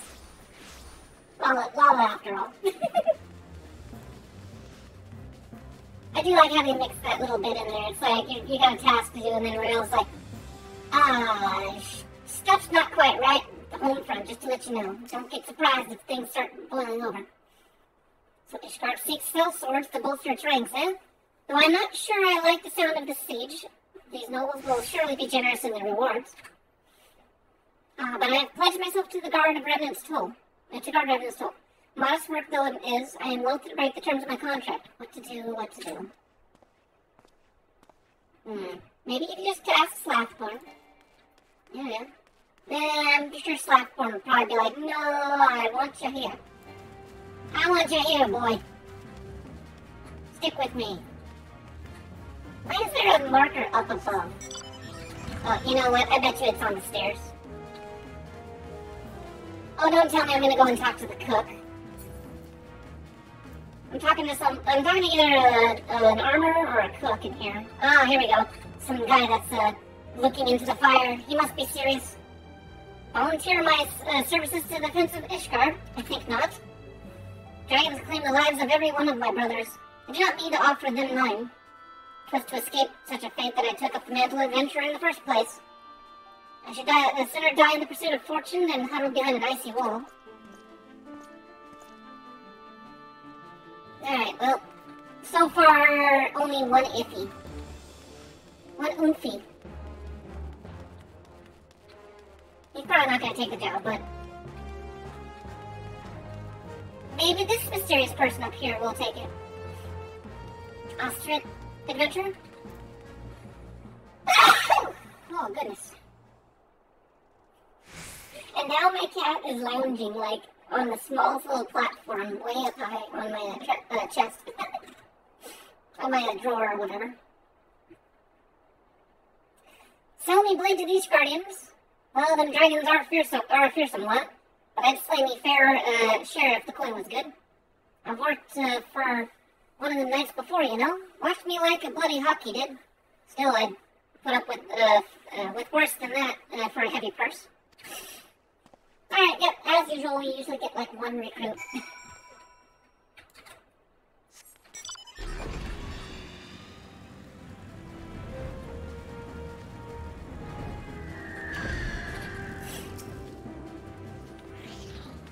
There you are, Fupupu. So, did you sway any hearts? One or two, eh? Well, added to mine, that makes 3 or 4, not including Slathborn's friends. We won't have the largest company in the army, but I'd say one Revenant's Toll veteran is worth a dozen clanking knights at least. So hopeful, we got one recruit. Oh, I've been so caught up with recruiting that I almost forgot. There's been word from Alpha now. Apparently the Alliance leaders are convening in Ulda to discuss Ishgard's plight. And they requested your presence as usual. Anyway, you best make your way to Ulda, or you'll be late. Alphino said that he would meet you in the Royal Promenade.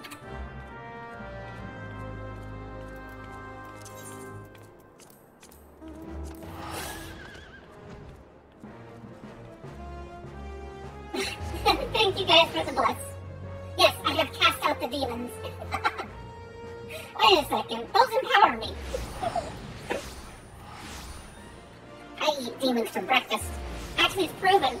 Remember that one time I outlooted a bunch of succubi on Twitter?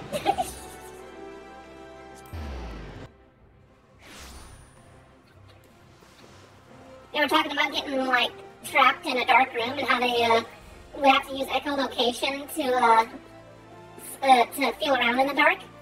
And then I was like, what about Ahe Gal location? More or less, that was the conversation.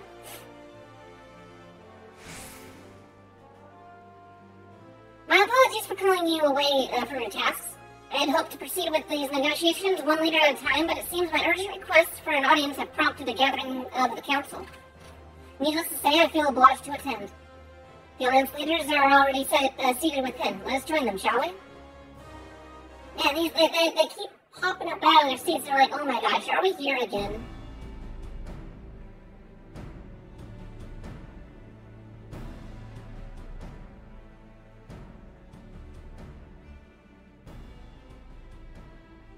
We are well aware of Ishgard's dilemma, and we agree with your assessment. Yes. Pirate Mom. Then I trust there are no objections to the Crystal Braves' intervention. Uldar has not. But they will not offer. Adania does not object. The Crystal Braves are yours to command, Alphino. Do what you will. We shall pray for your success. But they will not offer. It was my hope that you would offer more substantial aid than prayer. I know it is within your means. I don't know why he keeps pushing them to help. They are literally spread as thin as it can be with their own problems. Do not presume that you have knowledge of our every concern. The Garleans and the Beast Tribes are but two of many.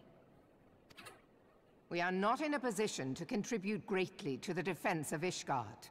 Not when our own homes are still under siege.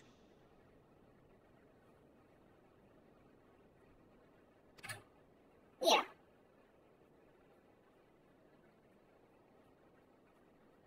We dare not leave our interests in Cartano undefended as well.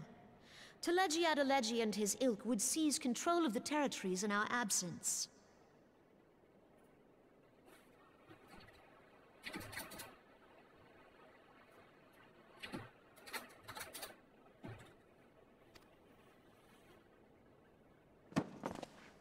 The enemy is at their gates, and you would cower behind yours? Oh, stop it. No one is cowering, boy. We will offer what support we can. Aye, support. A handful of men and no more. Would that we could commit more than a token force to this cause. Yet there are others to whom you might turn. The free companies ever want for work. I like this little part. They reference the actual free companies, like the guilds and stuff, of the players. Ah, yes. The free companies. They're not like to turn you down. I beg your pardon? You would entrust the survival of Ishgard to sell swords? Crises like these are the very reason why this alliance was formed. It is our duty to aid our fellow man. My duty is to my country and my people. If you expect us to place the welfare of a foreign power above our own, you're going to be sorely disappointed. You see that? See what position he's in? Giggity. Lest you doubt, Limsa comes first, then the Alliance, and finally, circumstances permitting, Ishgard and the rest. If you cannot understand so simple a concept, then you have no place at this table.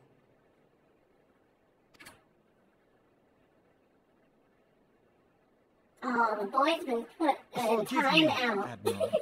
I was careless in my choice of words.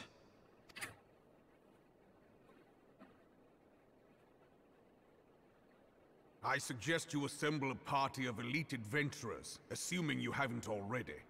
Your fellows served us well during Operation Archon. I dare say they will do so again. Oh, what? You mean my singular self?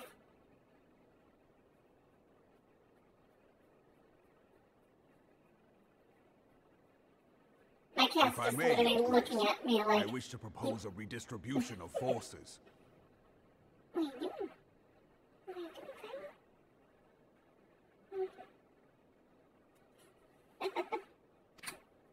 If we entrust the security of Uldar to the Brass Blades for a time, we can dispatch a larger force to Ishgard. Yes. Your Grace? Your Grace? Yes. Yes, of course. Do what you will.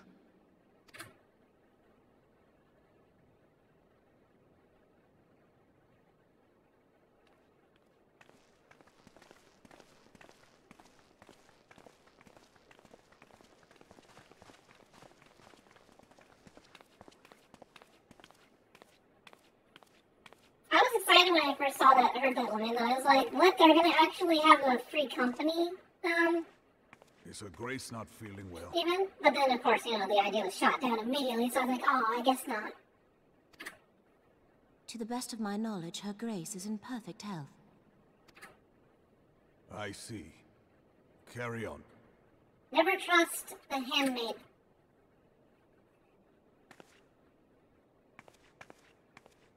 The ones closest to the monarch are the ones to be most suspected of, bad stuff.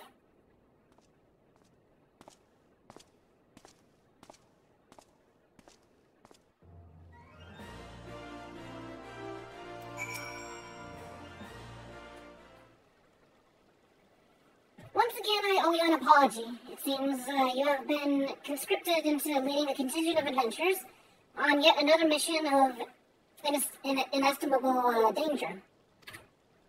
But I fear we have been left with little alternative. I cannot well abandon Lord Hodgefort and Sir Emmerich to their fate. We must abide by the Council's decision, as short-sighted as it is, and strive to fulfill our roles as Eorzea's guardians.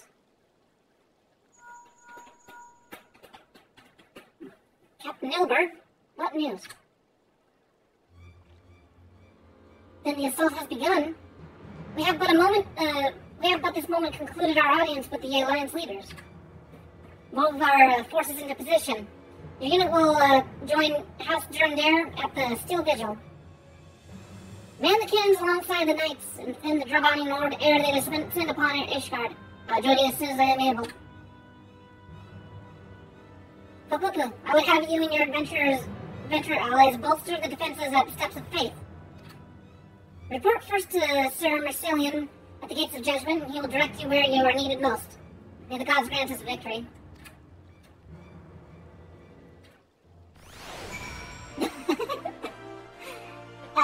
Yes, and yes. Okay, so I need to talk to that guy. Now, I have a question, since I got, all you lovely people here and talking and stuff.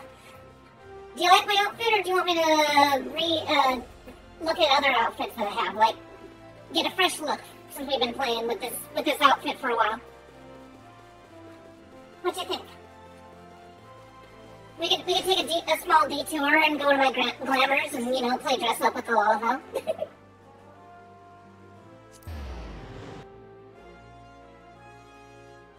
Yeah, let me see what I have in my drawer. I'll check my glamour drawer. Cause you like the hairstyle? Or do you want? Well, I guess we can also check that out too. But I do like glamours. I will try to restrain from buying anything though, because I don't have that much money. Unless someone wants to, hop in the game and give me 1,000,000 gil, and then I go on a shopping spree. I swear I would look for the best look possible. Let's see. Before we do that, I'm gonna go to the market board, which I gotta disable New Game Plus, so I'll suspend it.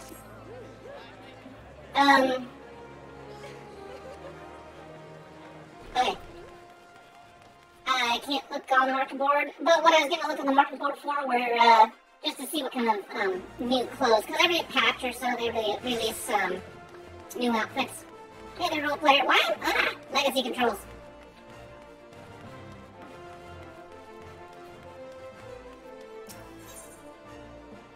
Actually, I got an idea. Let's say standard.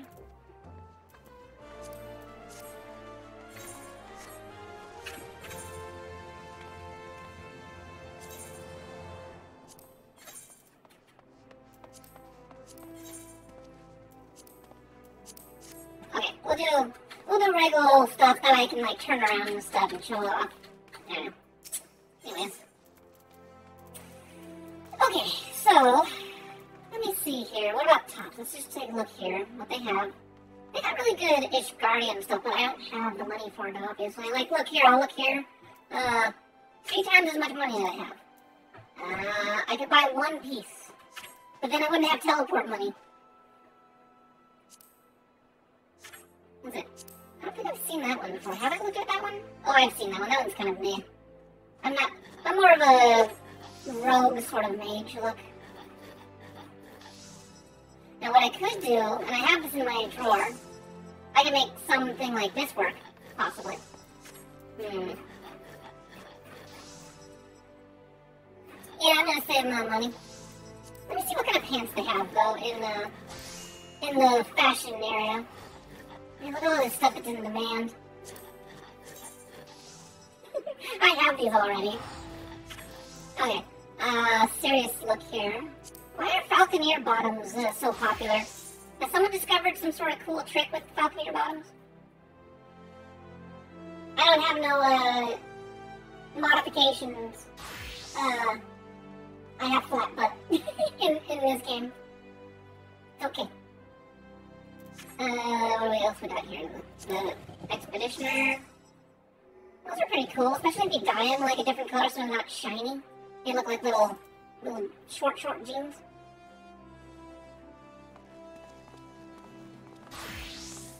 Ass is ass. Yeah, that's true.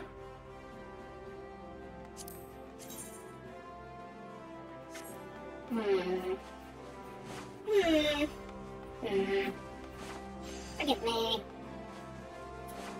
Calf rider bottoms. Calfskin rider bottoms. These ones are cool because they're just straight up leather pants. Look at that. Look at those nice pants.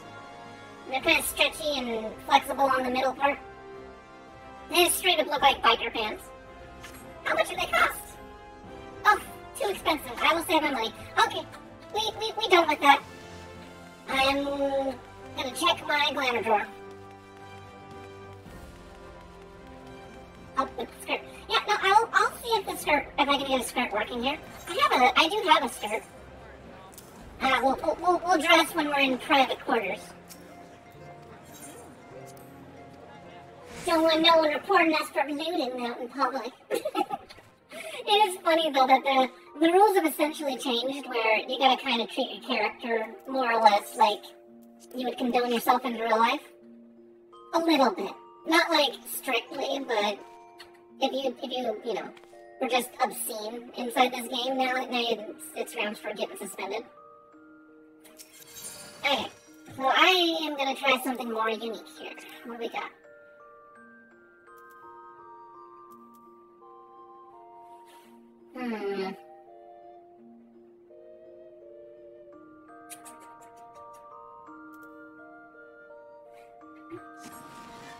Well, I do have glamour plates already made. Let me see here. We got that one. That's the one I have right now.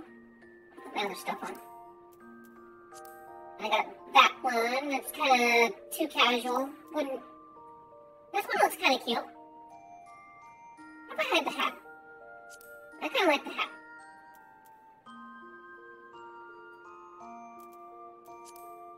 Pull the staff out. Yeah. It is nice and, like, cozy for the colder weather. What about this one? No, the hair clips through the thing. I won't do that one. This one I actually have reserved for,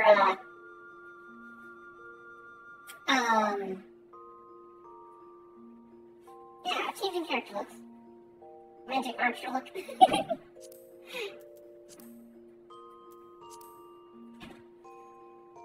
Can you stop, cat? Stop. No, I said stop. No, don't complain to me. You know better. He's copping it too. This one was more for my little, like, Summoner. But I don't want to play Summoner until they get to the Endwalker release because it's going to change it entirely. So I don't want to get used to some playing style and then have to change it up immediately. That was my Shaltier cosplay, which is kind of cool still. And when I haven't touched for a while, I got a maid outfit. I could totally be a maid. This one won't work because it's not the right armor for me. Got herself in like that if we go to Doma, of course, but not quite yet. Same one for Doma. I got a cute little skirt. Okay, so maid mage.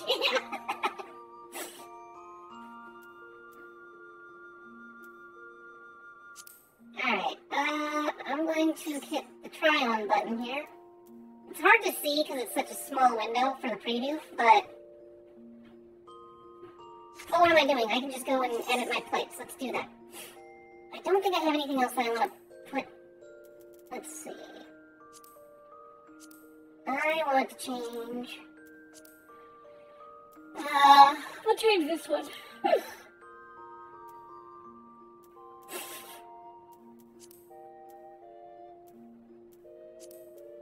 I do like the bow. I mean, where did I get the bow? Frontier ribbon? It's kind of cute.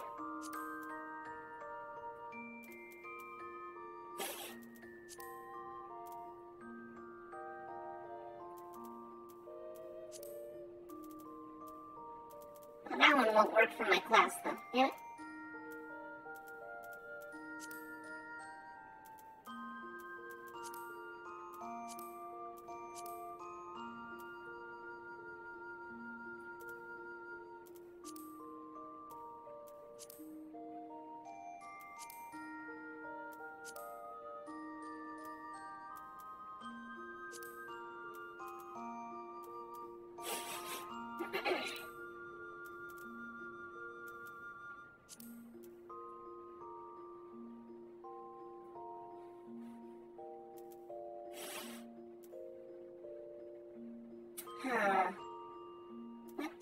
What to do.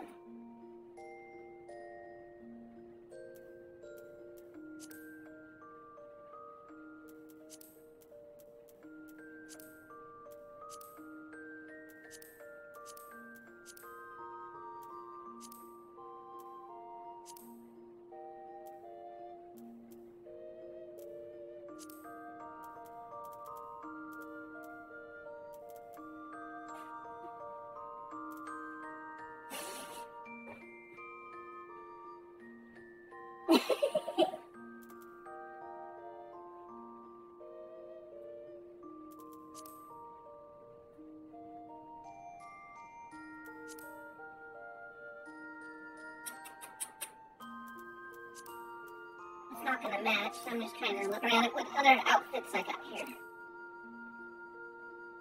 Those ones are...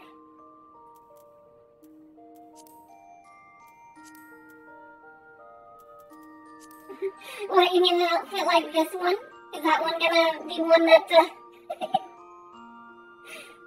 It's like, yes, I am a hero, and...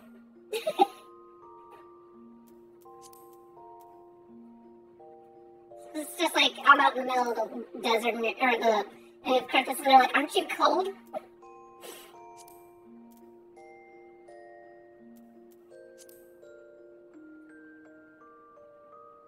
What is that called? That's Scion Traveler's trousers.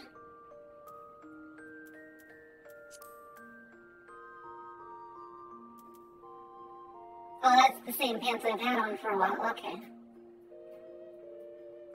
They do got the booty, though. Mm-hmm.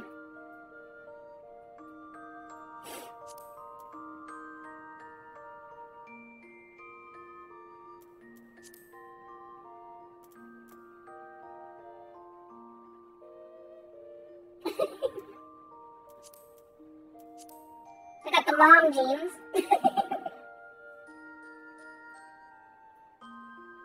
Peek booty.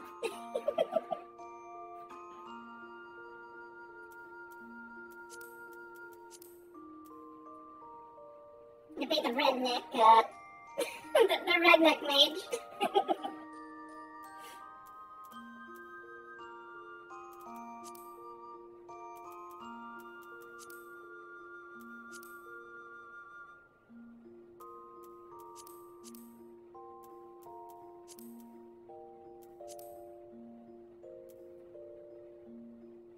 actually had this as my outfit once. I was like, okay, no pants at all.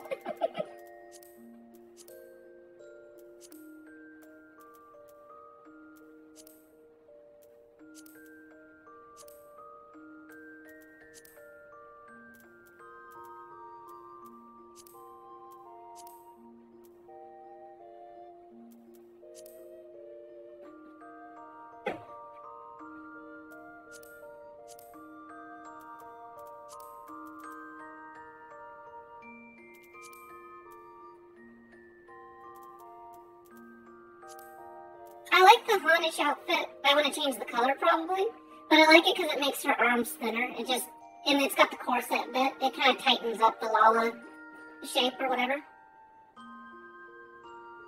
But yeah, it just makes them more look, it slims them down or whatever. But what else to put on to make it work? I mean, that kind of works, sorta, not really.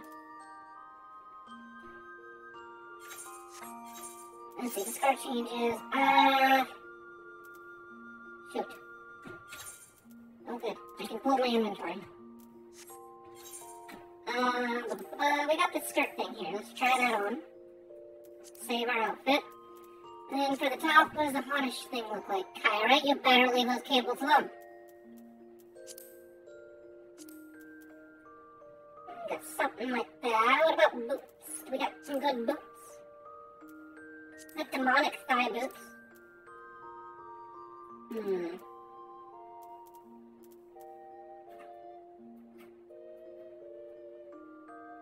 don't know if the skirt with the boots work though.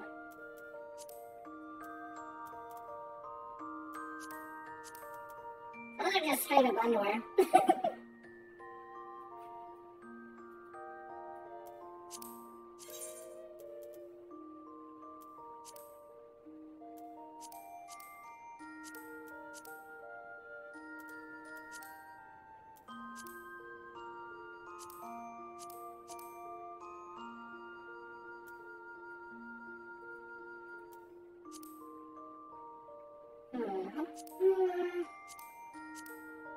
I've never really designed clothes in front of an audience before, so yeah, slimmer belly, big, larger hips, exactly. And it does do it justice. Like that back curve wouldn't probably exist, or the sucked-in tummy bit. I can definitely see the appeal of this outfit. I don't know what color to dye the shirt though.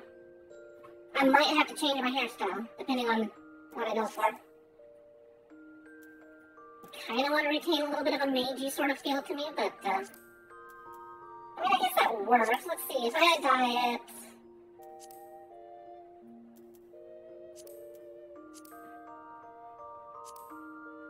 If I dye it the same color as the Honish thing, I don't know, because that little braille thing on the side, It's really too bad that, what is it?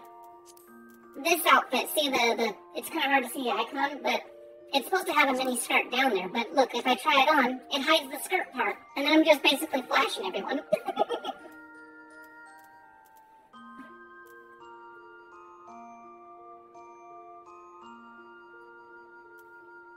Okay, I definitely want to work with the Honish shirt though, so let's try that on. That makes her look kinda... What'd you call it? Like she deserves a rape here with this outfit almost. I'm no red mage, not for this playthrough. I don't think I even have it leveled up. Just for shits and giggles, no, that don't look good at all. What about this little frilly stuff on the side? No, I don't want to dye it. I want to try it. Wait a sec. Oh, it doesn't actually cover it. Okay, the Honish does go down there.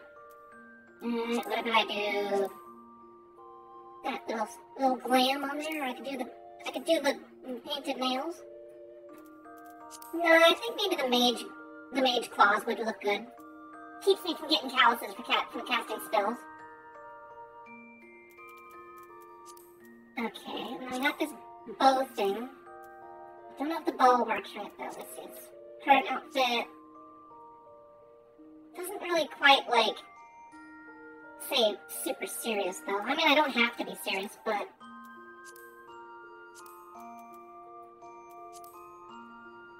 I don't like how those pants tuck in. It looks too weird.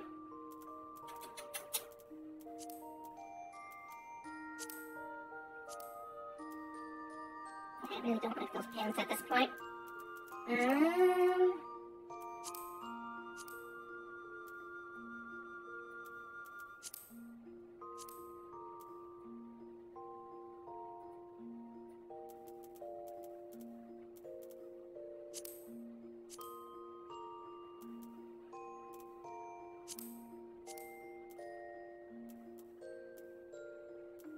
I've never really gotten much attire to work with the Hanj outfit, so...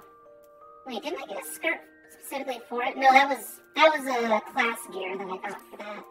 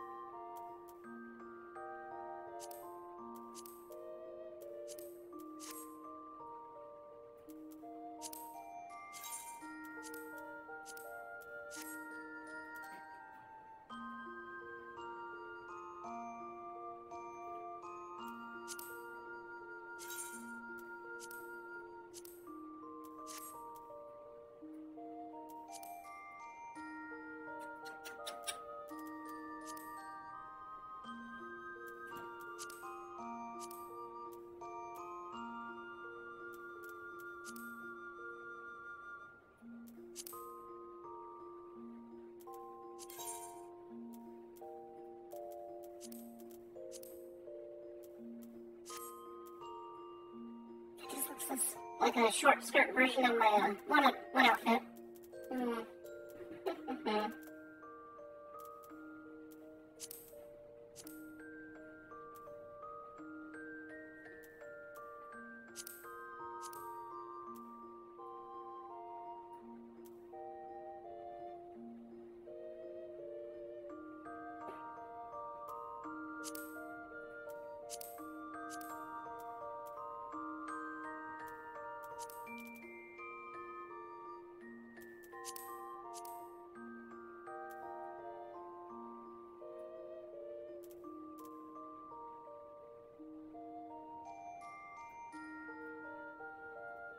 Oh, let's see here. I'm gonna look online for ideas real quick here.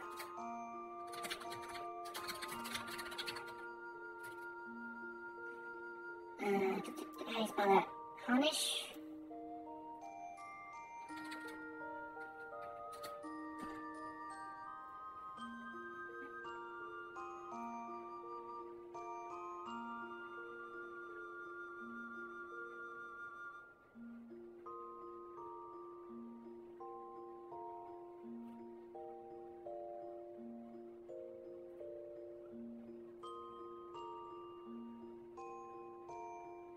Okay, so they did that with their outfit, I see.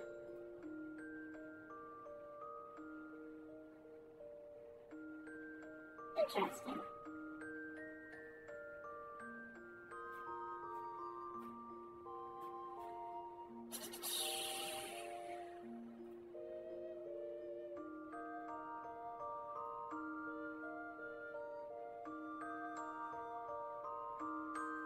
Okay, so that one just straight up does do the thong thing, or, well,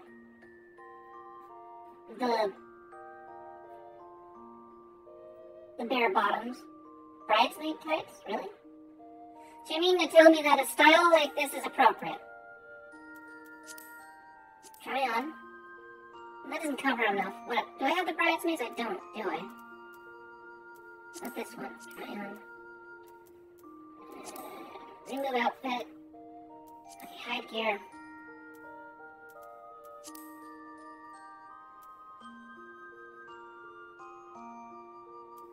What about this one? Try on. It covers a little bit higher up on the, but it's still not quite high enough.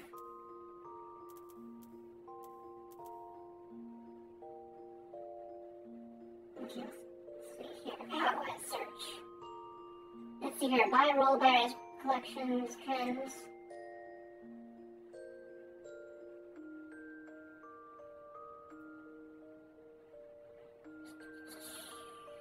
Let's see here. Niche.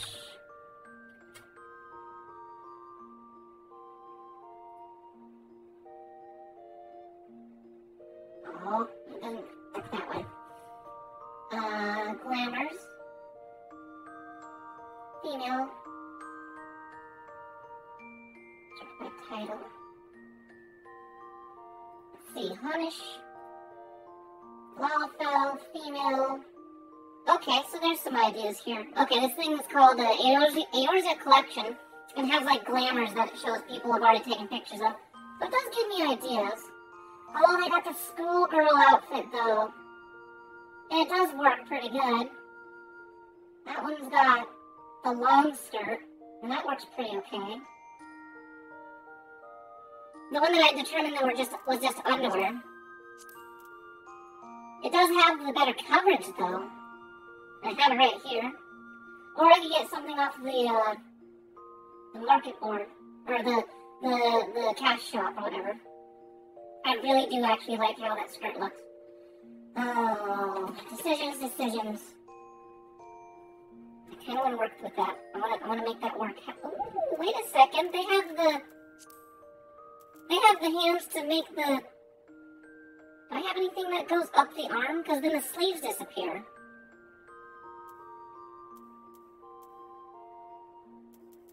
Let's see.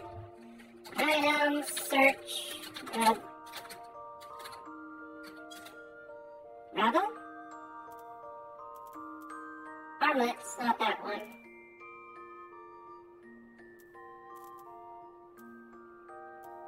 Okay, you go away for a second. So, let's see here. Scion travelers.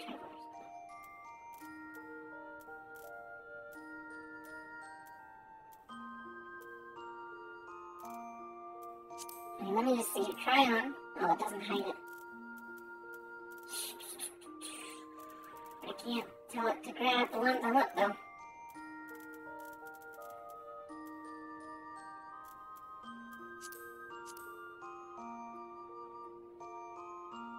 They both do the thing, though, where they got the...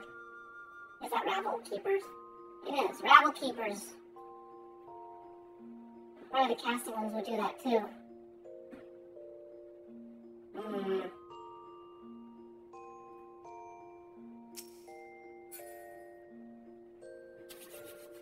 Oh, let's see here. What do I want to do? I think we're taking a small detour down Dungeon Land. I need to get some Rabble Keeper casting gloves. So we're going to do that real quick for a bit. I really like, you'll like it too. I have the bow. I've already basically just need the, and I got the made pumps. Yeah, Collegate's shirt. Alright, so I'm gonna buy the skirt real quick here. Remember my ID. Come on, keep me logged in here. Optional items.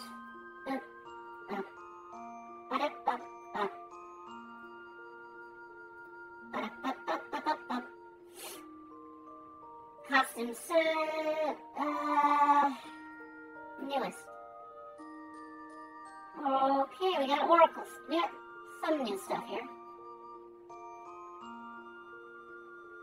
Oh, yeah. It's a full set, $18. Okay, whatever. Proceed with purchase. While we're doing a dungeon, this will come in the mail.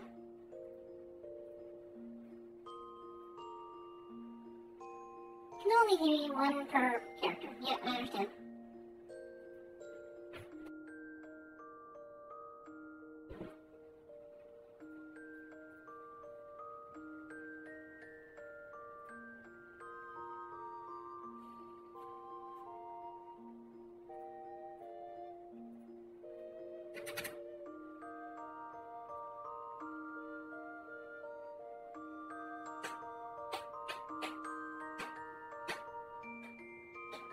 Purchase is successful. Yay!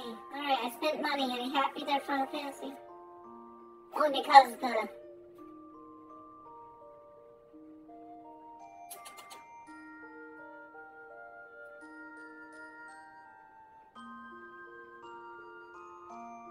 Okay.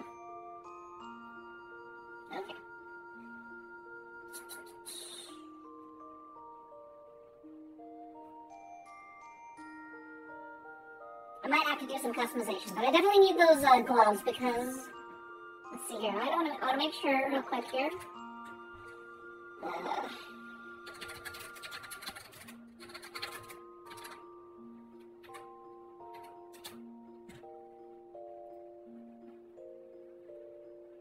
Yeah, they are wrappings, okay.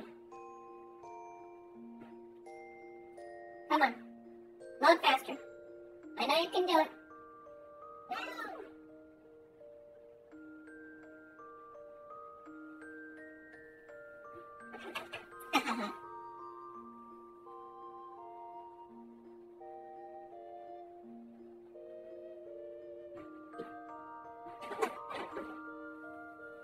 Yeah, that is basically what we're doing. We're aggressively shopping. We just gotta cause a bit of carnage. Alright, I gotta get into the queue for it. Your selection. No undersized party. That would be a bad decision for Shadowbringers stuff. Where you at? Keep the Raphael. I might have to do it a couple of times just to get the gear. Or we'll be lucky. Who knows? Maybe we'll be lucky. Square Enix gods, please drop casting gloves. I just want casting gloves. Actually, I do know for a fact though, it slowly gives you freebies. Hey Fox, if you're still here, good night. Thank you for stopping by. Come again, shop at Pecan the Beso Emporium.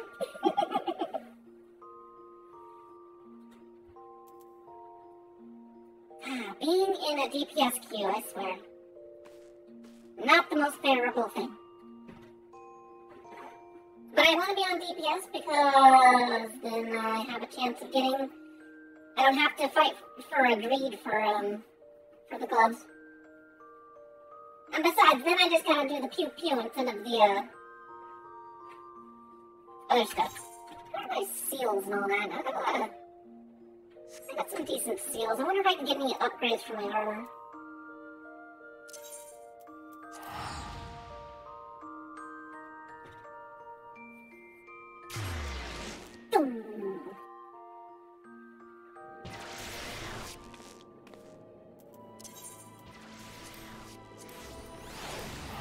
Alright, I gotta go to Yule more.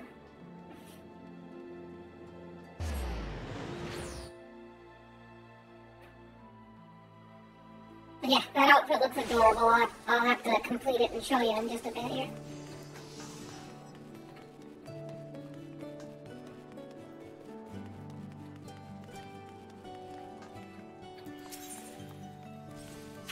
Okay, this guy.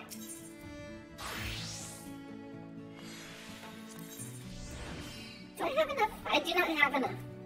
What about accessories? Nope, not enough. I haven't been doing dungeons. Still the same guy, but over here. Allegor. What do I need? What item level? It's 490, so what is weakness in my armor right now?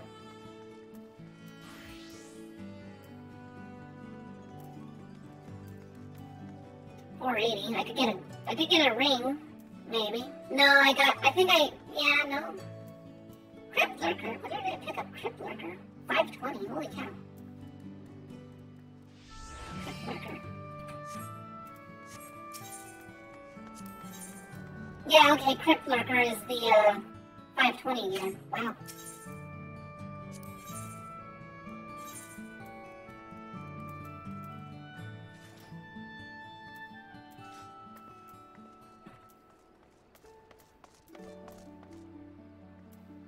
Material. I don't have full material right here. Nope.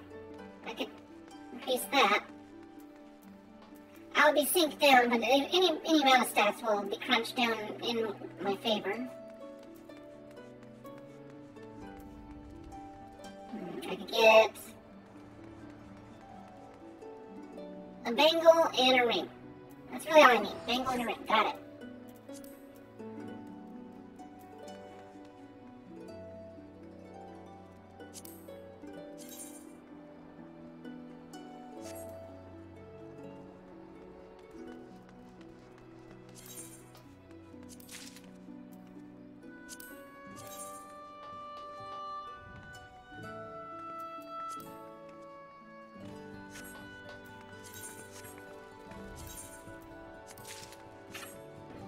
Okay, that's exactly what I need. Yay! My gear level is at 500. Nice.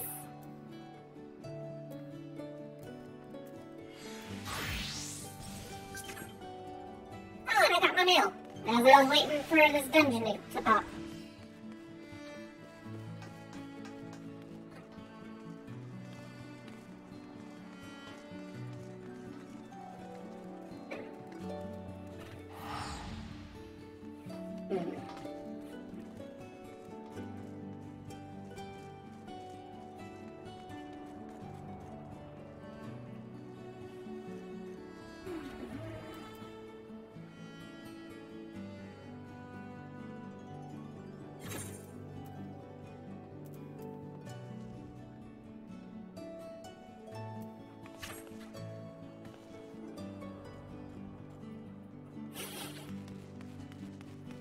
Can I get materia stuff? I'll just get materia vendor.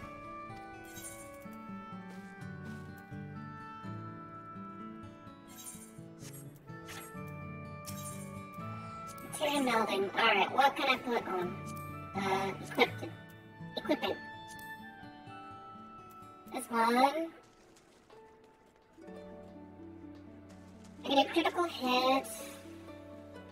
A direct hit, right? I'll do critical hit. I need 2 of those. Let's grab 2 of those. If I got enough material for it. Savage. Quickly. I have 8 of them. Cool. I can grab 2 of those.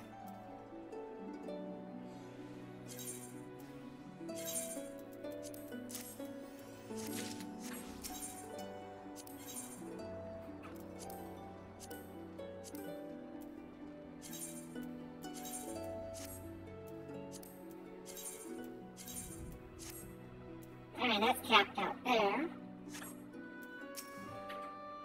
Before I do that, I need to find out what else.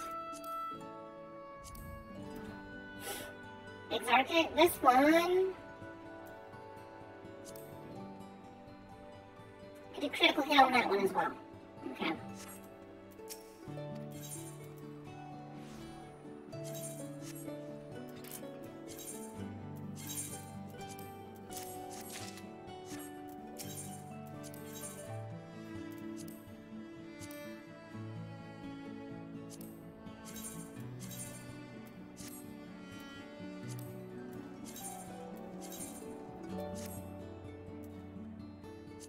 What does this one require? I could do direct hit, right? Yeah, we could do that, direct hit. Actually, do I have any other critical hit holes in my armor? I don't think I have, yeah, I definitely don't have the material to fill them all up, so what do we got here? This one, I can do 1 critical hit, I think. Maybe.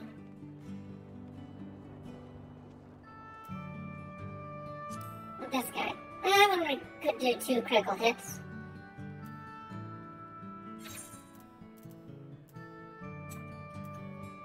I have 4 of them.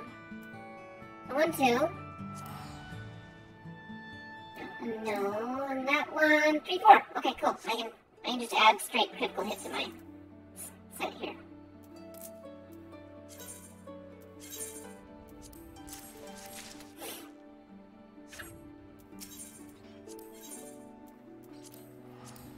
Gone are the days you have to ask someone else to meld your gear.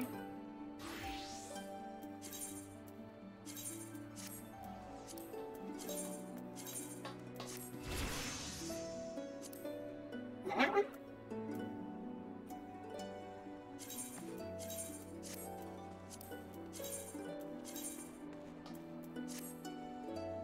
Cool.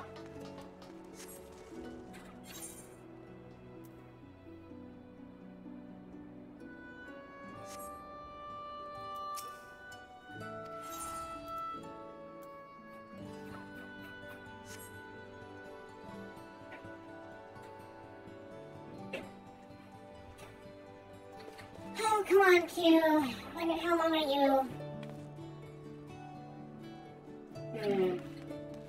I don't want to be a healer. I don't want to do a healer, because then if it drops the gloves I want and I don't get them, it just sucks.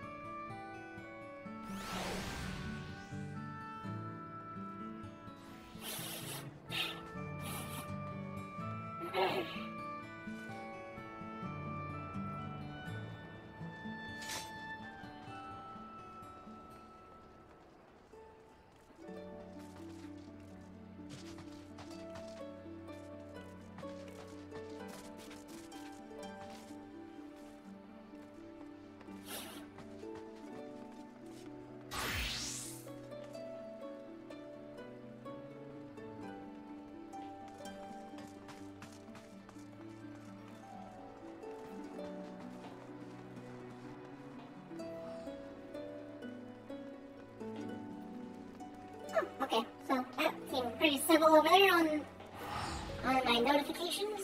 Alright. Oh, right, I better change the legacy.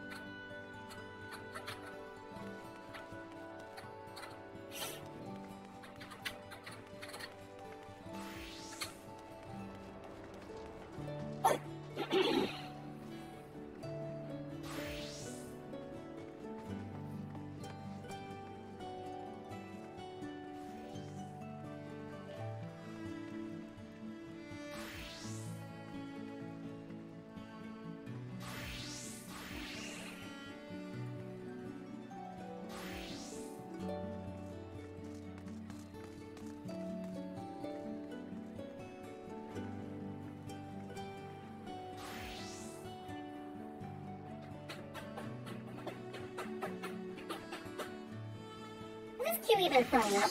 Oh, there we go. I was wondering, I was like, is it even filling up? Jeez. Just waiting for someone to level and get through this, wanted to get through this content. Alright. I had my cutscenes turned on because of the story mode stuff, but I got turned off for this team.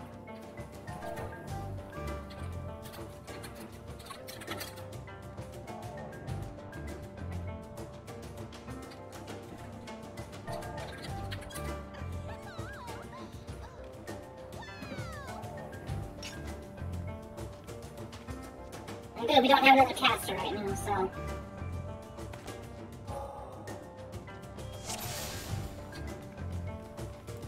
I just stand in a good spot and make kaboom.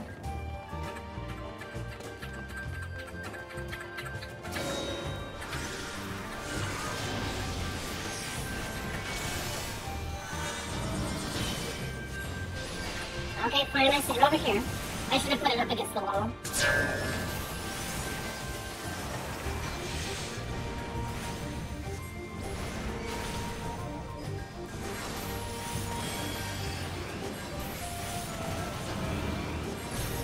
Oh, you just insist on pissing me off there, game. Really?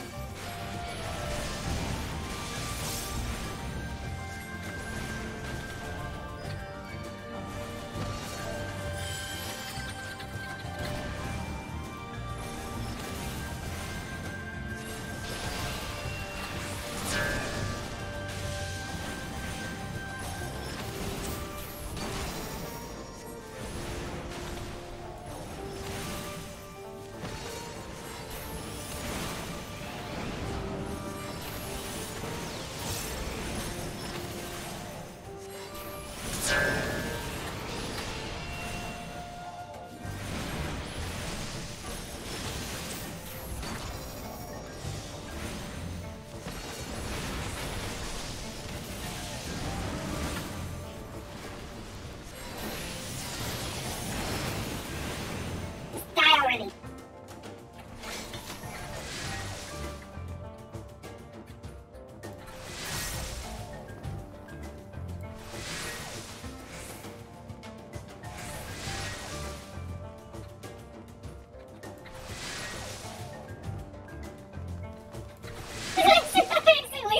This speller just stinks.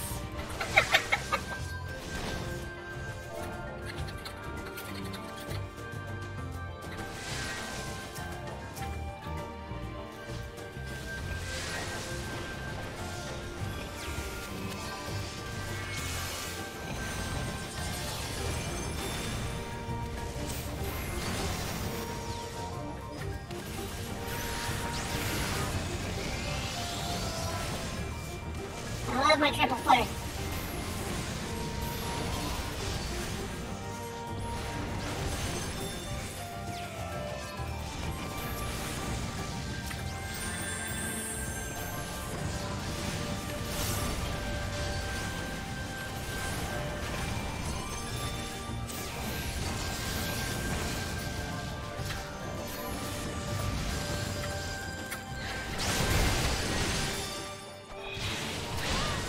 Oh, you're still alive. Okay, come on. I suck.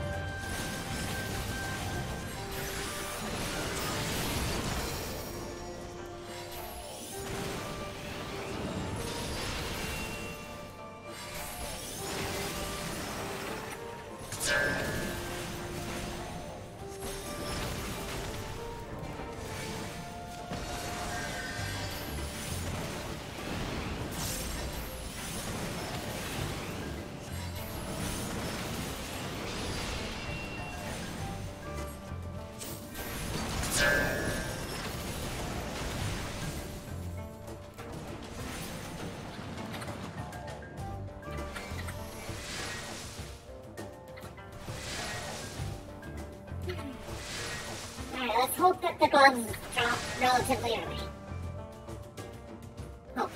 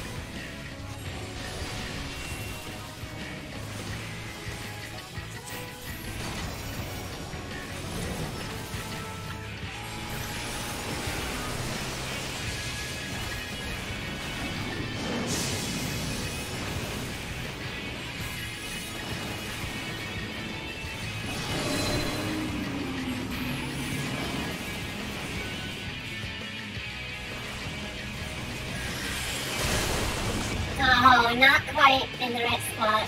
Damn it.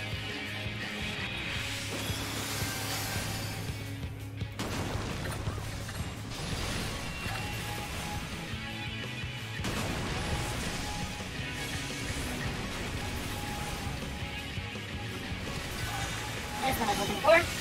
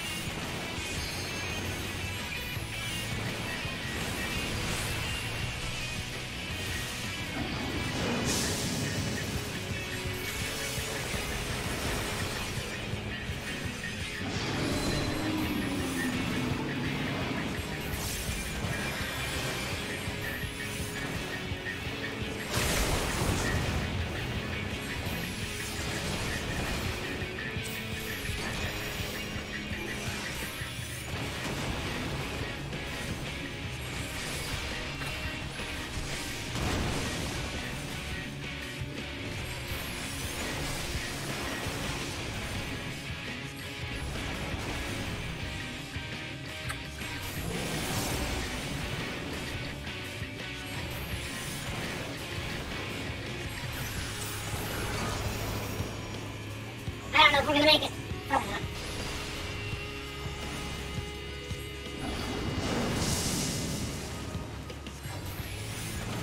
Yeah, my middle wall's not gonna hit in time, damn it.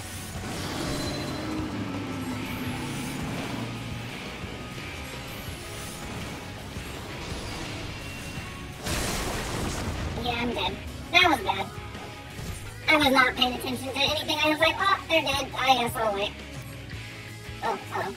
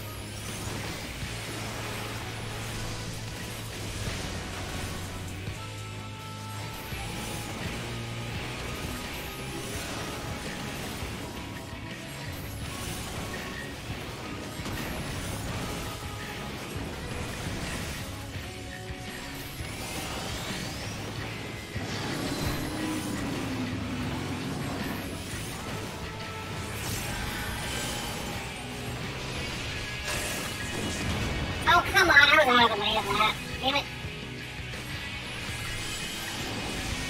Kind of unnecessary, but oh well.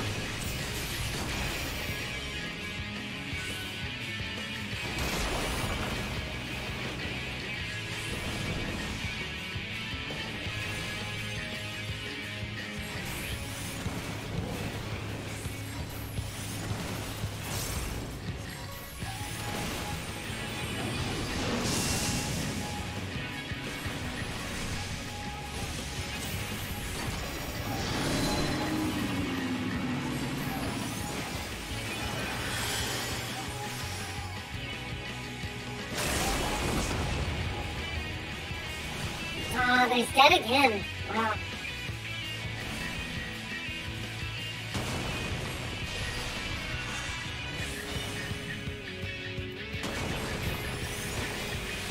I don't know if I'm gonna be able to do this guy. Maybe, maybe not. I don't have a shield.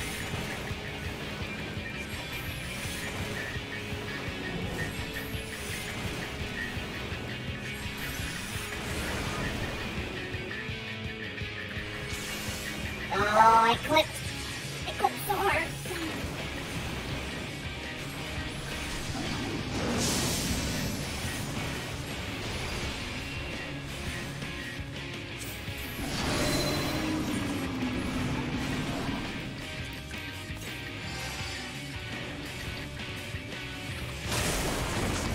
Yeah, I totally beat on that. They told me.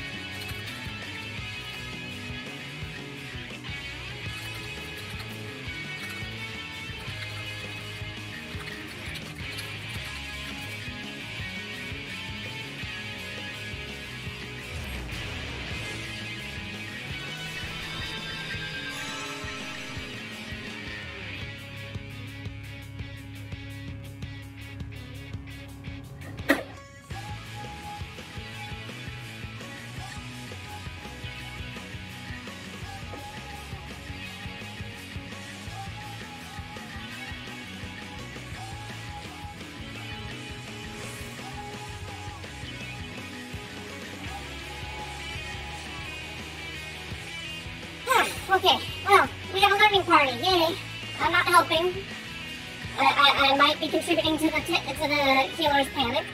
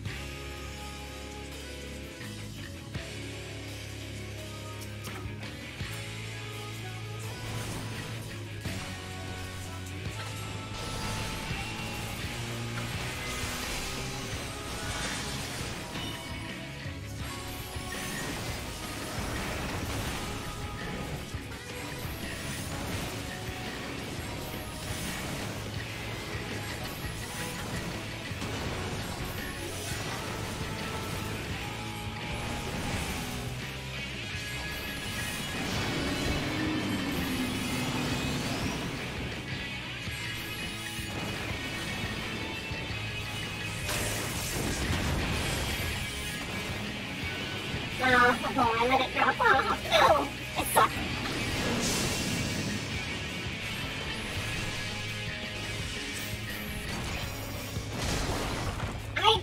I was out of the way. I got lag. I bet you it's just lag.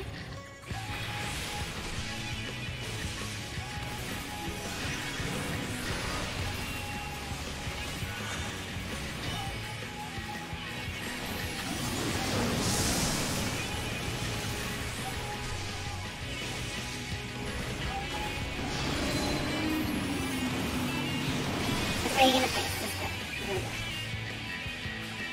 No, not that side. That's the best side. Well.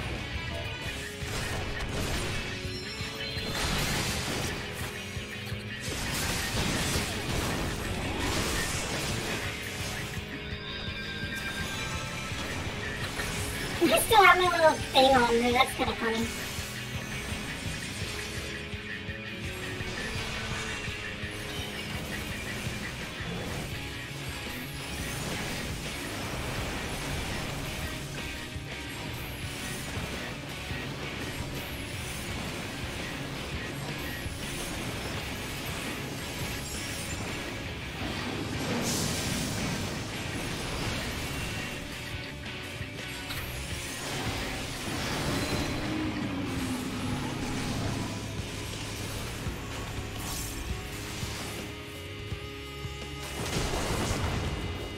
The healer's down again.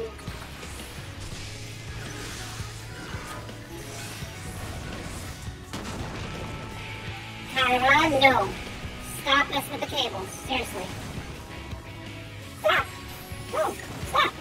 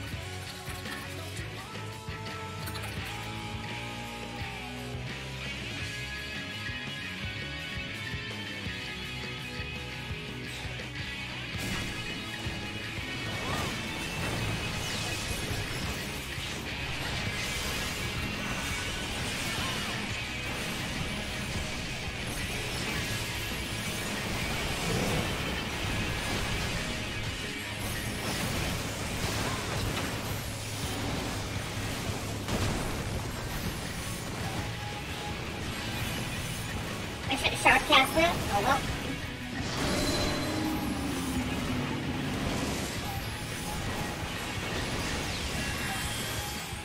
Nope, not worth it.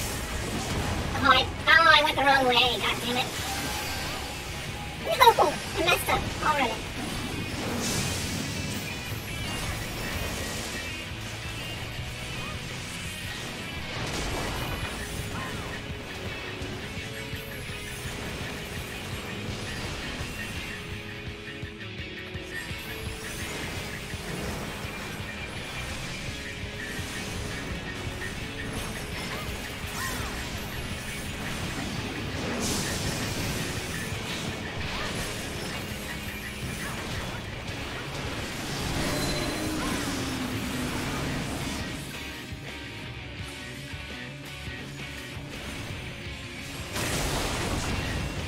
There's a good spot, yeah. Nope, that's good.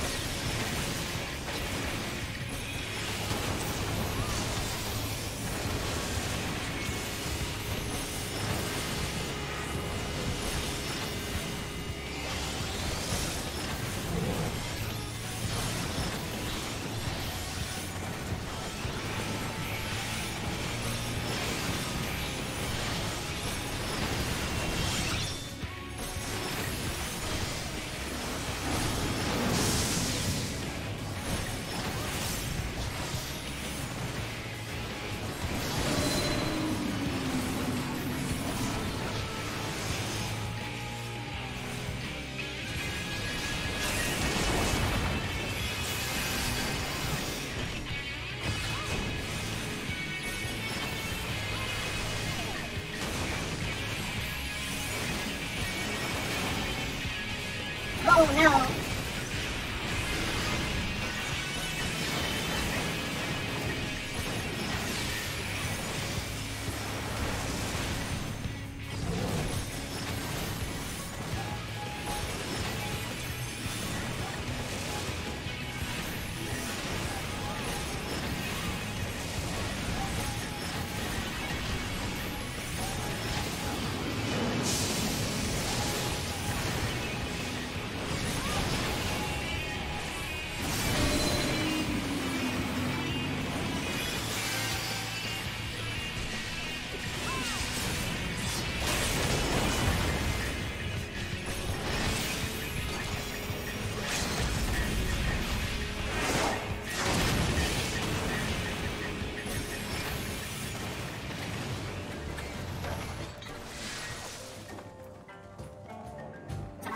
Ending. Damn it. That was deserving of a casting gear. Oh well, everyone tried hard. Everyone did their best.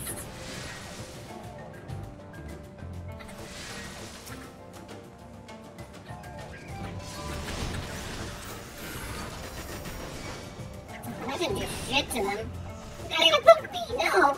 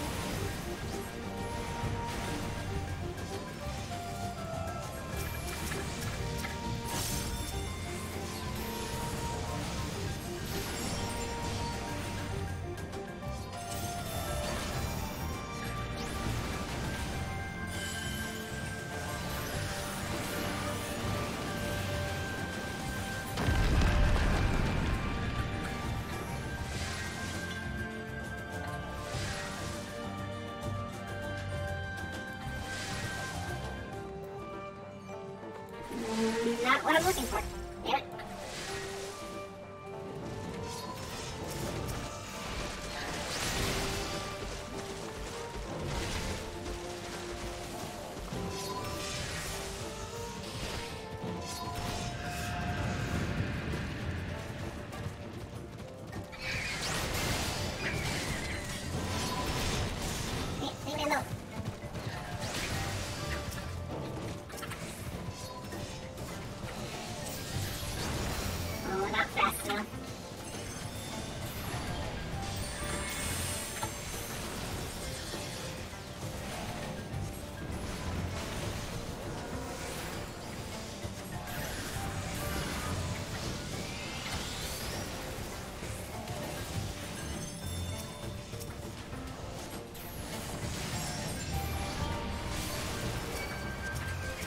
Oh no, the tank died.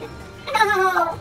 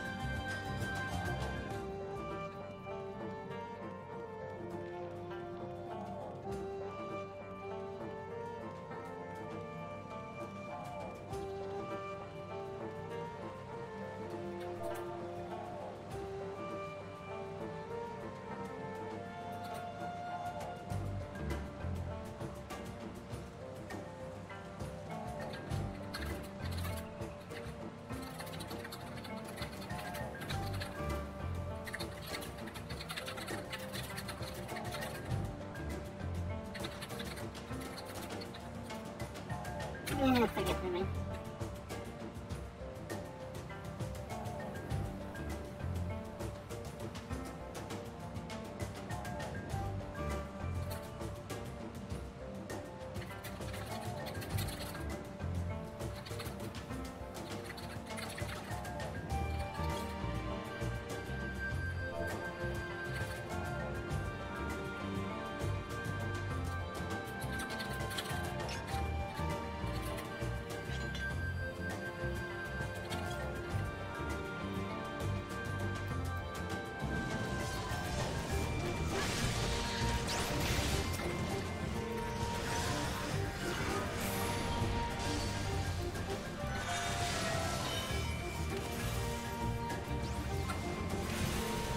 I didn't mean to push that button. Ah.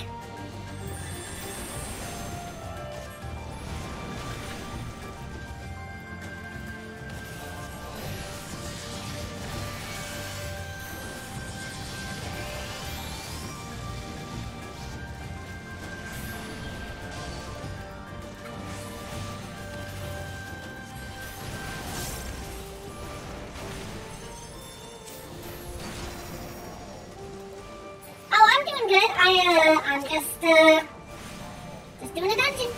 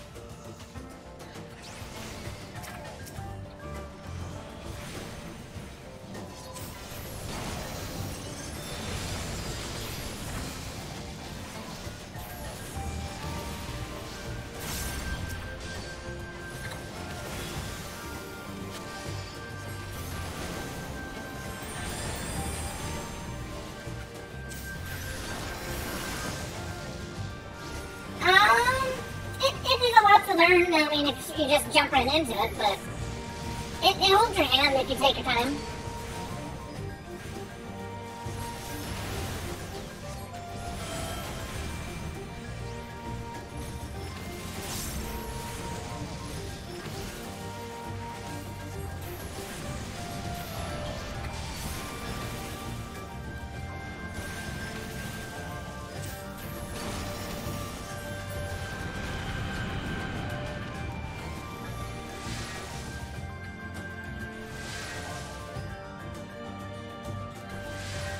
Alright, do I got any, oh, I don't have that.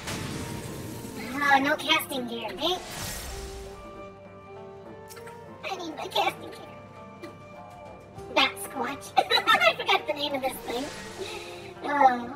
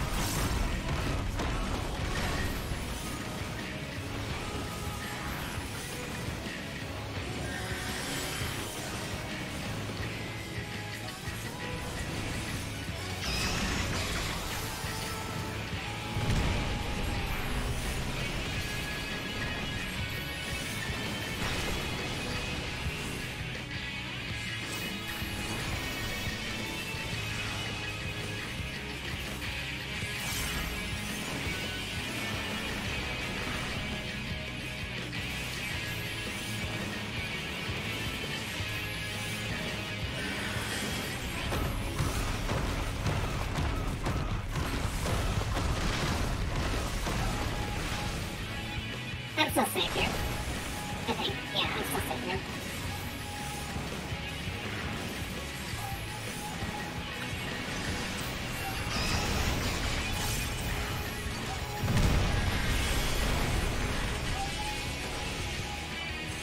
I'm gonna watch out for the falling rocks, though.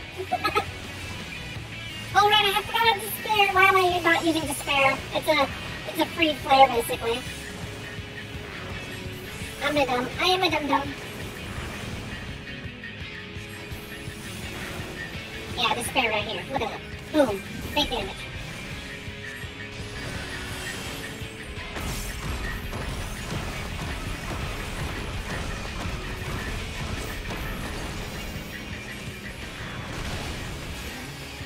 I'm still safe here. Yeah, I'm still safe over here.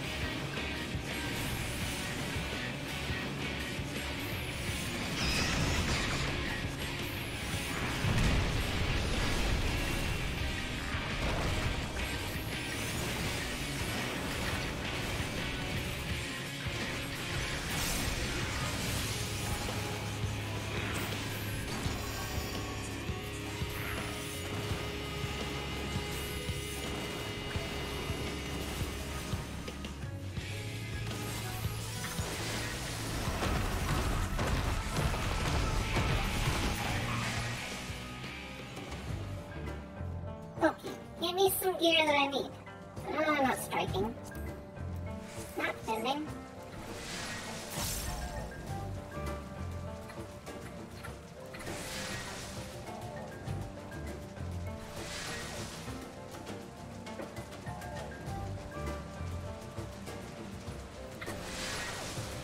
Well, for me, a lot of those are kind of like situational moves.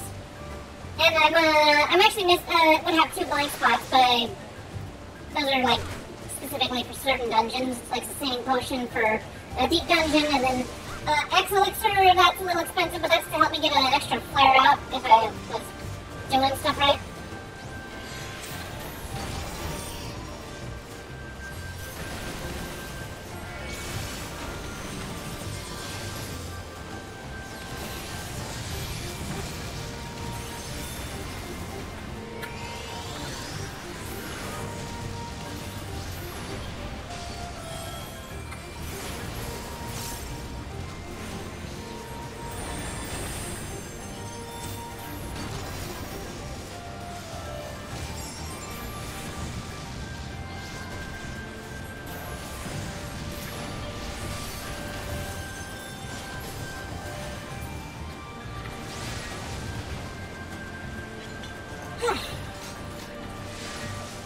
Oh, but yeah, the bat, he throws a tantrum because he's not killing us fast enough, I guess, yeah. He's kind of funny. Come on, give me... Sure, I'll take that. That'll be one less slot of random gear that is taking up my reward at the end of this dungeon here.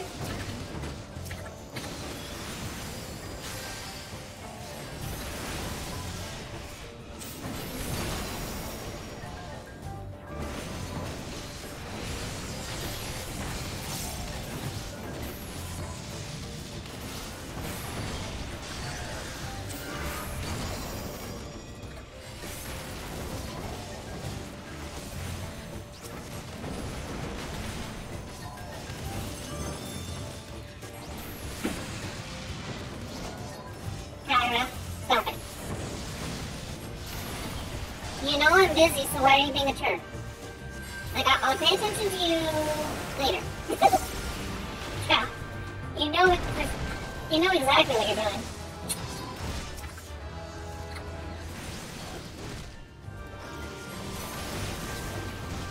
Okay.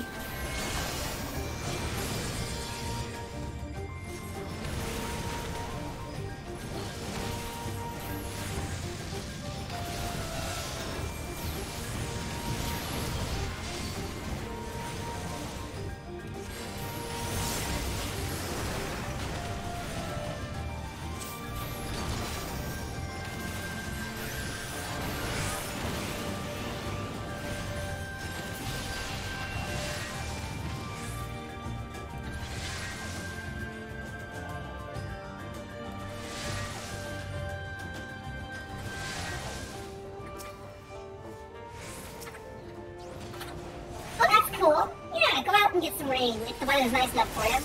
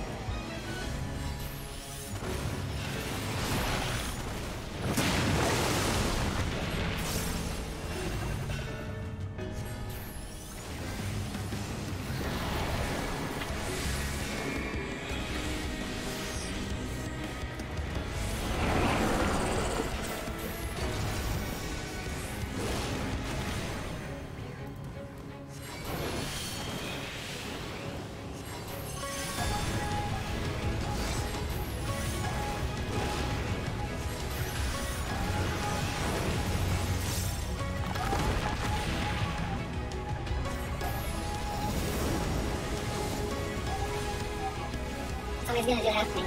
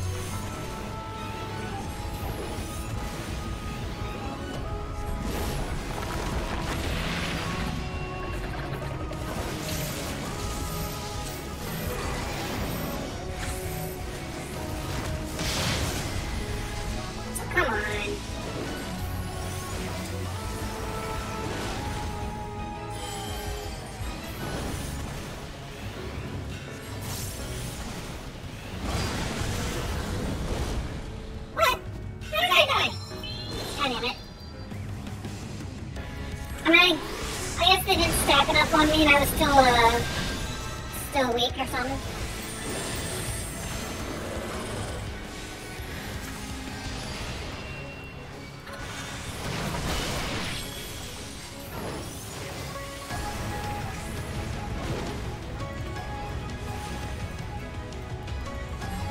Oh no, the healer's down, really? Oh, this sucks.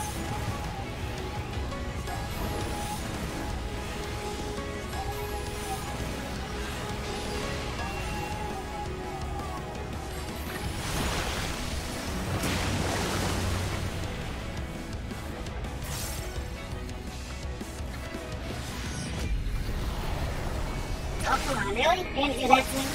God damn it. And I got poison on me. Good. I'm good. I don't have an antidote or nothing on me. Oh, I'm dead. I'm dead.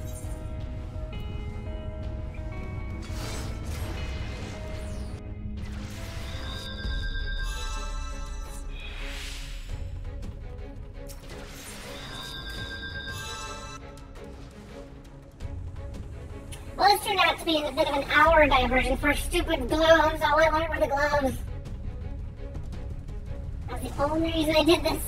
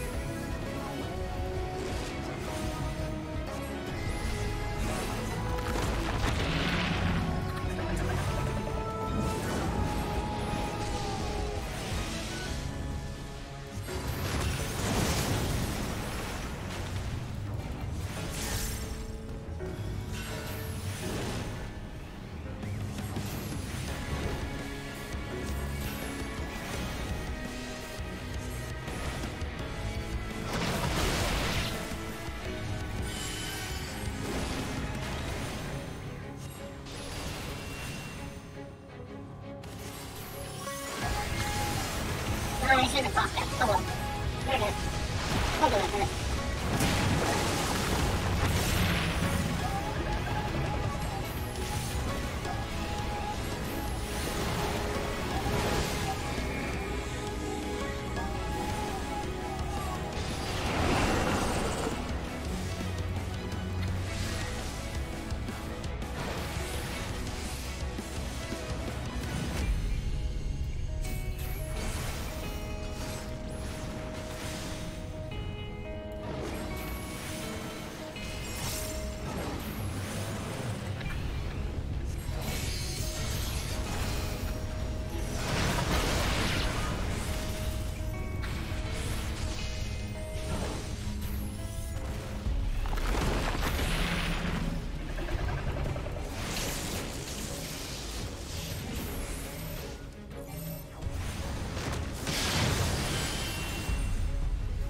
Maybe if I should have jumped in there.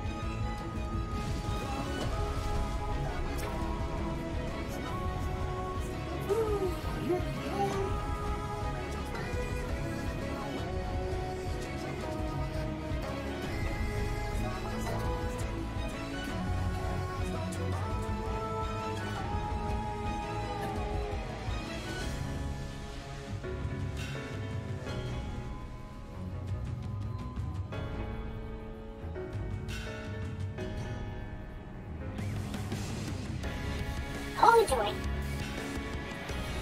Oh, fun, fun, fun. Eh.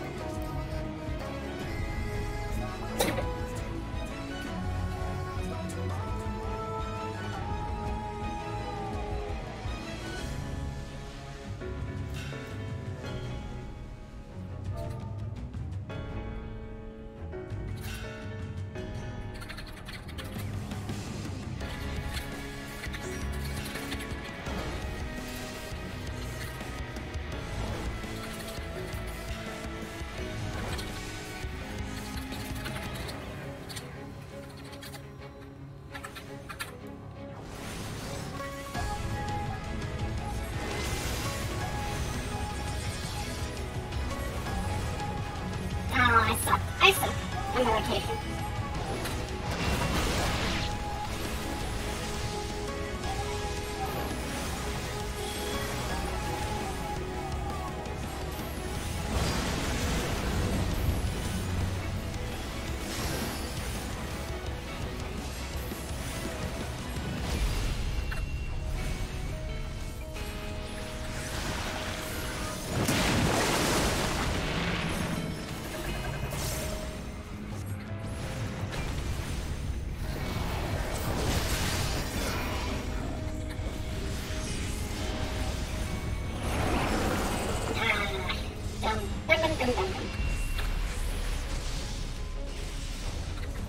I have full ice stacks. Just cast your spells. Go.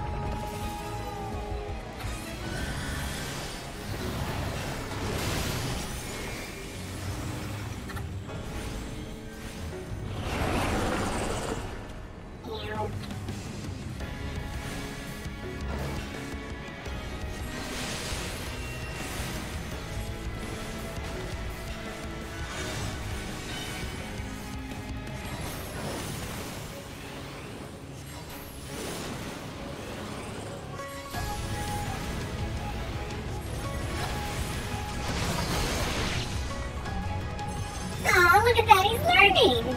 It's so cute!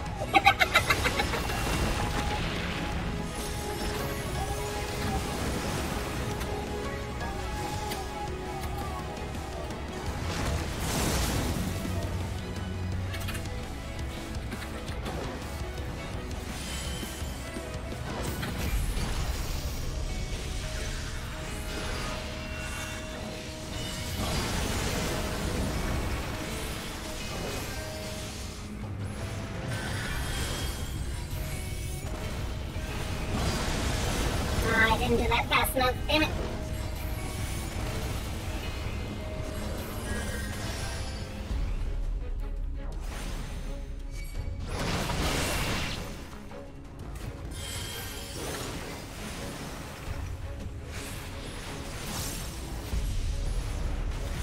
Why is my flare off? My flare is off. Or foul.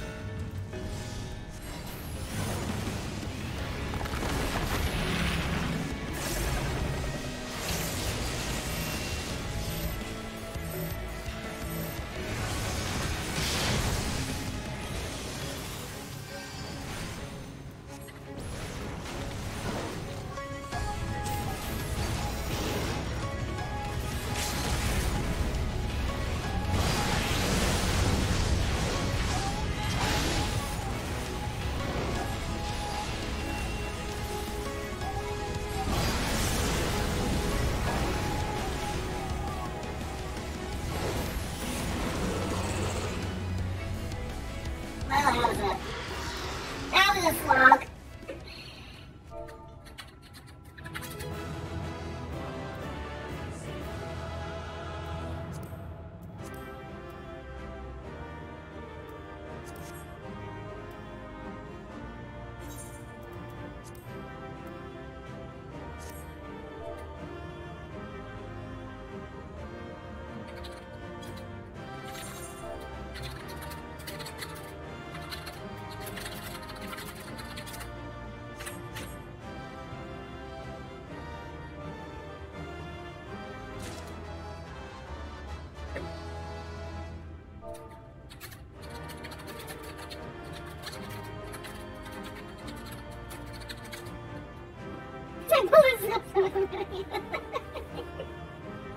Oh, Dylan, how you doing?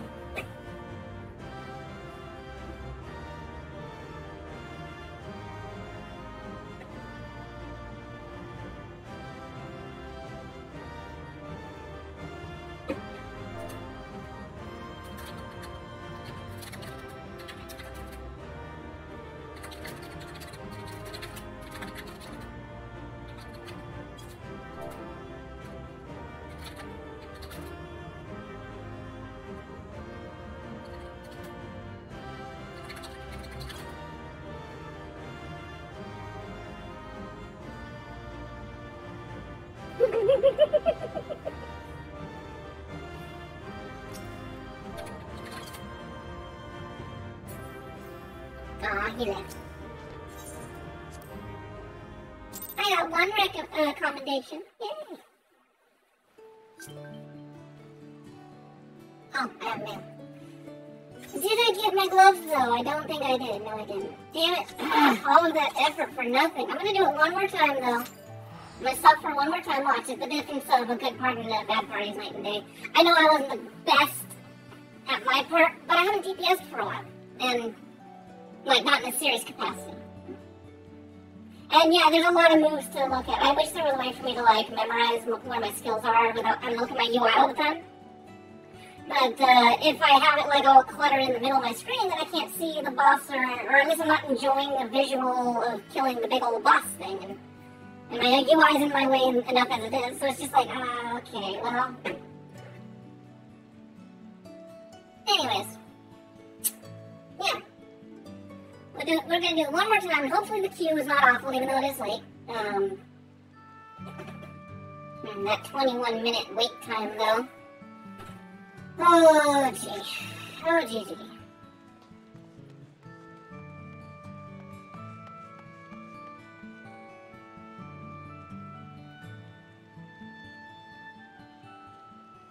I wish there was a better way to get the Team to Royal stuff. But, okay, what did I get for a freebie? I bet you I got something for free.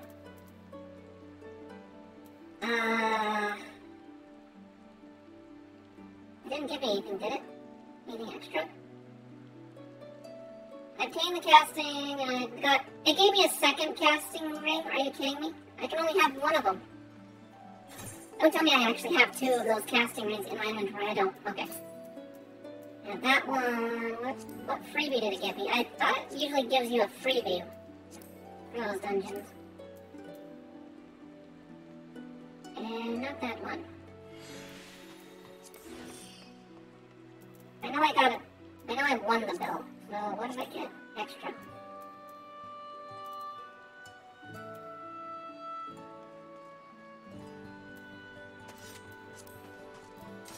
It gave me the headpiece. That was the freebie it gave me. God damn it. I don't need the headpiece. Let me see what it looks like though. Oh, it's a little feather. Isn't that cute?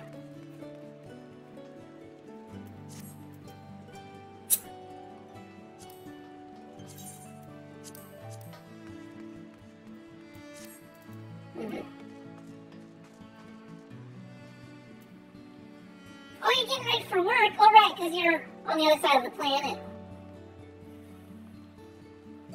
Well, I hope you had a good sleep.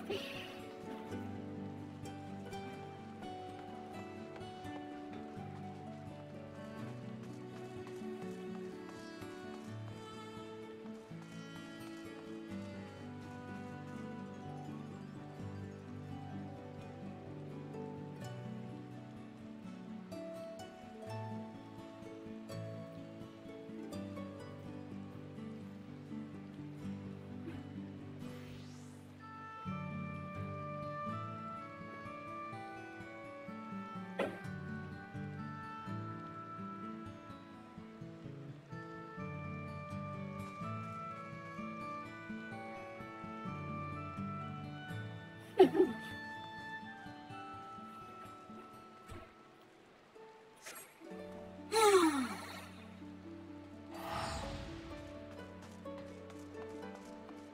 know, I've tried the 4-hour sleep thing. It don't work for me.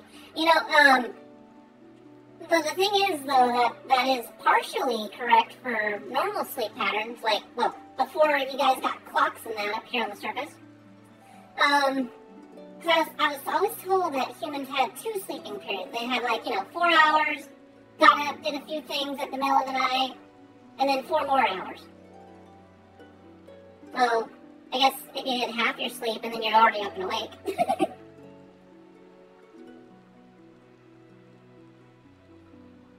So you're kind of following your nature, your body's clock, but you're not getting your second sleep.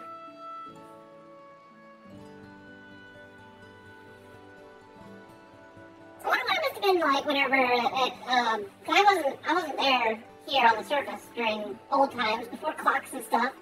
But it must have been slightly less stressful in terms of, like, endurance. All of your industrialization and stuff is just,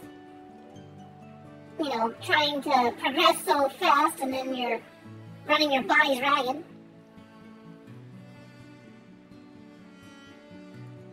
I know for a fact my cats don't sleep for 8 hours solid. They sleep for a couple hours, get up and do stuff, sleep for a little bit more, get up and do stuff. I wonder if humans are cats, and they just don't know it. They were cats at one point, now they've been conditioned to be like dogs. So I really want to wait. I don't know if I want to wait. That was pain. That was definitely pain, Pickle. I think I earned some monies from that, though. Not really a lot of monies.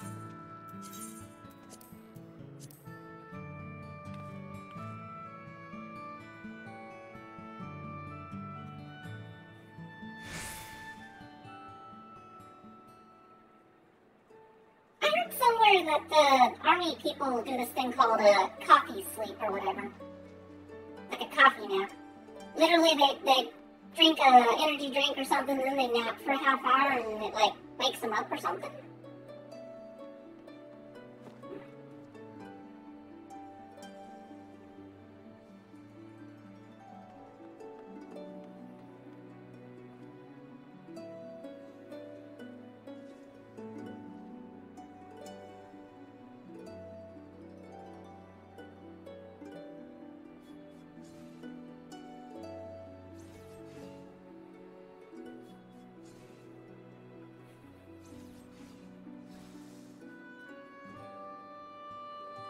Also, I want to snicker at this part. I think I managed to slip in the thank you for party before they popped out of the instance. So now it's on their chat log, and they're just like, grumble, I wanted to go to bed, I wanted to fast run, and it's just like, dude, you're one of the people that stood in the fire, basically. You stood on his feet when he did the pounce thing, and you didn't get out of the way whenever he did the cone blast.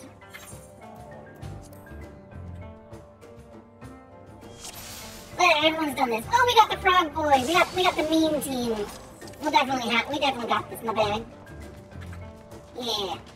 DPS, top-notch DPS characters.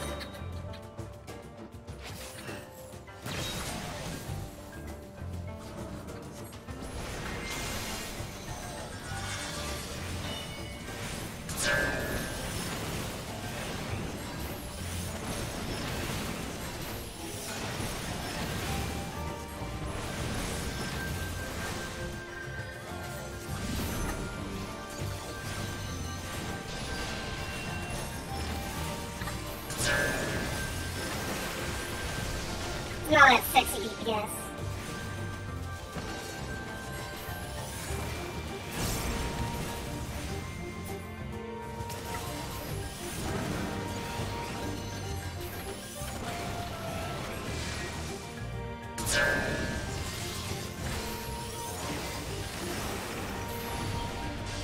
I didn't even cast that spell, but whatever.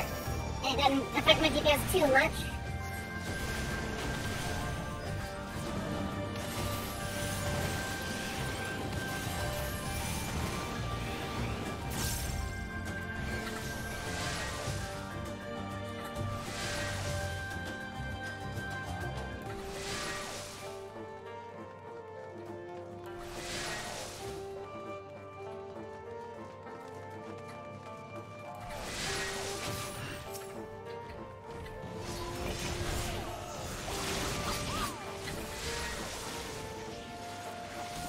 I'm pulling more.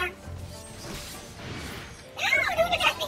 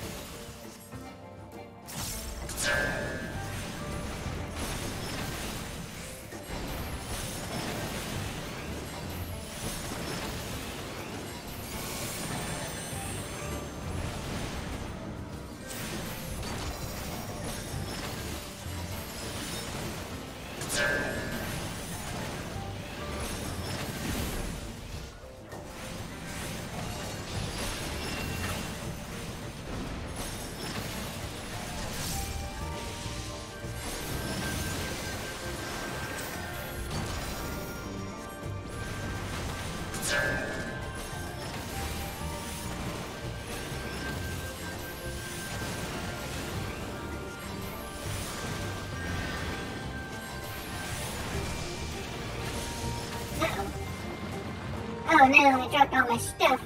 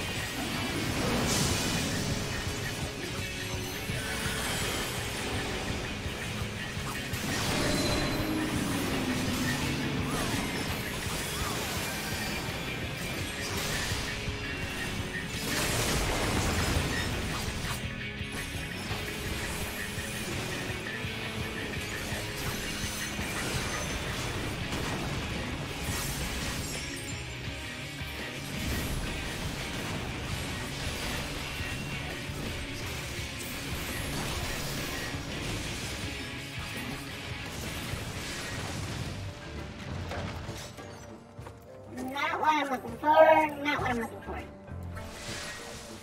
Damn it. Hey, what?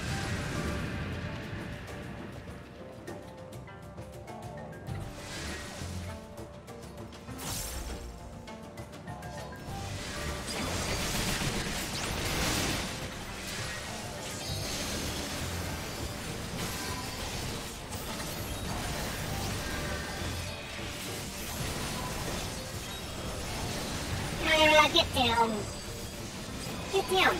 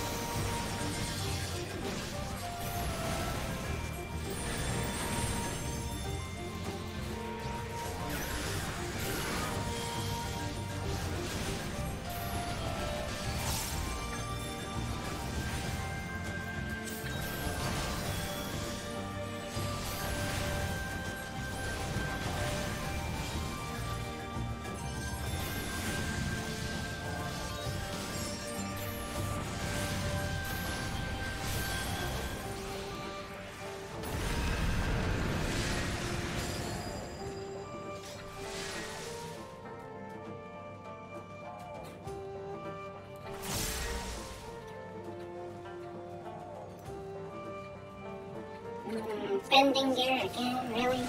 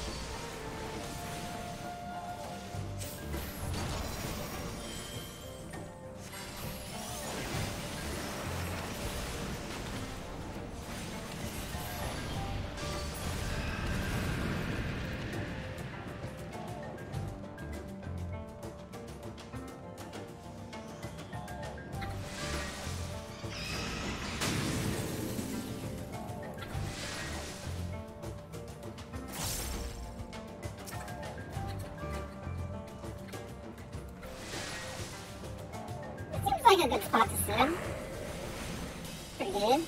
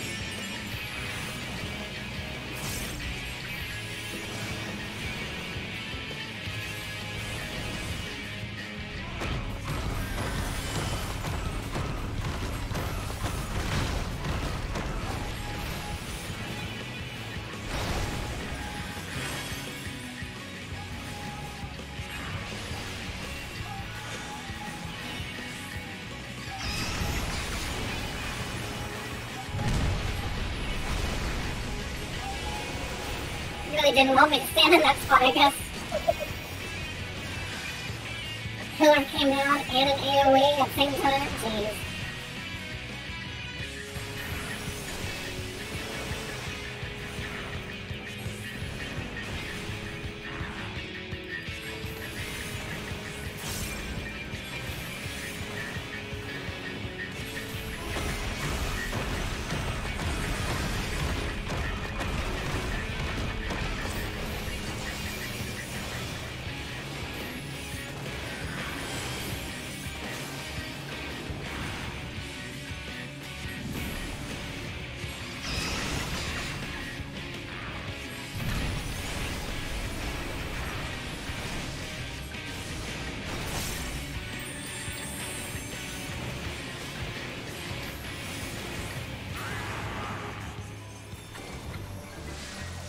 Give me that sweet loot. I guess I'll need on it. Pass on that, pass on that, and pass on that.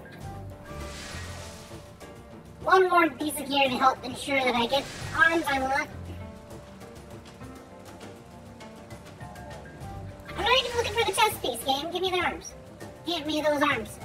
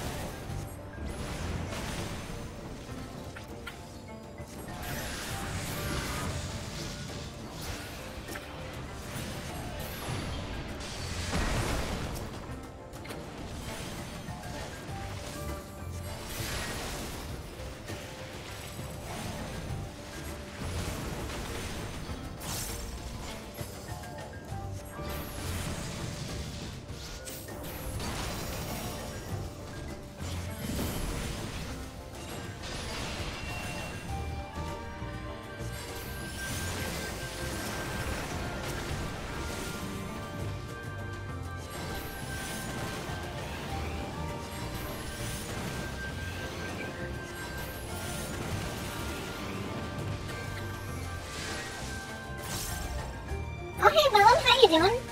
I am glamour farming at the moment. That's why I'm on this. You know, I'm basically sabotaging my rest of my evening for silly gloves. They're really cool looking though, and they're gonna make my new outfit look nice. I'm certain of it.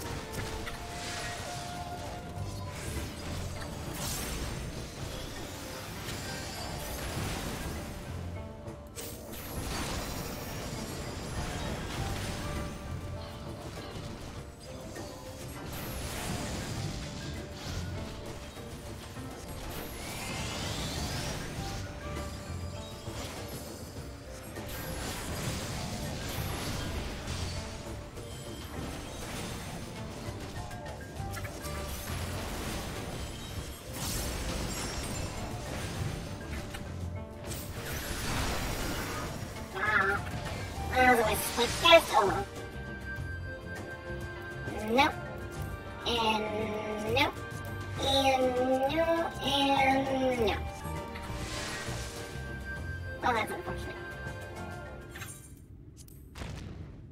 No cutscene. No cutscene.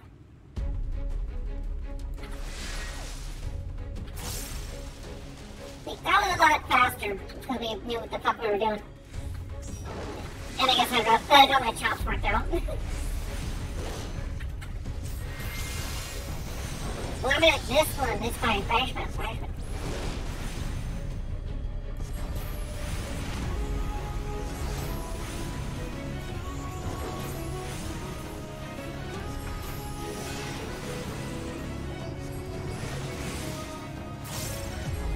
Not close, get away from me, you idiot. Oh, you fucking idiot.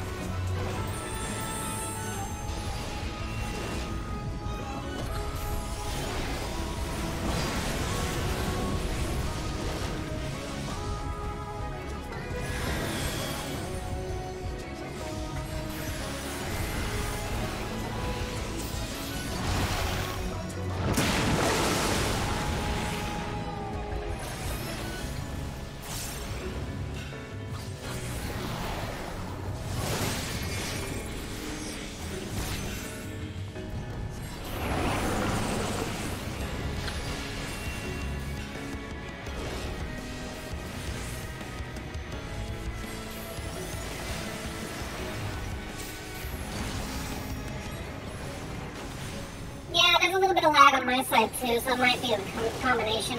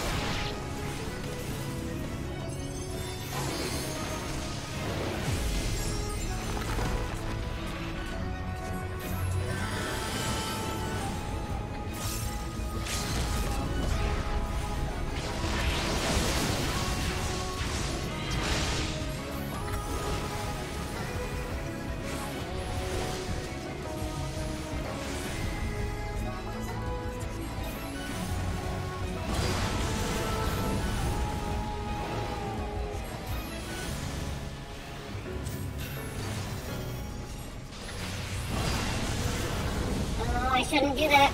I shouldn't just let that happen. Okay, just deeps this thing.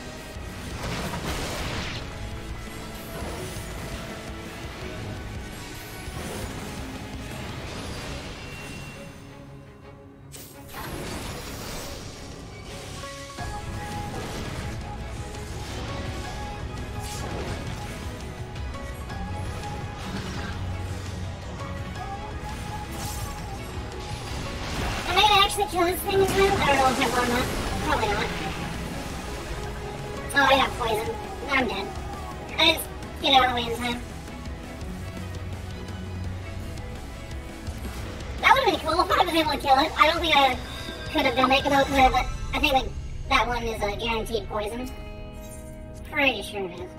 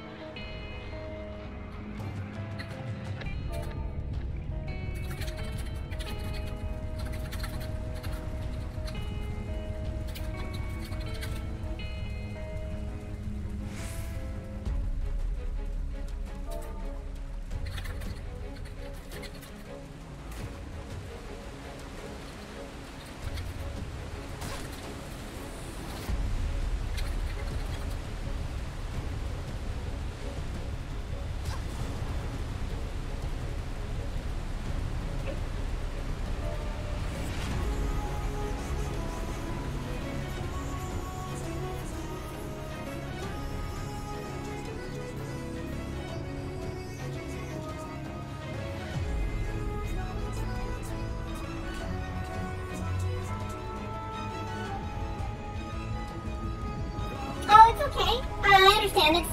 It's that time of year where bugs start rising up.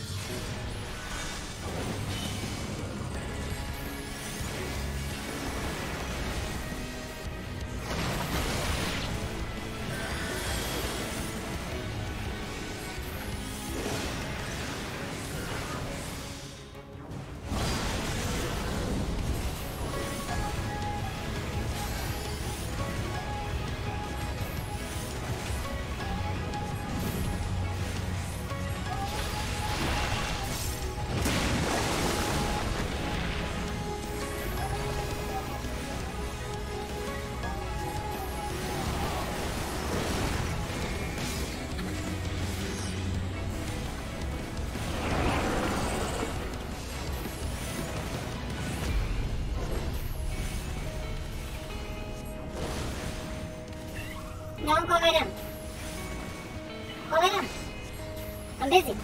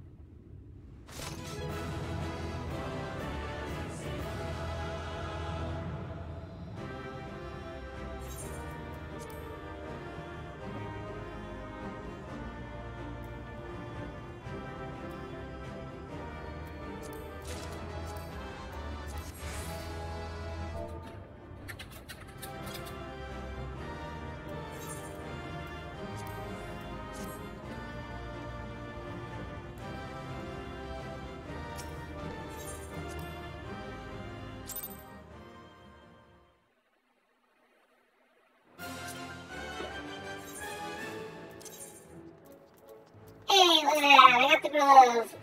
This is my freebie one. Yay! So as you can see right here, the fucking 2 hours. Well, okay, maybe 1 hour and a half. Just to get these gloves. See, it makes all the difference. Whenever I take them off.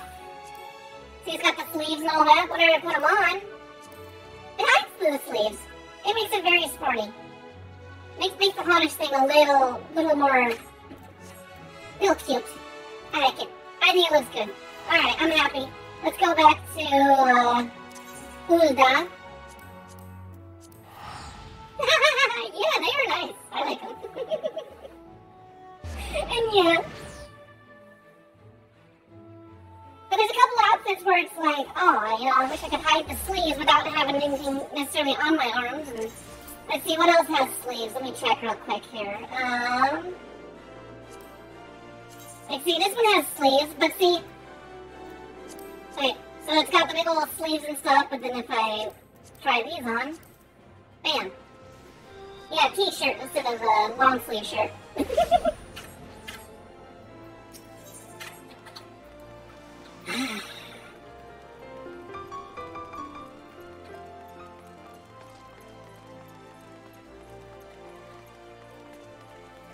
Alright, so time to check my mail.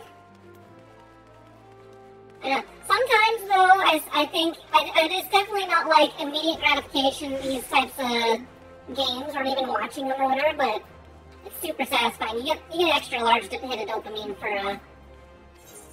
your efforts. Alright, so now I got the college outfit. Let's go to somewhere where I can play dress up.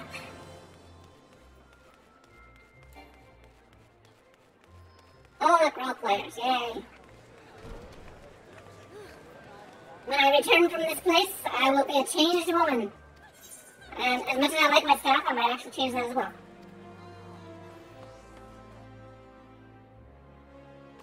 Okay, so let's see here. Do I have my Hoddish one in here already? I do. My Hoddish one's in there, so I need to... Oh, what do we got here? We got legs and feet.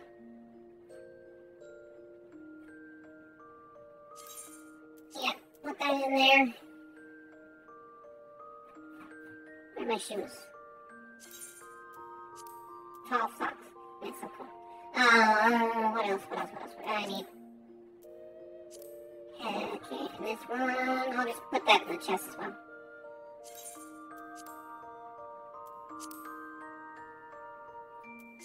Get it, get it, glamour plates. Alright.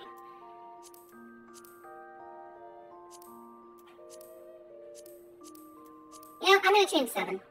Alright, so...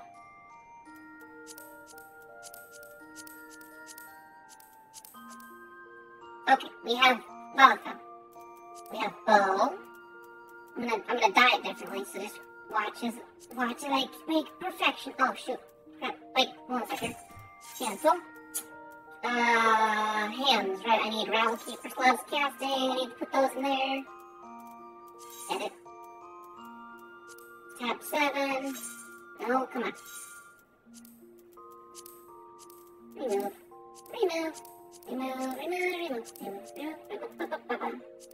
Alright, we got the bow. We have the shirt. We have the gloves. Look how big this screen is. It's a very nice preview screen, much better than the other one.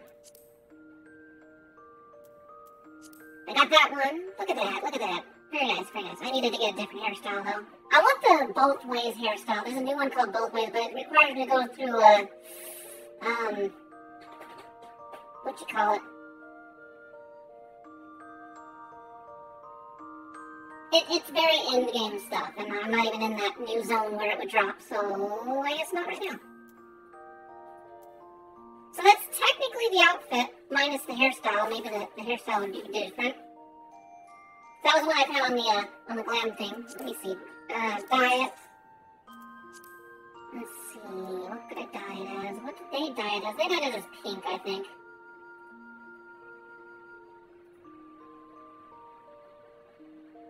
He's very pink. Very, very pink. But still pink.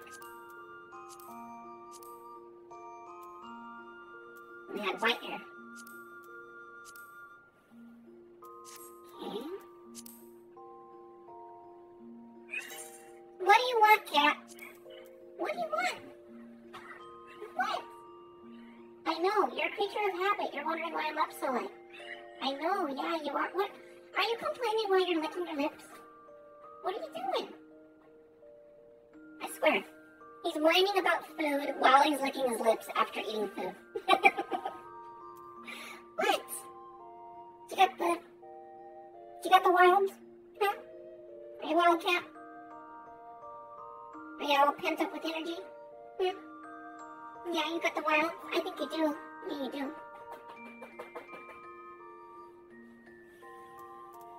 Okay, and then they had that was undyed is what they left it as. Oh, okay, so that's kind of how it is. This one was put as soot black for some reason. I don't know what makes the difference there, but okay. And then that was undyed. That's technically the outfit. I don't have the dyes though. What do I need? I need general purpose pink dye.